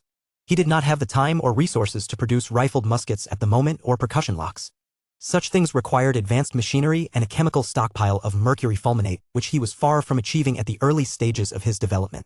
He did not even have a single court alchemist in which he could teach the science of chemistry. As such, there was no one to make such a valuable chemical, and he did not have the time to spend wasting his day away on elementary chemistry. Once his blueprints were finished, he rushed the designs over to Ludwig and informed him to create a batch of 100 flintlock muskets and 3 12-pound cannons as quickly as possible. Ludwig was concerned with the anxious expression on Berengar's face and had to ask. These designs are centuries ahead of anything I have seen regarding gunpowder. I have to ask, what could we possibly need these for? Berenger was a gentleman, or so he liked to think. As such, he would never tell anyone what he and Linda had done the night before. Thus he came up with some excuse to convince Ludwig to start the production of weaponry. I plan to start a militia. If anything, Kufstein's defenses are quite lax, and I think it would be wise to invest in such a force. Just keep it on a need-to-know basis. I don't want details about these weapons being leaked. To Ludwig, this was a logical request. However, the only problem with it was timing.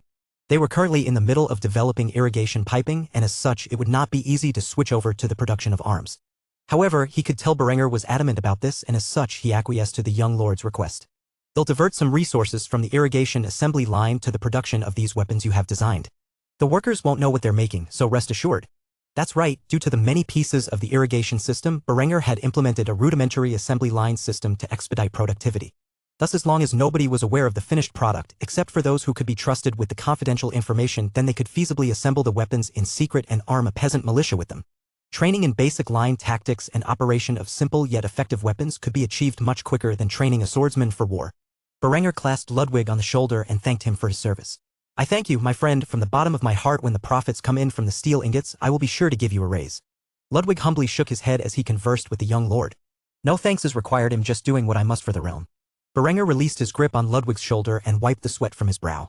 All right, I'm needed at the castle. Inform me when the weapons are fully manufactured. Ludwig bowed at Berenger as he departed. Of course, my lord. With that, Berenger re-entered the castle grounds and found his way to the dining room, where the family was sitting calmly as if they were completely unaware of Berengar's scandalous activities he had committed the night before. Even Linda seemed to have partially recovered from the debacle and was seated peacefully next to Lambert. It was only when she spotted Berenger did she glare menacingly at him. Sure enough, the young temptress would not bend to his will easily, but that was fine. Berenger would enjoy the process. After sitting down at the table and eating breakfast with his family and fiancée, he felt the anxiety in the pit of his stomach slowly fade away. However, Lindy's cold sky-blue eyes never allowed Berenger out of her sight, as if she was watching him, wary that he might try something then and there. However, when she saw Berengar's tranquil expression as he ignored her completely and conversed with his little fiancée as if nothing had happened during the night, she was inwardly outraged. This bastard won't even give me the slightest attention after what happened last night. Was it completely meaningless to him? How could he treat me this way? I swear on my ancestors' graves you will bend to my will before the week is done. Unknowingly, she had bit her lips and crossed her legs as she examined Berengar's loving expression towards Adela with fire and fury in her heart. However, there was something else mixed in with her scorn. Was that jealousy she felt? How could she possibly be jealous of that little girl? Clearly, her mind was playing tricks on her. After drinking from her chalice, she nearly choked on it when she realized it was wine, the same flavor of wine that had caused her to lose herself to lust the night before. Despite it being ordinary wine, she began to feel flustered and dizzy, which did not go unnoticed by the others. Gisela, with ever the watchful eye, inquired with a concerned tone. Are you okay, my lady? With flushed cheeks, Linda responded to the curious gazes of the others in the most dignified manner she could. I'm afraid I've had too much wine with my breakfast. Lambert, can you be a doll and take me to my quarters? Lambert tensed up when he heard those words. He was completely unaware that Linda had changed her plot attempting to drug and enslave Berenger last night. He figured she would at least wait a few weeks before she tried to scheme against the man. After being chastised for his failure, he was certain she would be wise about her attempt to assassinate his brother. Clearly, she just wanted to torture her toy some more at the moment. However, he could not decline as the punishment would only be more severe.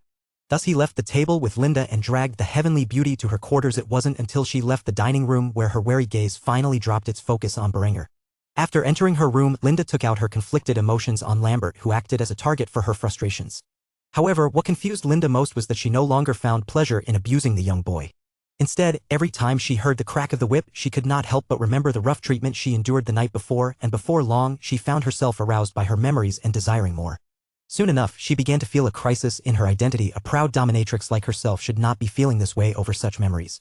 Before long, she threw the whip across the room in a fit of rage and screamed at Lambert, venting her own conflicted emotions on the poor boy. As she did so, instinctively she shouted a set of words designed to hurt him. Get the hell out, I don't want to see your ugly face for a long time. Lambert was perplexed. The girl had never acted this way before, but after taking her lash multiple times, he bit his tongue and quickly fled the scene while thinking to himself. Crazy bitch, you were lucky that you were pretty. After Lambert had slammed the door on his way out, Linda latched the lock behind him and crawled up onto her bed as she hugged her knees while staring out the window in deep thought. What is happening to me? Why am I suddenly like this? Memories of the passionate night she had spent with Berenger filled her head and the ecstasy she had felt when he had his way with her. She could not help but become incredibly aroused at the thought of being treated in such a way by a strong and domineering man like Berenger. Lost in her thoughts, Linda suddenly shook her head to get rid of all the unnecessary notions plaguing her mind. She would return tonight, however, this time she would be the one to make him beg. Or so she told herself. Her body was far more honest than her mind. At midnight, Berenger suddenly heard a knock at his door again. He smiled as he realized his sinister plans might actually become a reality. As such, he put on a stoic facade and opened the door with an indifferent expression. You again? Don't tell me you are here for more? Linda had prepared an authoritative statement. She had even come with a plan so that she could whip Berenger into submission and return to her usual self. However, the moment she stared at him in his doorway with a look as if he did not care the slightest about her, something in her mind broke. She could no longer deny the affection she had for the man. Maybe he really was the one, but not her slave. Maybe he was her master? She shook her head in indignation and resolved herself to stay strong. While thinking such complex thoughts, Berenger noticed the whip in her hands and gazed at her coldly before inquiring about her intentions. And just what do you plan to do with that? Hearing Berengar's words immediately broke Linda from her trance. She began to breathe heavily as she knelt before Berenger and presented him her whip, which she had previously used to humiliate half a dozen young noblemen. The moment she did so, she cursed herself inwardly. Exactly how is this staying strong? Seeing this action, Berenger was shocked. She broke quicker than he thought she would. He waited for a moment for Linda to explain herself, and finally she said the words he wanted to hear. Please punish me, master. Linda immediately screamed in agony within the confines of her mind over her mistake, but she could not express it in reality. Instead, she slowly followed Berenger and obeyed his commands like an obedient slave. A wicked grin appeared on Berengar's face. As such, he led the girl into his room and closed his door, where the resulting sound of the whip's crack failed to penetrate the thick stone walls of his quarters. With this action, Linda had confirmed it for herself. A switch was flipped in her brain. She was no longer a sadistic dominatrix but a masochistic slave girl, and she could not be happier. After playing with the whip for a bit, Berenger pulled out a set of ropes he had lying around and bound Linda up. The rest of the night he would enjoy himself to the fullest with her magnificent body. By the time the sun rose, Linda had absconded from his room like a frightened rabbit once more. Though she had begun the process of submission, there was still a great deal of pride in her heart, and it would take a while for her to surrender herself to Berenger fully. Over the course of the next week, Berenger would spend the time of the day overseeing the production of firearms and cannons, as well as the irrigation system and their slow implementation. He had gotten his father's approval to draft a volunteer militia which began their training immediately, even though the production of firearms was yet to be completed. The militia recruits could still drill and practice line tactics and undergo mental conditioning to become a cohesive unit, which was important on the field of battle. He modeled his militia's training after basic training from the U.S. Army, which he had experienced in his previous life. He was given full authority of the militia by his father, who saw it as a perfect way for his son to prepare for war and did not think anything else of it in the slightest. As such, the peasants flocked to the ranks of his militia to train in their spare time. After all, who would not want to defend their homes under the leadership of Berenger? When he was done with his work for the day, he would spend several hours with Adela inside the castle walls. Linda, of course, would purposely provoke Berenger in minor ways during his date time with Adela. Then she would return to his chambers at night to be disciplined for her actions. She was slowly but surely becoming honest with herself. By the end of the week, her heart and soul had finally submitted to her desires and, by extension, Berenger. As the dawn rose on the first day of the new week, Linda did not flee out of the grasp of Berenger but cuddled closely in his arms, a warm smile on her face as she prodded his chest with her finger. "So what now, master?" Berenger looked at her in shock. Did she seriously call him master of her own free will? Normally she would only call him that when she was aroused, and she was clearly in a very calm state at the moment. As such, he decided to clarify the matter. "Master?" He could not help but question the girl. She had a look of confusion on her face as she stared him in the eyes. "Yes, that's what you wanted me to call you when we're alone. If not, I can call you by whatever it is you desire." Berenger could not help but chuckle. He had finally done it. He had taken an enormous gamble, and if he lost, it could easily have cost him his life. Yet, it turned into the greatest gain in the entirety of his 2 lives. He honestly expected her to hold onto her stubbornness a bit longer, but she was finally a properly Brognian slave. He had no idea what to say to this. In his past life, and his current one, he was a virgin until a week ago. The way he finally lost his V-card was not exactly something you would see in a fairy tale. Still, he lost it to the prettiest girl he had ever seen. A week later, she was calling him master? How the hell did he accomplish this? Apparently, Linda was not the only one who changed significantly during this past week. Berenger had grown more confident, more ambitious, and more reckless. After an entire week of rough and kinky intercourse, the girl was truly and utterly loyal to Berenger and Berenger alone. After thinking about the girl's question for some time in silence, he finally responded. "Master is the correct term. As for what comes next, I won't lie to you. It will be very dangerous for you, but if you complete it with satisfactory results, I will reward you with whatever you desire." Light sparkled in Lindy's eyes when she heard the last part of Berengar's sentence as she grabbed a hold of his hand. "Anything for you, master." Berenger chuckled and pulled her in close and whispered in her ear. "I want you to spy on your father and my brother for me." He expected her to show some resistance. After all, her training had only gone on for a week, but instead there was no hesitation in her voice while she returned the whisper as she breathed into his ear. "Your wish is my command." With that said, Berenger had gained the most valuable ally in his war of intrigue against his brother Lambert and the Count of Tyrol. They would not become aware that every plot they came up with to conspire against Berenger was secretly leaked to him by the most trusted member of their inner circle until it was too late. Though he would not know it now, one day, Linda would become the director of Berengar's extensive spy network and his personal concubine. A relationship in which a dynasty would be built upon. Chapter 20, Raising an Army. The sun rose in the clear blue sky above and shone through the open window of the Berengar's bedchamber, illuminating the scene of Berenger cuddling intimately with Linda. It would not be for many more hours before the rest of the castle awoke and began clambering about. As such, Berenger spent the time playing with his new slave and asking her many of his queries. Some he already knew the answer to and was merely testing her loyalty. When she honestly answered all of his questions, he was satisfied with the results of her training. Now that he had begun to trust her loyalty, Berenger had a peculiar interest in a rumor he heard recently. As the daughter of the Count of Tyrol, which was a region dominated by the Habsburg family and bordered the territory of the Duchy of Bavaria, Linda was in a much better position to gather intelligence than Berenger was. He was curious if she was aware of the inner workings of the royal court of Germany. Though the title King of Germany and its sovereign territory still existed at this point, it was far from what you would call a unified kingdom. Currently, the Duke of Luxembourg held the title King of Germany, though, over the centuries, the title had passed through many families' hands. Berenger had heard rumors about the kingdom facing a succession crisis when the current king died. There was a high possibility of internal conflict. Yet, he had no details about what was happening at the highest court of his country. However, Linda might know the details. Thus Berenger decided to see what she knew about it. Is it true the kingdom is on the brink of civil war? Linda looked up at him with a concerned expression and thought to herself, is the Baron and his family not aware of the current calamity that looms over the kingdom? Having fully accepted Berenger as her master, she would not hide anything from the young lord. Whatever he wanted to know, as long as she knew an answer, she would unhesitantly give it to him. Of course. Why do you think my father is so interested in Kufstein's iron reserves? He wants to build an army second to none for the upcoming war. Berenger narrowed his eyes at the attractive girl currently pressing her bare chest into his own as she clung to him.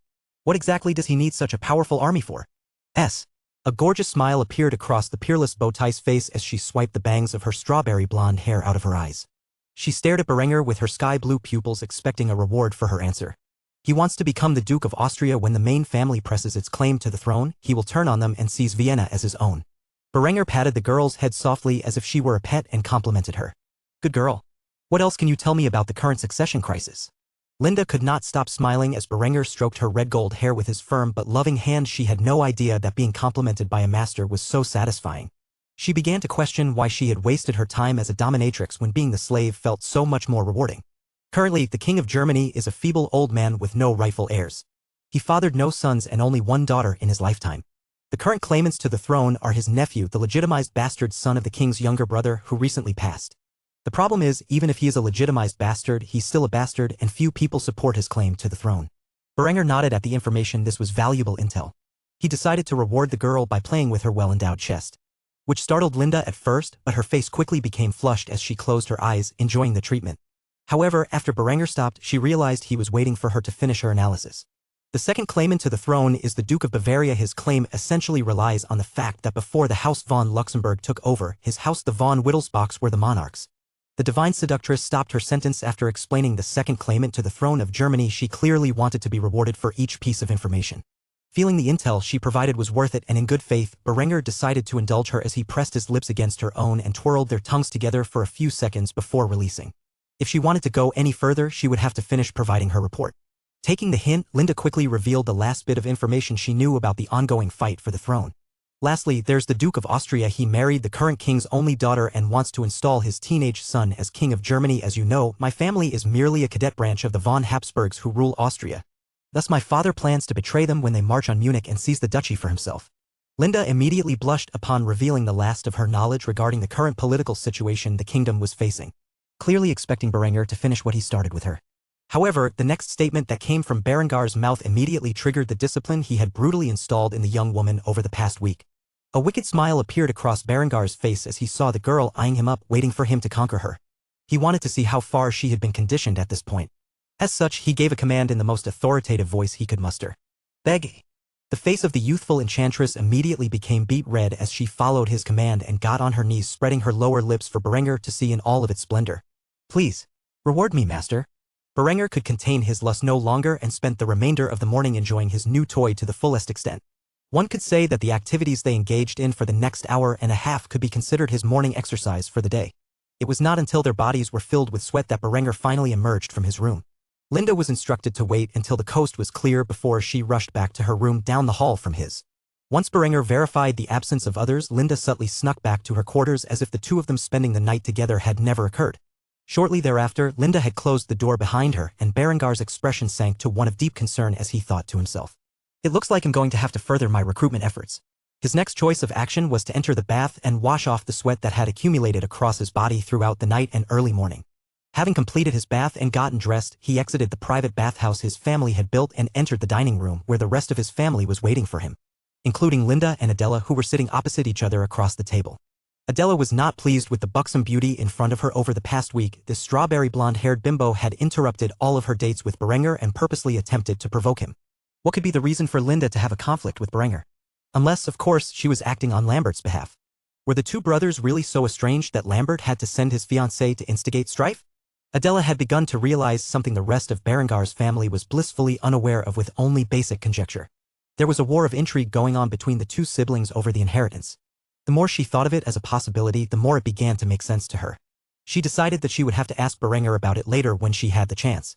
When Berenger sat down at the table next to Adela, he could feel the intense gaze of envy coming from Linda and began to question whether this slave of his had any sense of self-restraint.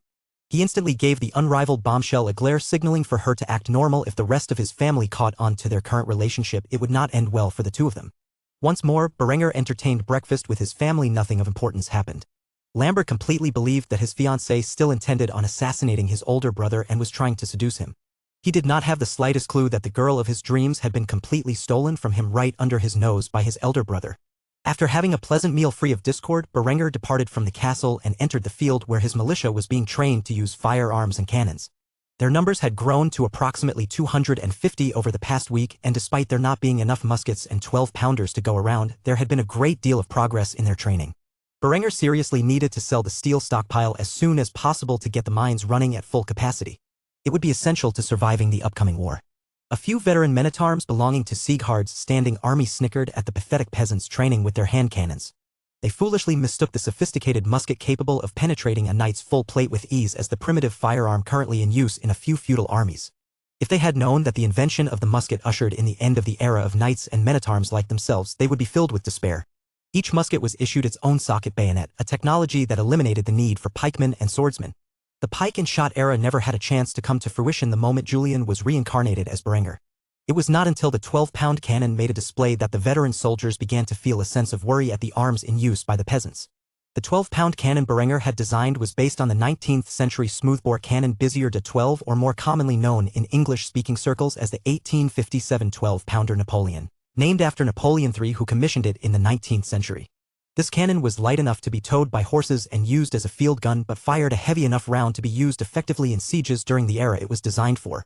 It was capable of firing shell, shot, or solid ball. Judging by the lack of chemical industry, it currently only utilized ball and canister shots. The primary differences between this piece of artillery and the one used extensively during the American Civil War were that it was made out of pure steel, thus making it more robust than its bronze counterpart, and that it did not utilize the more advanced friction primer to activate the firing sequence. As was pointed out earlier, Berenger had no chemical manufacturing process right now, and thus the complex chemical sequence needed to manufacture friction primers was unavailable. Instead, the cannon utilized the older vent primer and linstock to fire the cannon. It was a slower and less reliable process, but it was still used for centuries before the friction primer was invented, and it was the best option Berenger currently had. When the cannons simultaneously roared and fired off rounds of canister shot at the straw targets, which were placed at roughly 400 yards away from the guns, the men-at-arms who were previously mocking the peasant militia nearly lost their minds. Hundreds of straw dummies were shredded apart by the canister shot provided by the three cannons. As veterans of multiple wars, they had never witnessed such a destructive weapon before and could hardly believe their eyes. Berenger watched his militia form ranks and fired the muskets in their possession effectively. He could not wait until his militia could qualify as a true army. Despite being unarmored, the 250-man militia would soon be capable of providing a line of defense for the secluded mountain barony against its potential enemies. Berenger wanted to armor them in munitions-grade half-plate but could not get the approval. His father would never waste the production of armor on what he deemed to be mere peasant levies. If the peasant militia found themselves facing muskets, the armor would be practically useless. However, against armies equipped with bows, crossbows, and hand cannons, the armor Berenger had in mind was more than capable of defending against such threats. Munitions-grade plate was an invention that would normally be invented in the next century. Unlike current plate armor designs, it was not hand-fitted to the individual. Instead, it was mass-produced with the intent of equipping common soldiers. Berenger would never supply his father's forces with the technology he created. They did not answer to him, and he felt as if his father would carelessly hand over the weapons for reverse engineering to his lieges. As such, he had to play down how effective the weapons really were when in discussions with his father. After aiding in the training of his militia, he returned to the castle where he saw Adela waiting for him outside his bedchamber with a letter in her hand. Naturally, his interest was sparked, and as such, he opened his door and allowed the young girl inside. You have something you want to tell me? Adela nodded with a pure smile on her face as she handed the letter to Berenger. It was from her father and concerned about purchasing the steel ingots lying in his storehouse. Berenger was extremely delighted when he saw the price offered and had no reason to negotiate. It was well above what he considered a fair price. Evidently, the Count of Steiermark was also preparing for war. Berenger was so excited by the news that he picked the young belle up in the air and kissed her on the cheek, which instantly caused her to blush. However, before she could protest, Berenger placed her down and patted her head. "You just made me a delighted young man. I haven't even found a potential buyer yet, and you have already done the work for me." Linda may have the appearance of a goddess and was the perfect slave, but she was far from wife material. On the other hand, Adela played that role perfectly, and Berenger was confident that she, too, would be as gorgeous as Linda one day. Berenger was completely satisfied with his romantic side of life. All he needed was 2 girls by his side anymore, and it would become a hassle. He had no desire to become another shitty harem protagonist. Berenger spent the rest of the evening walking around the courtyard with Adela. Lately, he had been too preoccupied with training Linda, and he could not afford to neglect the relationship with his future wife. After a long evening of walking and enjoying the sunset, the two finally parted ways when the sun went down. She was still too young to be involved in Berengar's nightlife. Luckily, he had a properly aged beauty who would do whatever he asked, waiting for him in his bedchamber when he returned. The master and slave spent another night enjoying each other's warmth, and the rest of the family was none the wiser. Chapter 21. Forming a battalion. It had been over a week since Linda first arrived, and as far as Lambert knew, she still had not made an attempt at Berengar's life. In fact, aside from the first night where she flirted with Berenger at dinner, she had made no effort to seduce him afterward. Worse yet, she had actively impeded her attempts to do so by deliberately provoking Berenger when the young lord spent time with his fiancée. Lambert could not begin to comprehend the thought process of that crazy bitch he called his mistress. Lambert was not a slow kid by any means. He was beginning to piece together that something was not right. After all, Linda had not abused him since the second day of her visit. During that time, she was extremely unstable and forced him out of her room while insulting his appearance. Though he did not enjoy the treatment he received from Linda, the fact that she no longer engaged in such brutality meant one thing: she had completely lost interest in her toy. But why? Why would the girl who sadistically took pleasure in his pain until just a week ago change her attitude completely overnight? Unless something happened the night of her arrival? The more he thought about his beautiful fiancée's odd behavior, the more he realized that something was going on with her. He just could not quite find out what. He would have no choice but to politely interrogate her when the two were alone. There was still a deep internal fear of the young maiden who had caused many scars upon Lambert's body and heart.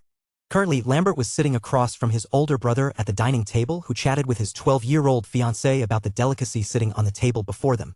The family was dining upon German pancakes. Lambert had no idea where these culinary inventions were coming from. Nevertheless, he thoroughly enjoyed the food that had recently appeared on their tables. Suddenly, Lambert could hear his father's stern voice question Berenger, the contents of which shocked Lambert. "So Berenger, my son, I hear you have equipped your militia with hand cannons? Do you believe this to believe a wise choice?" Berenger nodded his head at his father's words as he snacked on a piece of breakfast sausage. "Of course, father, learning archery or the sword takes an extended period of time to gain the proficiency necessary to be useful on the battlefield. Hand cannons are simple weapons that the peasant forces can effectively use as a line of defense. Their effective range is quite poor, so they're better suited to defensive positions." Berenger had intentionally not corrected his father about the true nature or efficiency of the muskets.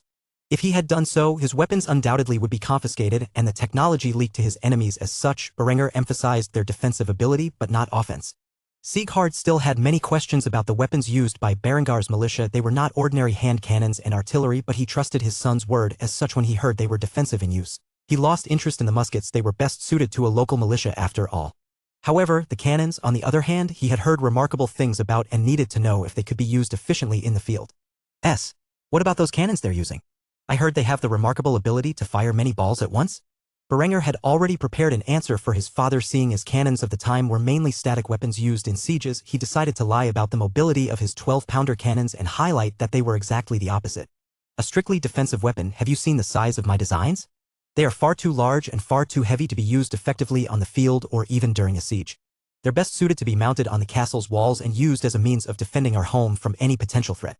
At first, Lambert was concerned about such sophisticated weapons falling into the hands of Berengar and his peasant rabble.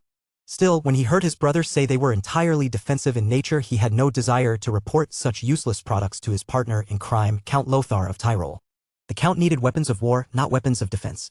Little did Lambert know that this was all a ploy by Berenger to keep his revolutionary designs as confidential as possible.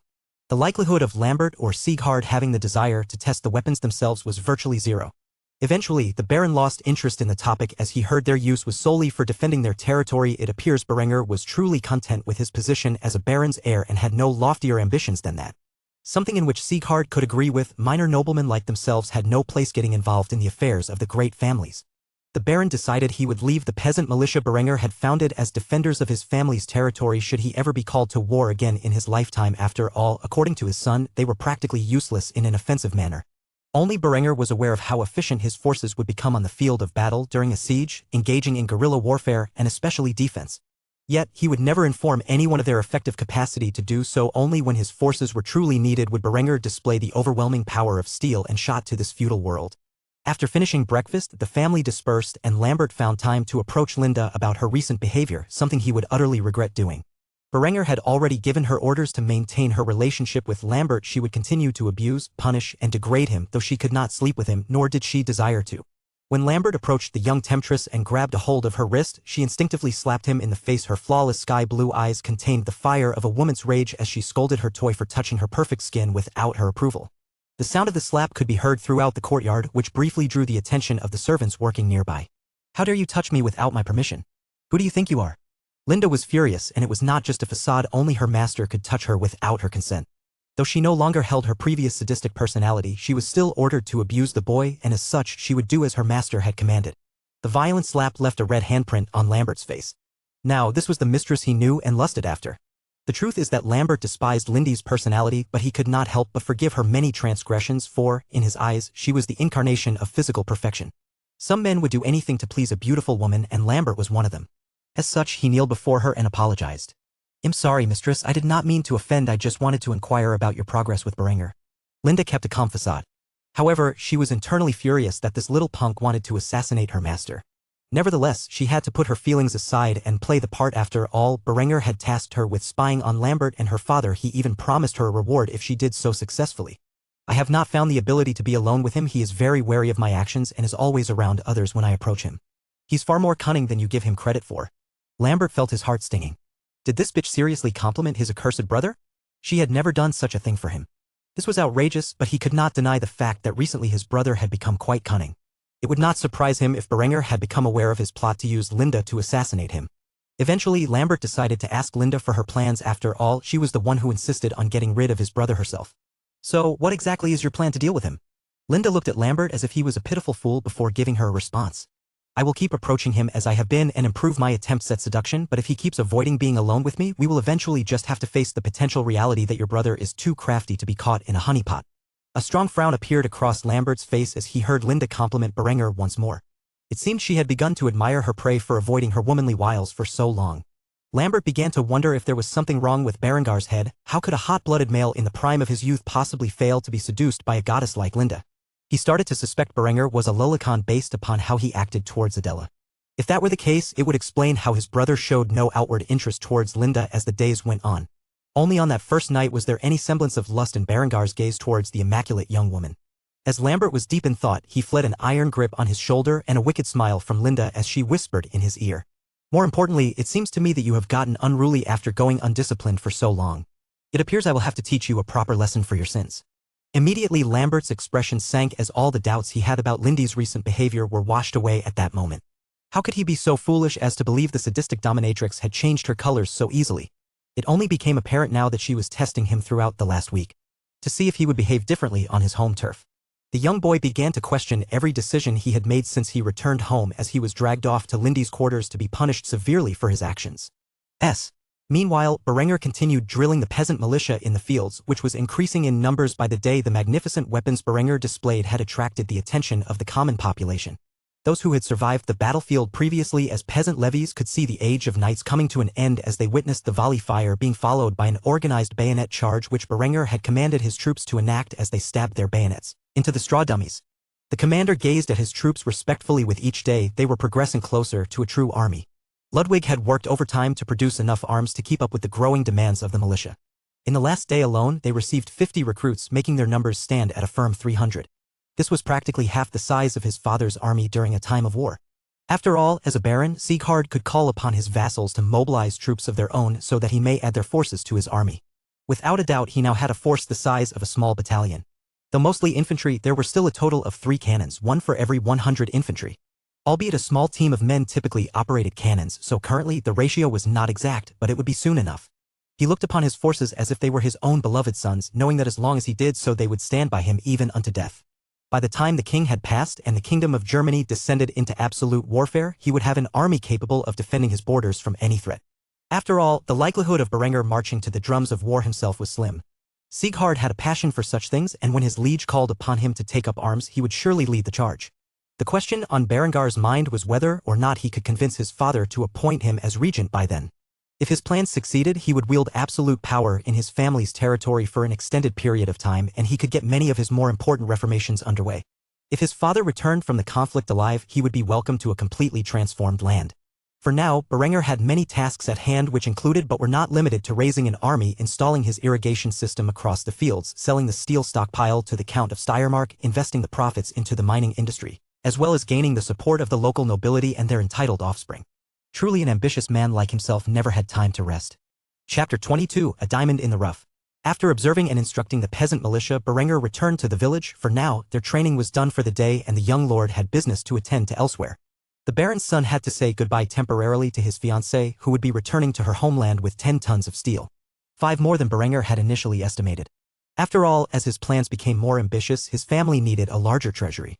Though the count's daughter would not be gone for long, she would return with the transport containing the gold and silver bars which were the promised form of compensation for such a massive stockpile of steel ingots. A small portion of the money gained from the transaction would go towards the engagement ceremony that Berenger had planned. Seeing as he was far from beginning preparations for it, he had not sent out the invitations yet. Due to unforeseen circumstances, primarily involving Lindy's arrival and the things that occurred afterward, Berenger was far behind schedule on preparing for the party he had promised Adela. Currently, it was his notable lack of funds that hindered his progress in that regard. After arriving at the castle, the young lord approached his fiancée, whose retinue of knights were loading the steel ingots into the convoy which Berenger had prepared for her. He trusted her to keep her father's side of the bargain intact. The cute girl, who was at the cusp of her teenage years, played with her twin tails as she waited patiently for Berenger to arrive. When she finally spotted him, she dashed over into his arms and embraced him firmly. She had grown quite fond of her fiancé since their initial meeting. After several moments had passed, the young girl let go of her hold over her betrothed and pouted. "Are you sure you can't come with me?"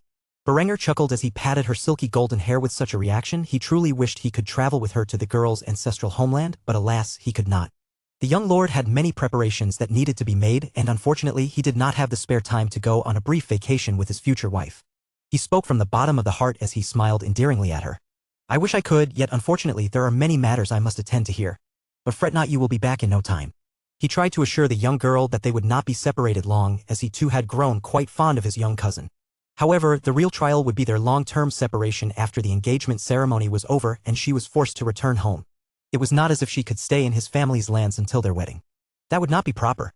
Truthfully, she had already stayed longer than what was considered acceptable in the eyes of society. It was supposed to be a short meeting of a matter of days, yet she had been in her fiancé's lands for weeks already.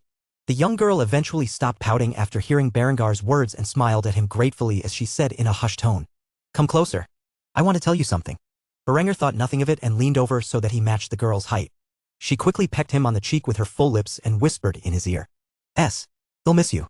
Afterward, Berenger stared at her in disbelief. He did not think she had the nerve to do such a thing. As he stared at the young lady, her face became increasingly flushed until the point where she covered her face with her hands and rushed off into her carriage. Berenger instinctively placed his hand on the cheek where she had kissed him as he thought to himself, "This girl is just too cute."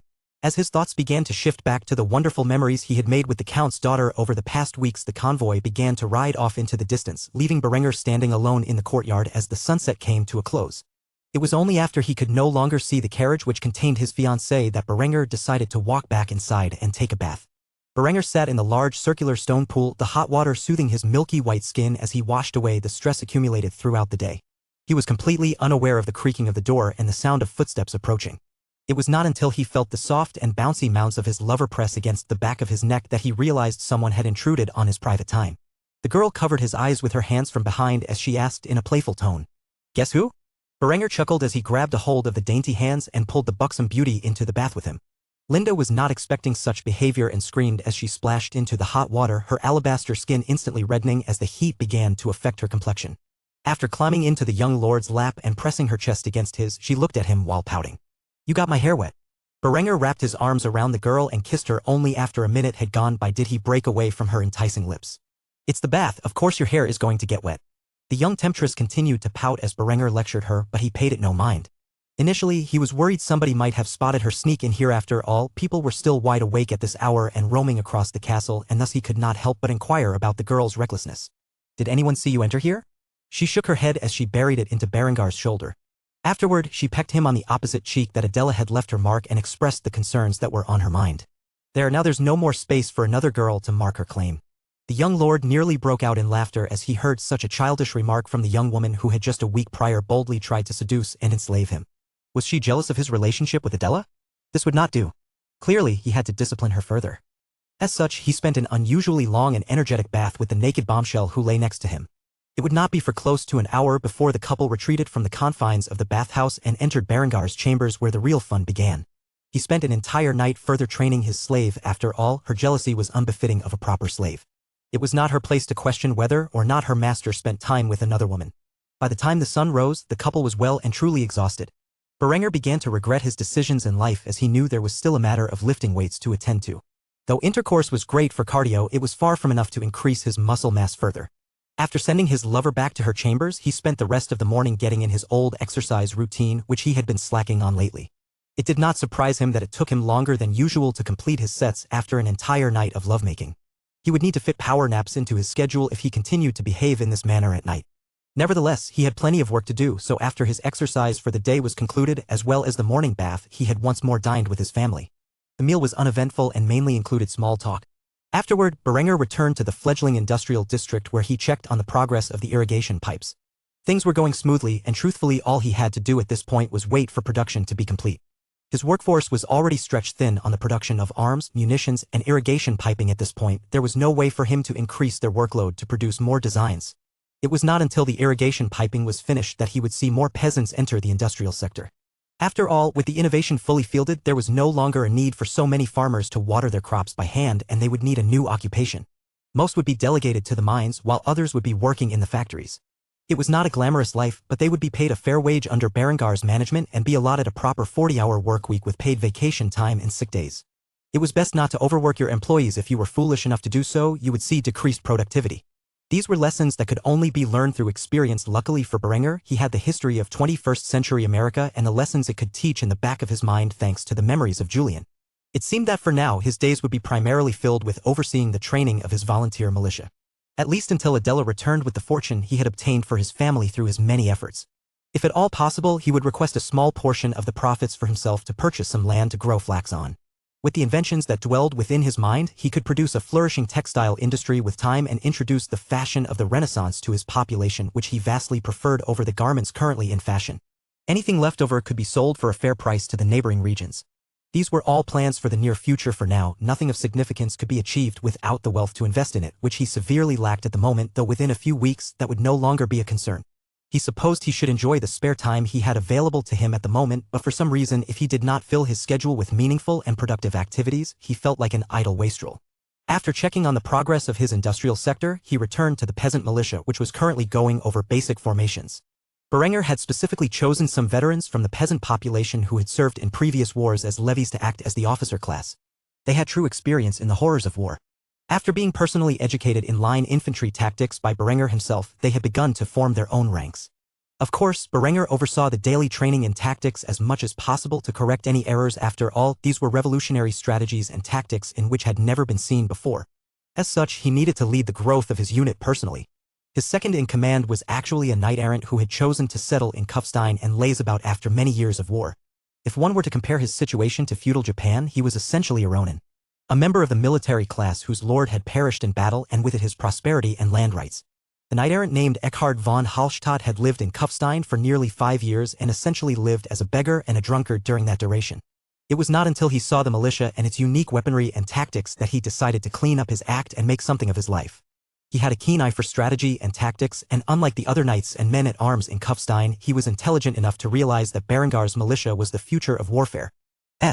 As an old and grizzled veteran, Eckhard had many insights to which he could contribute. He had approached Berenger earlier in the week and offered the young lord his own rusty sword in fealty. After hearing the old veteran's story, Berenger appointed him major of the battalion and his right-hand man.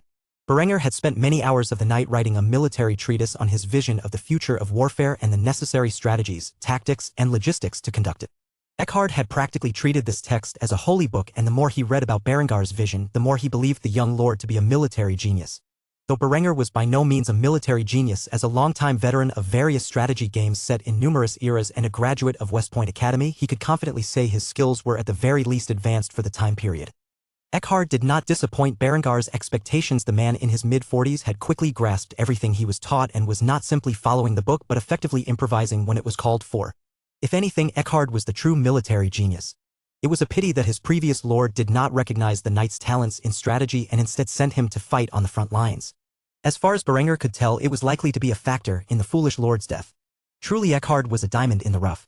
Though the militia was entirely volunteer-based, they still received pay for their training and activity. Essentially, they would act in a fashion similar to America's National Guard in Berengar's previous life.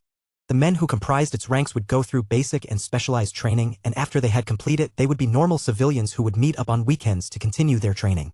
The primary difference is that Berenger wanted his militia training every weekend instead of just once a month. In a time of need, they would be called upon to fulfill their duty and be held to the same standards as a professional force with the same penalties for desertion or other crimes. Berenger treated the men of his militia exceptionally well. He supplied them with proper meals during their training, and soon he would give them proper uniforms. Once his textile industry was up and running, the men would be outfitted in the attire of the Lanzknechts of the 16th century from Berengar's previous life. The young lord was beginning to develop a flamboyant fashion sense, much like his father. For now, the volunteer militia still wore their everyday ensemble, which, truth be told, was not very professional.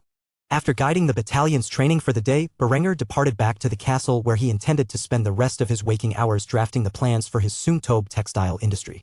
Time waited for no man, and soon he would acquire the funds to make his dream a reality. Thus he had to work hard and not be tempted by any worldly desires. Of course, after several hours of drafting blueprints, Berenger heard a knock on his door and could not resist the temptation to play with his favorite toy for the remainder of the night. Chapter 23. A new plot is hatched. A few days had passed without any major occurrence. Berenger had found himself getting dreadfully bored as his work schedule appeared to have come to a halt. Due to the trustworthy and competent people he had placed in implementing his innovations, he had recently acquired an asinine amount of free time. If Adela were still within the confines of his family's territory, then he would currently be enjoying her company. Unfortunately, she would not return to Kufstein for a few weeks. As such, Berenger recently found himself training in the art of swordsmanship with his personal retainer Eckhard. The two men were currently sparring with a pair of wooden arming swords, in which Eckhard was thoroughly beating the young lord who had never picked up a sword until a few days ago. Swordsmanship was an art that took many years to master, and unlike the flintlock musket, required a great deal of physical strength, stamina, and finesse to become adequate. Despite its age coming to an end, Berenger still felt it a necessity to learn how to properly wield a sword. After all, as an officer leading the army that he was creating, it was only proper for him to wield a sword and pistol. Though the more he trained in the sword, the more he realized he would probably break the tradition from his old world and just use a musket. At the moment, Berenger found himself parrying the oncoming wooden sword currently wielded by Eckhard before unleashing a counterattack of his own. However, just when he was about to land his strike, Eckhard dodged in the nick of time and followed up with a thrust of his own, pointing the blade directly at Berengar's neck. Seeing that all was lost, Berenger fully surrendered to his instructor. "I yield." With that said, the middle-aged man retracted his sword with a smile on his face and placed it back with the others. "You're a quick learner, and you have the potential to become a competent swordsman. It's just a shame that its era will be coming to an end so soon." Berenger placed his sword alongside Eckhard's as he sighed heavily in response to the knight's words. "The true shame is that I was incapable of training with the sword until now." The middle-aged knight nodded in agreement to Berengar's statement. He had become aware of the difficulties Berenger faced throughout his years, particularly about his health. It was a miracle that he overcame such an illness and became the man he is today. This transformation of body and mind is just another part of Berengar's character, which inspired Eckhard to do his best every day. After placing away the swords and stripping out of the training gear they currently equipped, the two men walked together back to the fields, which were being used as a training ground for the militia. The men who comprised the militia's ranks had come a long way in a short amount of time, but their training was still incomplete.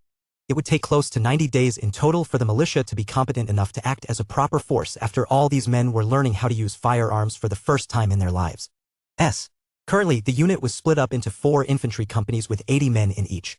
There was also an artillery battery trained alongside the infantry, though it was not a full-sized battery. At this point, the battery had 3 12-pounder cannons and roughly 40 personnel. It was approximately 1/3 the size of a proper artillery battery. Nevertheless, the numbers of the militia grew with each passing day, and a 4th gun was on the way. What he desired at a bare minimum was a small infantry battalion of 400 soldiers and a full-sized artillery battery. So at the very least, 520 men in his militia and 8 cannons. This was something that was actually quite feasible with his current progress. After all, these were not professional soldiers who would have to give up their day jobs. The quota Berenger had set himself for a bare-bones battalion would soon be met. The most difficult part was the manufacture of the cannons. Those would take time. Still, it was not as if the war would break out overnight. Though the king was in poor health, he was not in critical condition at the moment. Despite the fact that he could potentially croak at any moment, the likelihood of the old man dying before Berenger had reached his militia goals was slim.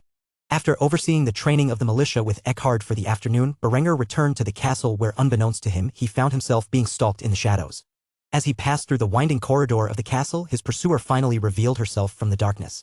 It was none other than Linda, who had a worried expression on her face as she embraced Berenger from behind. Not expecting such a thing to occur, Berenger instinctively struggled out of the grasp before realizing who had attacked him. Afterward, he calmed down and accepted her tight embrace. Linda whispered in his ear so low that only they could hear the words. "Your brother is going to make another attempt on your life soon.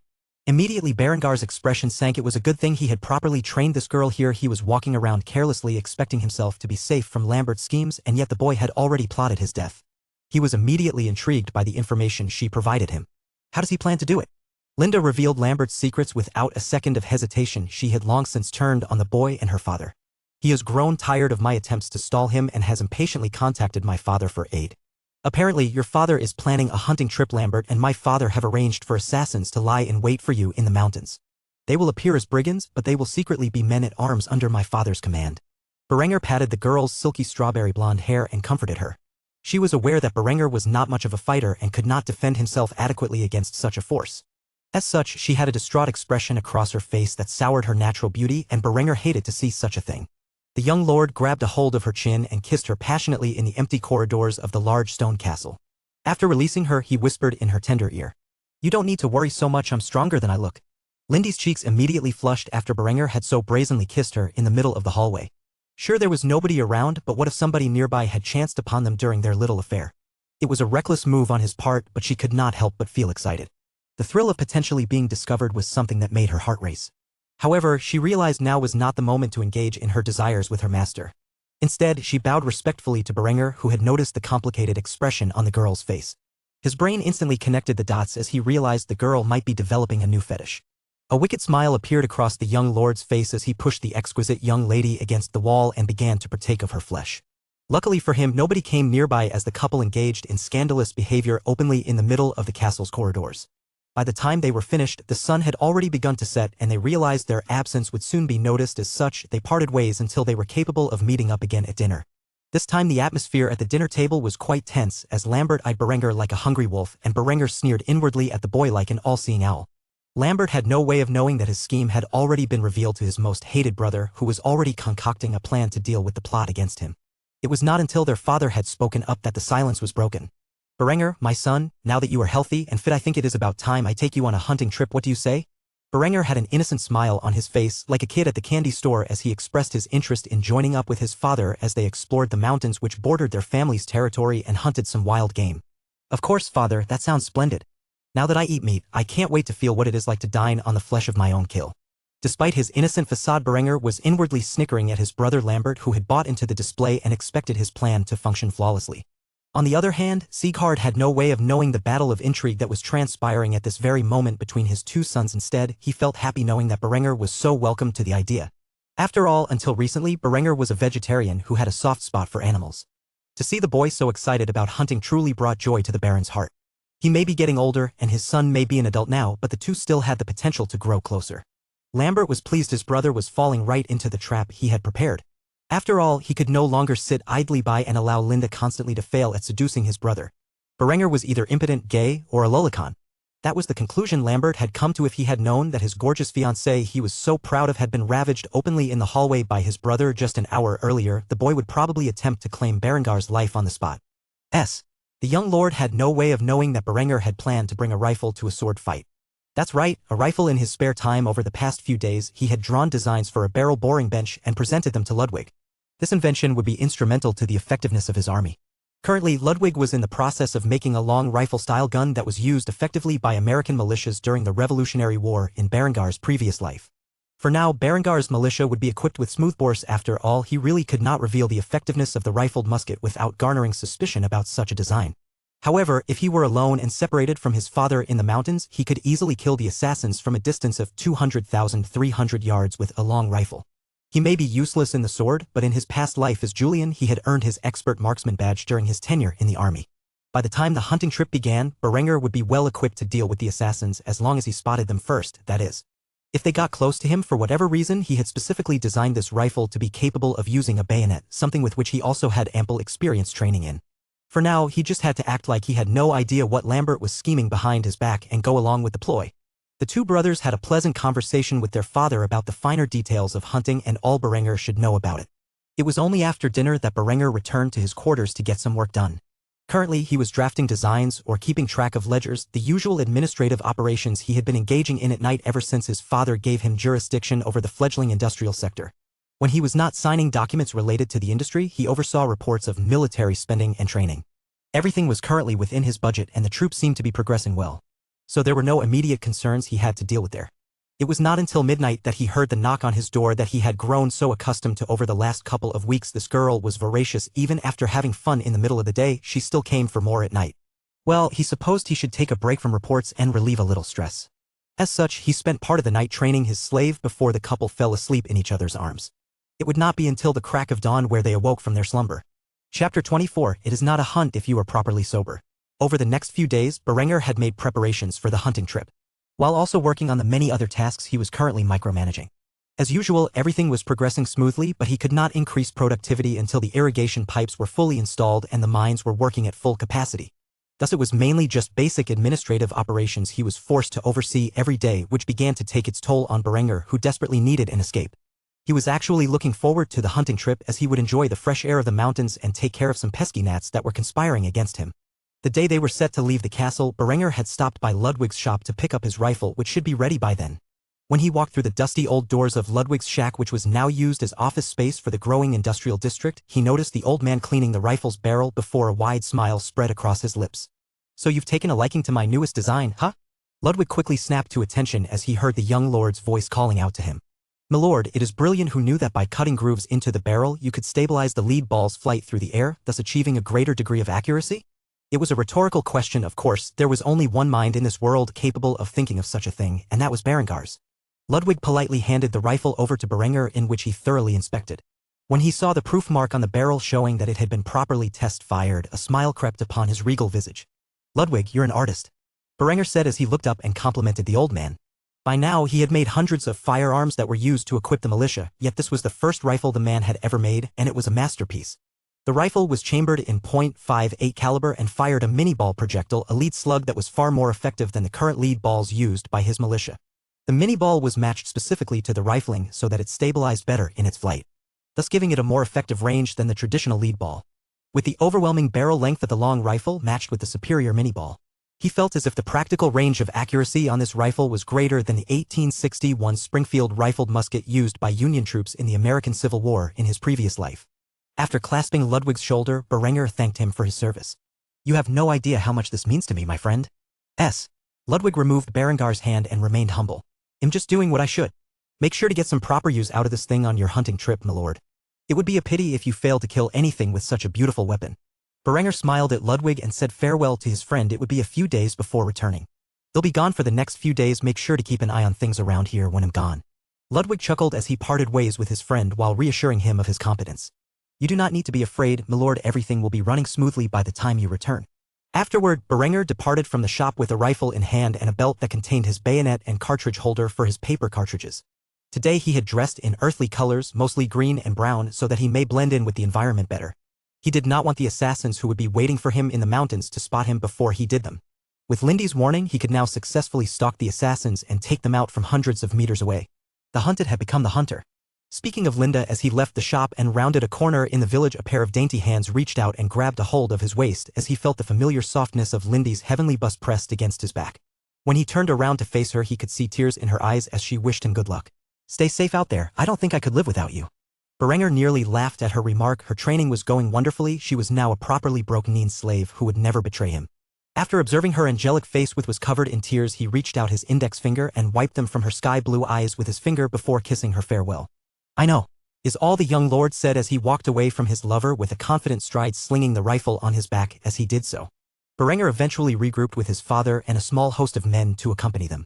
Their journey would be a long one, and thus they needed men to carry supplies with them. Berenger found that he had slung the rifle over his shoulder. A leather sling was attached to the steel sling points that hung beneath the rifle's stock. After many miles of hiking, Berenger was thankful to whoever came up with such an idea in his previous life. It made long marches far more bearable, and today he had hiked many miles into the mountains.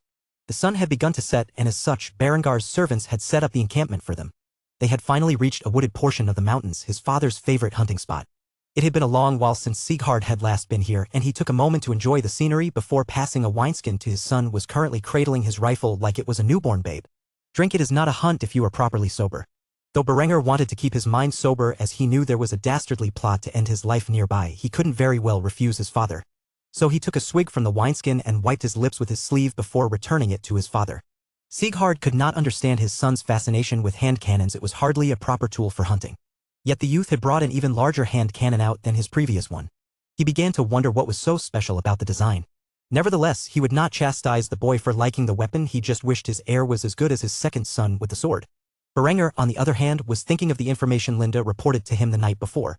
Lambert's assassins should be camping out just out of hearing range for the sound of his rifle. Which worked perfectly for Berenger, as he had decided that he would launch a night raid. Seeing as how the full moon was out, there was plenty of illumination for him to pick off his targets, especially if they stood by the fire. When his father finally fell asleep, Berenger would take the high ground and snipe his enemies from above. After he got rid of them, he would search for any evidence among their bodies that could be used against his enemies. As such, Berenger spent a lot of time getting his father drunk. It was only after the man could barely stand that Berenger led him back to his tent and tucked the old drunkard in.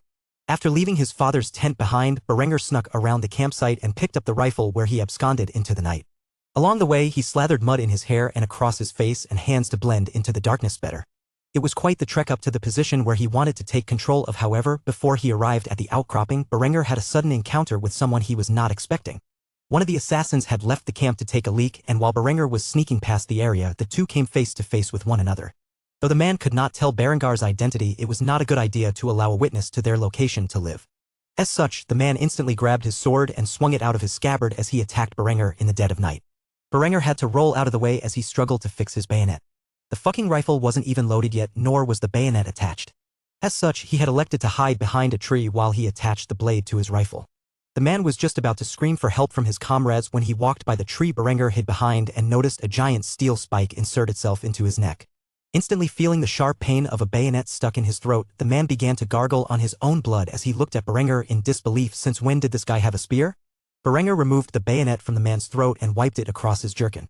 It had been quite some time since Berenger last killed somebody. He served as an engineer officer in the United States Army in his previous life, but he had found himself engaged in combat on more than one occasion. He even managed to kill a Taliban insurgent while he came under fire from their assault. As such, he was no virgin when it came to taking a life. After confirming the men in the camp were unalerted, Berenger snuck up to the position above the campfire, where he saw 3 more assassins sitting in front of the fire and drinking. After acquiring his targets, Berenger took out a paper cartridge and bit off its top before pouring its contents into his muzzle and packing it down with the ramrod. Once the round was properly chambered, he pulled back the hammer that contained the flint and aimed down the sights, which landed on the largest group member, who appeared to be dressed in brigandine armor. The man heartfully chugged down a flagon of wine, completely unaware that he was in the sniper's sights. Berenger took a deep breath as he settled the sights on his target and calmly squeezed the trigger. The thunder of the explosion which propelled the mini-ball projectile filled the air. Having never heard such a sound before, these men-at-arms turned assassin thought that it had begun raining. After all, they were young upstarts who wanted to prove themselves to the count. Hand cannons were not that common on the battlefield at this point. One of the assassins looked back at the man who had an enormous hole in his brigandine breastplate. With shock, blood spurted from the caved-in hole in the man's chest as he soon collapsed. The others had no idea what had just transpired, but they were beginning to panic. As they were freaking out about the loss of their friend, a second thunder went off. This time, the head of one of the assassins exploded. The last survivor instantly hid behind one of the crates lying about the campsite. It had become obvious after the second occasion that they were under attack from an unknown enemy and weapon. Unfortunately for the young assassin, he had chosen poorly in regards to cover. After another half a minute or so had passed, the .58 caliber slug pierced through the wooden crate and the contents within, penetrating its way through the man's leg, practically blasting his femur in half. He would bleed out shortly thereafter from a damaged femoral artery. Just like that, Berenger had claimed the lives of the 4 assassins who were sent after him. After having sent the men to the afterlife, Berenger rushed down to the camp below and scoured it for any evidence that could be used against Lambert or Lothar. Luckily, he came across the letter which contained the details of Berenger and Sieghard's hunting trip, including the general location in which Sieghard always set up his campsite. It was signed by Lambert and in his handwriting. Berenger nearly broke out in laughter upon obtaining this letter. He finally had a key piece of evidence in which he could begin to build a case against Lambert's assassination attempts. Throughout the remainder of the night, Berenger used his time wisely and got rid of any sign pointing towards his bloody deed. He did not want the Count's men sniffing around and finding out that he had personally dispatched his men-at-arms to hell. After everything was either buried or burned to ash, Berenger had left the area behind and returned to his own camp night. As if God were looking out for him, the heavens began to weep that night and washed any remaining sign of the skirmish. After a covert investigation, the Count would later assume that the men had abandoned their duties and fled Tyrol. He would later place a bounty for their heads, which nobody was ever able to claim. For the rest of the night, Berenger slept like a baby. He had no second thoughts about murdering those men who were sent to kill him. Not even a tinge of guilt could infect his pure consciousness or lack thereof as he enjoyed the sound of the pounding rain outside of his warm tent, which slowly aided him in drifting to sleep. His last thought of the night was simply, this fucking hunting trip, I could be playing with Linda right now. Chapter 25, Returning Home. Throughout the entire venture, Berengar's absence throughout the camp went entirely unnoticed. By the time Sieghard and the servants awoke, they saw Berengar cleaning his rifle next to the fire. Sieghard could not help but exclaim in his heart, "This boy is too dutiful even on a hunting trip." He awakes at the crack of dawn. It had become a habit for Berengar to awake at dawn in both his previous life and his current one. By now he was used to running on a few hours of sleep a couple of times a week. In his hands was a glass of water which he had boiled over the campfire to rid it of impurities, at least to the best of his ability. He refused to drink polluted water and had spent the morning purifying a large supply of it. Since coffee had yet to be transported to Europe, he was forced to drink water this early in the morning. He was beginning to consider expanding his territory when he came to power. It would not be easy to establish a trade route from the mountains of Austria to the Near East, and if he wanted to retire in luxury one day, he would need coffee. Berengar's plans were simple: work hard for 30 years in establishing an industrial and economic powerhouse in his family's territory, and then retire in luxury, giving the reins to a well-educated heir to continue his legacy. As of now, he had no desire to spend the remainder of his adult life at war.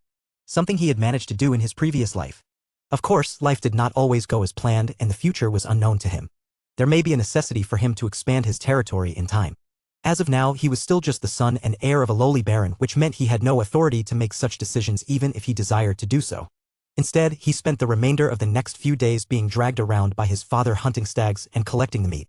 When he finally returned home, he was exhausted and covered in grime. The first thing he wanted to do was take a bath and cleanse himself of the filth he was covered in. Throughout the duration of the hunting trip, he had never revealed the full capabilities of the rifle. Despite successfully hunting a buck of his own, his father was not impressed with the limited range that was displayed and the exceptional reload time of the rifle. The man had a traditional mind and felt that Berengar's use of what he incorrectly referred to as hand cannons were merely the fascination of youth with the newest technology. If he had known that the previous night Berengar had taken out 3 targets in a matter of minutes at a distance of 100 yards in the dead of night with his rifle, then he would probably have a heart attack from the shock of such a thing. Unlike an arrow, the rifle, which fired a mini-ball projectile, was fully capable of piercing through a knight's hardened steel breastplate, let alone a common brigandine. Even the muskets fielded by Berengar's militia were capable of such a feat, albeit at a severely reduced distance. There was a reason that during Berengar's previous life, after the invention of muskets, body armor slowly disappeared from common use. Even with the advanced manufacturing processes of the Renaissance and the surpassing era, the breastplates used by heavy cavalry were only useful against melee weapons and musket fire at long distances. At close range, the steel breastplates used by cuirassiers would be punched through by a musket ball like an arrow through a common tunic. If the medieval knights of the current era charged on horseback against a firing line of musketeers, they would be ended up as a bunch of blood-filled sieves, and such a frightening spectacle would be sure to affect the morale of the soldiers behind them. Even Berengar's militiamen who wielded such terrifying power had no way of knowing how capable their weapons were. After all, it is not as if they tested their guns on straw dummies covered in steel plate armor. That would be ludicrously expensive. Only Berengar was aware that his militia was capable of such an incredible achievement. After arriving in the village with his father and the servants who followed them into the mountains, Berengar noticed a familiar sight waving towards him in an alleyway. It was his loyal slave, who currently had tears of joy in her eyes that he had safely returned. The entire time he was away, the pitiful young lady was in constant fear that her lord and master, whom she had pledged her life to, had perished in the ambush set up by her dastardly fiancé. When she saw him covered in the dirt and grime of the mountains, she could not help but smile. There was not even a scratch on him. Truly, she had worried too much. Without arousing suspicion, Berengar approached the alleyway where she was currently alone. As he finally fell out of sight, Linda rushed over into his embrace and nuzzled her porcelain cheek against his chest, dirtying it in the process. Berengar accepted her embrace as he petted her sleek strawberry blonde hair in an attempt to calm her down. He had only been gone a few days and felt that she was overreacting. Nevertheless, he did not scold her, as he actually felt happy that she cared enough to worry so much about him during his absence. After all, their relationship was complicated, to say the least. She was his concubine and brother's fiancée, whom he had forced himself on and practically brainwashed into being obedient to him. Though he did not feel remorse for such actions, ultimately in Berengar's mind such actions were justified and the young lady deserved her fate. After stroking her luscious red-gold hair for several moments, Berengar responded kindly to the young woman. "See, I told you I would be fine." Though she still continued to sniffle, the buxom beauty wiped the tears from her eyes and began to smile. Everything turned out fine, and she could not be happier. However, Berengar could not abide the muck that had spread across her doll-like face and heavenly body from their brief intimate moment. As such, he whispered into the girl's ear, "Meet me in the bath." The girl nodded her head and smiled as he departed before her. Things would not bode well for the couple if she was caught following him into the bath. As such, they had to be extra cautious about how they moved from here on out. And with that being said, Berenger took off and headed towards the bath. Linda waited a few moments and did as she was commanded. Not long after, the young vixen found herself enjoying the company of her master in the warm water of the bathhouse, which proved to be a worthy investment. By the time the two were finished getting reacquainted with one another, it had already turned into evening. Dinner would soon be approaching, and he knew his father would have his chefs cook their gains during the hunt into a lavish feast. As such, the two left the confines of the bathhouse and separated. It would not look good if they arrived at the dining room together. When Berenger finally entered the dining room, he saw Lambert with a wicked smile on his face. He was the first to arrive, and the teenage youth was certain he would be enjoying the feast without his older brother this night. However, when he saw the handsome features of his older brother walk into the area, the young boy instantly went pale, with the expression that he was witnessing a ghost. How could it be possible that his brother had survived the ambush he had set in place? Nevertheless, Berenger sat down across from Lambert and snickered at the boy, savoring his distraught expression to the fullest. He was beginning to think he might have become a true sadist after his many nights with Linda, as he now enjoyed the suffering of his enemies on a deeply personal level. The expression on Berengar's face told Lambert all he needed to know about the fate of the assassins he sent. However, Berenger would never admit to it. If he bragged about killing 4 assassins, nobody would believe him, and those who did would instantly question how a young man with no combat training whatsoever had managed to defeat 4 brigands by his lonesome. Eventually, the effectiveness of his rifle would be discovered, and his weapon designs would no belong to him alone. Eventually, the rest of the family arrived, and Lambert had heard the tales of his father and brother's exploits from the Baron himself. Yet, there was not a single mention of the men who were supposed to ambush them. Is it possible that the Count's men were unreliable and deserted? Then what was with Berengar's smug grin earlier? Eventually, Lambert concluded that the men could have deserted and decided to write a letter to Count Lothar informing him of the operation's failure. Secretly, Count Lothar would send a party to investigate the last known coordinates of his men-at-arms and come to the same judgment. For now, Berenger could relax and enjoy the new dishes, which used the venison of their hunt as the meat of choice. Berenger savored the taste of venison. Truly, it was one of the best meats a man could dine upon. After finishing his meal, he returned to his quarters. He needed to brush up on his history of this world. After all, it had been some time since he read about the many changes in the timeline from the world he once knew, and he would need to become accustomed to his surroundings if he wished to prepare for the upcoming war. Berenger arrived at his chambers and quickly latched the door behind him. He opened up a scroll and spread it across his desk, the oil lamp in the corner providing the proper illumination necessary to view it. Truly, it was different from his own timeline. The year was 1417, yet the Holy Roman Empire was at the height of its power. On the map in the center of Europe lay the Holy Roman Empire, whose borders stretched beyond their peak in 1138 to encompass all of Italy aside from the Papal States, as well as all of the regions that would one day consist of the Netherlands and Belgium. The empire had also annexed the Teutonic state as a vassal territory extending into the Baltic. The Teutonic state was still a force to be reckoned in its own right, as it was victorious in the Battle of Grunwald. In this timeline, the victory sparked an extended campaign that lasted 5 years. During this campaign, the Teutonic Order had conquered all of the coastal regions of the Baltic from Pomerania to the borders of Finland. Though the Teutonic state held the authority of its own kingdom, it was essentially a theocratic vassal state of the empire and a puppet of the Pope. As such, its grandmaster was not afforded the ability to vote upon the next emperor, unlike the kings who presided over the other kingdoms. The feudal system of the Holy Roman Empire in this timeline was far more streamlined, splitting into a very linear vassal system instead of the complex and convoluted semi-autonomous regions of Berengar's previous life. The Holy Roman Empire was comprised of several kingdoms, including the Kingdom of Germany, the Kingdom of Italy, the Kingdom of Bohemia, the Swiss Confederation, and the Kingdom of Burgundy. The leaders of these territories were kings in their own right and held varying control over the vassals beneath them, which were split into duchies. These dukes ruled over the various counts whose land comprised the territory of the duchy, and the counts presided over the barons, who in turn presided over minor lords and their knights. Berenger currently resided in the barony of Kufstein, a vassal region of the county of Tyrol, which was a vassal of the Duchy of Austria, the southernmost duchy of the Kingdom of Germany. The Duchy of Austria in this timeline was far larger than in Berengar's previous life at this point in history.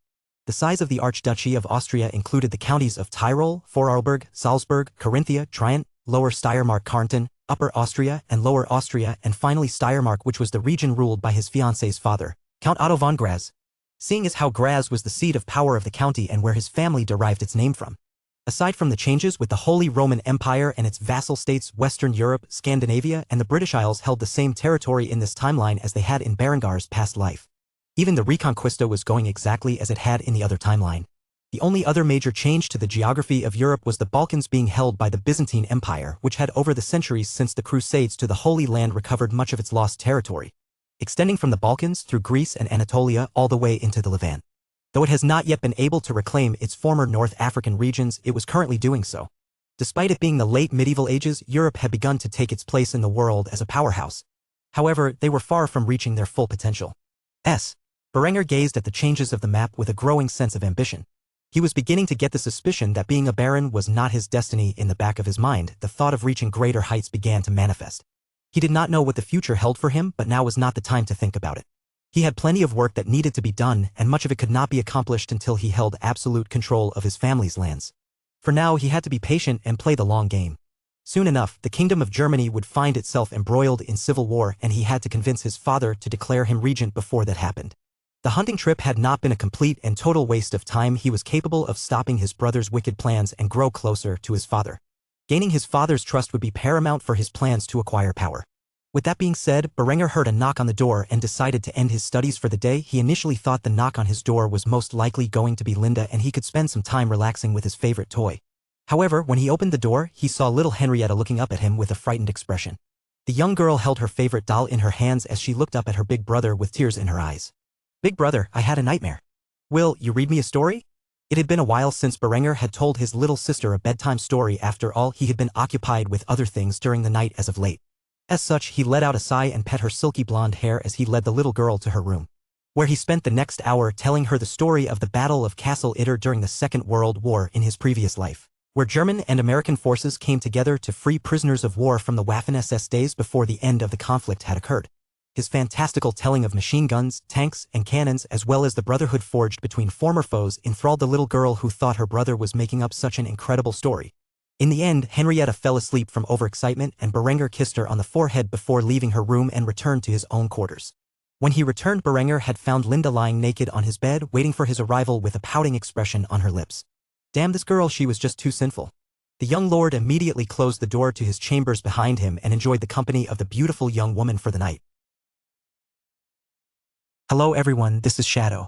Due to copyright restrictions on YouTube, I can't publish many of the audiobooks you love.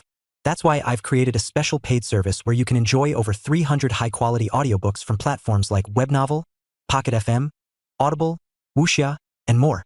Each novel comes as a one-time purchase, no subscriptions, no hidden fees. After payment, you'll receive full access via Telegram, along with all future updates for that novel. You'll find a wide selection of your favorite genres and titles, always in premium audio quality. Check the full list of available novels in the description. DM me now to get your favorite stories in audiobook form and start listening today.